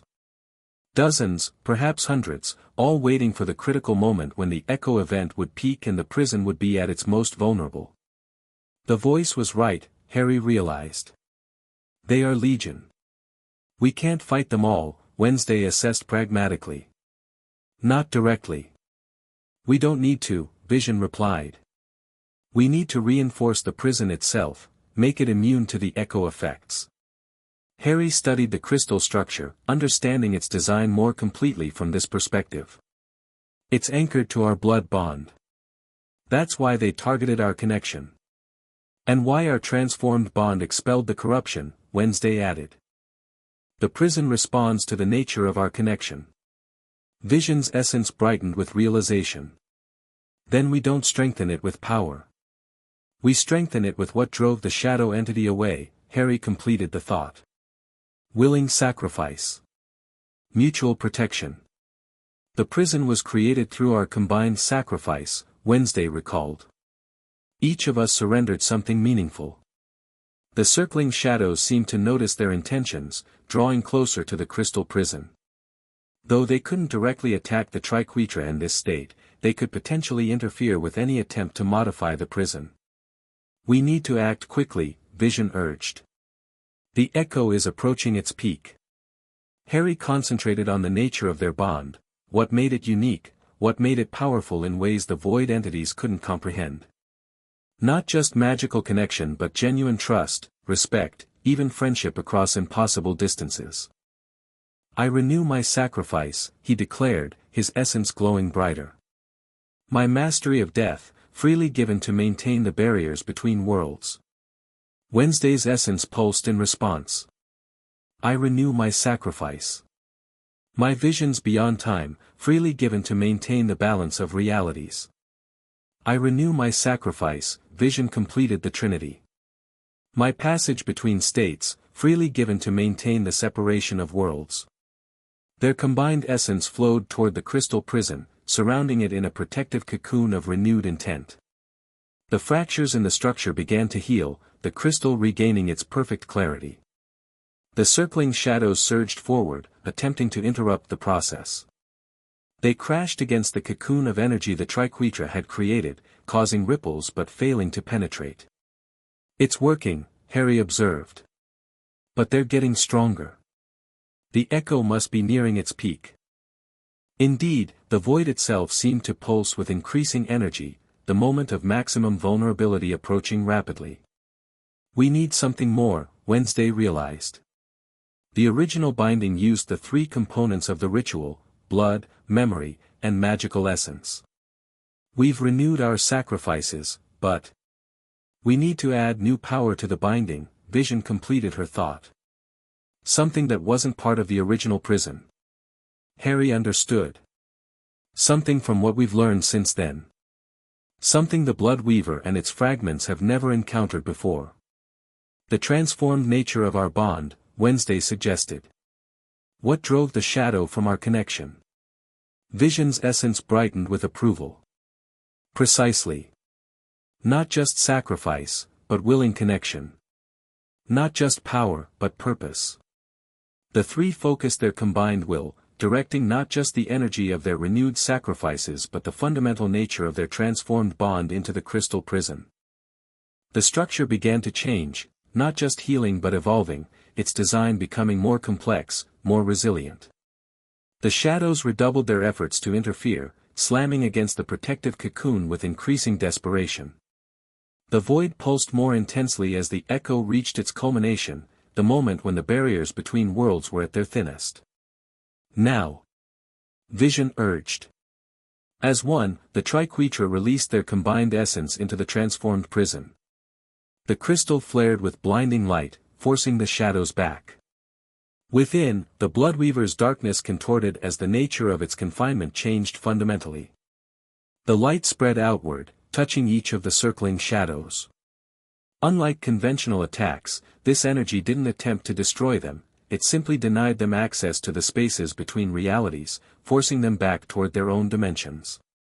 The shadows screeched in unified protest, their forms dissolving as they were banished from the void.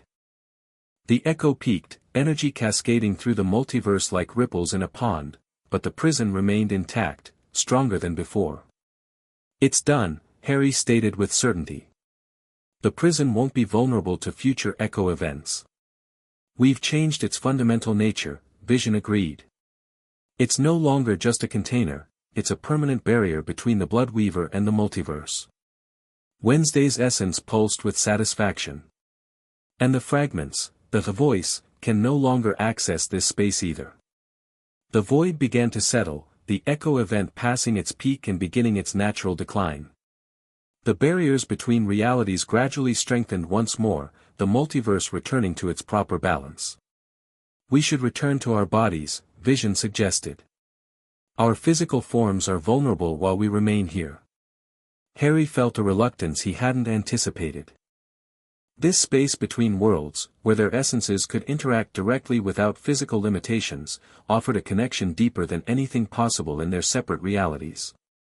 Wednesday sensed his hesitation. We remain connected, even when apart. The bond is permanent, Vision affirmed. Distance cannot sever what exists beyond conventional reality. Harry acknowledged the truth in their words. With a final glance at the transformed prison, now glowing with steady, unwavering light, he allowed his consciousness to follow the path back to his physical form. The return journey passed in a blur of sensation, reality reasserting itself layer by layer. Harry gasped as his awareness snapped fully back into his body, finding himself still positioned around the altar in Crackstone Park. Wong maintained the protective barriers around them, though he looked visibly strained from the extended effort. About time, he commented dryly. The shadows have been circling for nearly an hour. Harry blinked, noticing that beyond Wong's magical shields, dark figures moved restlessly, shadow wraiths and other entities, now aimless without their connection to the void between worlds. The prison is secure, Vision informed Wong, rising smoothly to his feet. And the fragments have been banished from the spaces between realities. Which means they're now trapped in individual dimensions, Wednesday added, showing no sign of disorientation despite the intense astral journey. Including this one. As if in response to her observation, the shadows beyond the barrier became more agitated, their movements more purposeful. They can't return to the void, Harry realized. Which means they're stuck here until we send them back to whatever hell they came from, Wednesday finished, drawing her ritual dagger. Wong lowered the barriers, magical energy gathering around his hands. For against an interdimensional horde. I've had worse odds. Vision rose into the air, the Mind Stone glowing. They're weakened without their connection to the void. And unlike our previous encounter, they can now be affected by conventional means. Harry grinned, raising Thaddeus's wand. After preventing multiversal collapse, dealing with a few dozen shadow entities seemed almost straightforward. The battle that followed was intense but decidedly one-sided. Without their connection to the void between realities, the shadows proved vulnerable to their combined abilities. Harry's magic, Wednesday's blood rituals, Vision's energy manipulation, and Wong's mystical arts made short work of the trapped entities. As dawn approached, the last of the shadows dissipated, banished back to whatever dark corners of their respective realities they had emerged from. The four gathered once more at the altar, tired but triumphant. The echo event is subsiding, Vision observed. The barriers between worlds are strengthening naturally now. Which means our time together is limited, Harry noted, feeling a pang of regret despite their success. Wednesday nodded, her usual stoic expression softened almost imperceptibly. The portals will only remain stable for approximately 10 more hours. After that, crossing between realities becomes dangerous again. So we go home, Harry concluded. Back to our separate lives. Separate but connected, Vision reminded him, touching the lightning mark on his forehead that matched Harry's scar. Wong cleared his throat. I'll give you three a moment. He moved a discreet distance away, busying himself with examining the remnants of their battle. Left alone, the Triquetra stood in a moment of companionable silence, each processing the events they had shared and the bond that would continue despite their physical separation. It's strange, Harry finally said. We've known each other such a short time, but time is irrelevant to true connection, Wednesday stated matter-of-factly. Some bonds form instantly and last eternally. An accurate assessment, Vision agreed. The Triquetra bond exists partially outside conventional temporal constraints. In a very real sense, we have always been connected, even before we became aware of each other. Harry smiled at their characteristically unique perspectives, Wednesday's Gothic pragmatism and Vision's philosophical precision. He would miss them both. I should return to my reality first, Vision decided. Doctor Strange will need a full report on the prison's reinforcement, and the remaining shadow entities will require containment. Wednesday nodded. I'll prepare the departure ritual.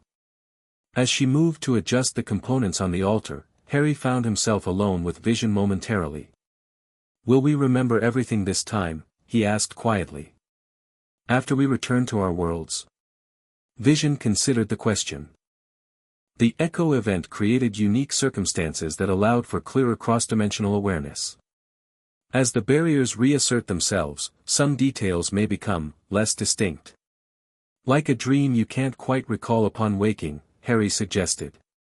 An apt metaphor, Vision agreed. But the essential connection remains intact. Should the need arise again? The blood will call to blood, Harry completed. Vision extended his hand, a surprisingly human gesture from the synthetic being.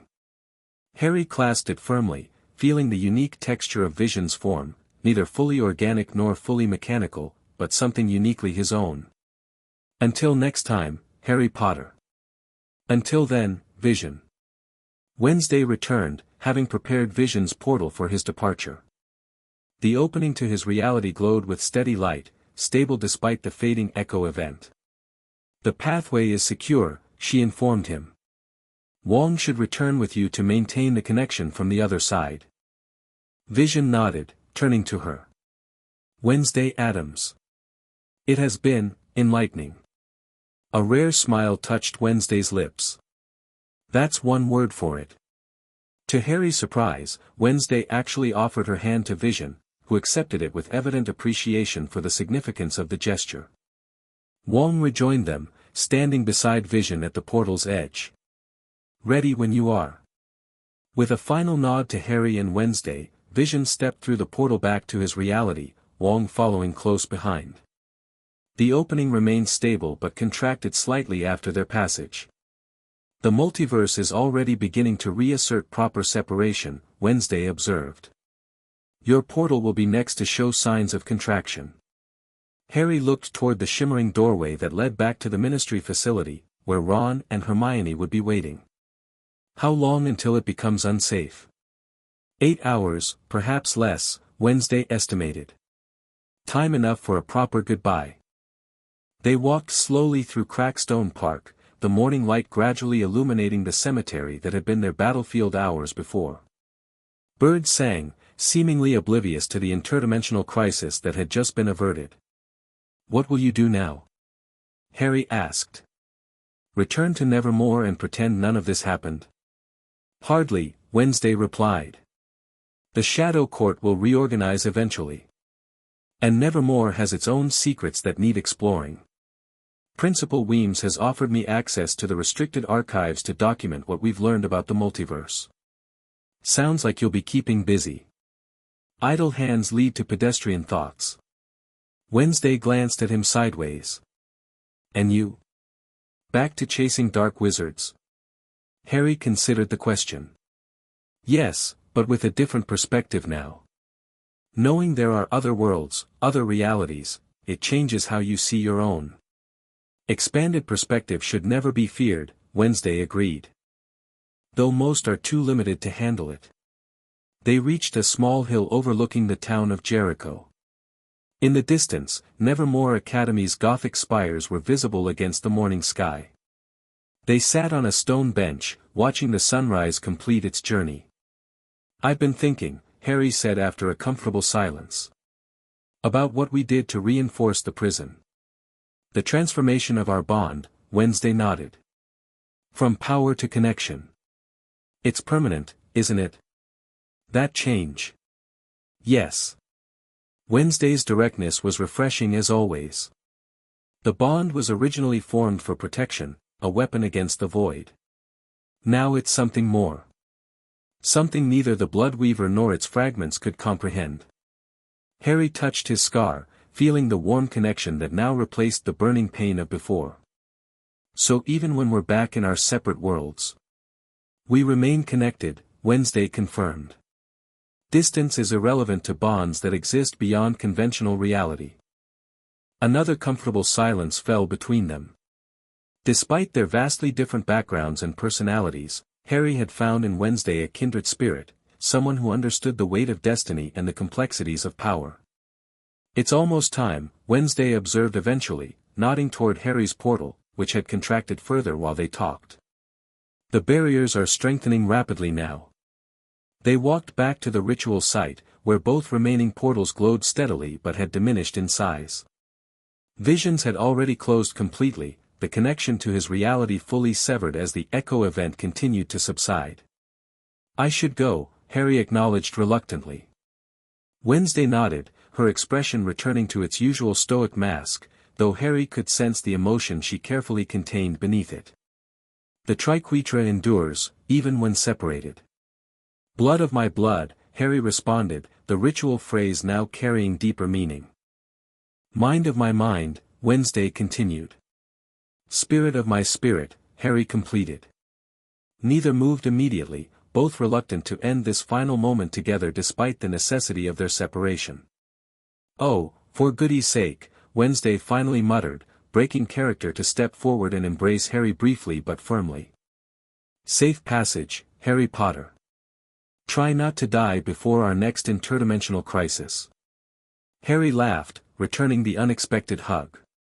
"I'll do my best. Take care of yourself, Wednesday Addams." They separated, Wednesday stepping back with composed dignity as if the momentary display of emotion had never occurred. With a final nod to his unlikely ally, Harry stepped through the portal back to his own reality. The transition felt both familiar and strange, the unique sensation of crossing between worlds now tinged with the knowledge that it might be the last time. He emerged in the ministry facility to find Ron and Hermione waiting anxiously, surrounded by unspeakables monitoring the rapidly contracting portal. "Harry!" Hermione exclaimed, embracing him immediately. "We were getting worried. The portal's been shrinking for hours." "Sorry," Harry replied, returning her hug before clasping Ron's offered hand. "Lost track of time saving the multiverse again." "Typical," Ron commented with a grin. Can't leave you alone for 5 minutes without some interdimensional crisis. As they spoke, the portal finally closed completely, the last connection to Wednesday's reality sealing itself as the echo event subsided fully. Harry felt the change immediately, not the loss of the bond itself, which remained warm and present within him, but the definitive separation of the physical pathways between worlds. Their realities were properly distinct once more, the natural order restored. Did it work? Hermione asked, noting his momentary distraction. The prison? Harry nodded. Better than we hoped. We didn't just reinforce it, we transformed it. The Blood Weaver and its fragments won't be able to exploit future echo events. So it's over? Ron questioned. Truly over this time. Harry touched his scar, feeling the distant but unmistakable connection to Wednesday and Vision across the multiverse. This crisis is over. But the bond remains. And that's good? Hermione asked cautiously. Harry smiled, remembering Wednesday's rare embrace and Vision's philosophical insights. Yes. It's very good. As they left the facility, returning to the world that had no idea how close it had come to multiversal catastrophe, Harry felt a profound sense of peace despite the inevitable challenges that awaited him. The weight of destiny that had followed him since childhood felt different now, not lighter, perhaps, but more purposeful. Somewhere beyond the boundaries of his reality, Wednesday was returning to Nevermore Academy with new knowledge and perspective. Vision was rejoining the Avengers with deepened understanding of his unique place in the multiverse. 3 different lives in 3 different realities, yet forever connected by something beyond conventional understanding. The Triquetra endured. Blood called to blood across the Great Divide. And Harry's scar, warm with distant connection rather than burning with pain, reminded him that he was never truly alone. The end. Thank you for watching this video. Please be sure to subscribe to our channel and like this video.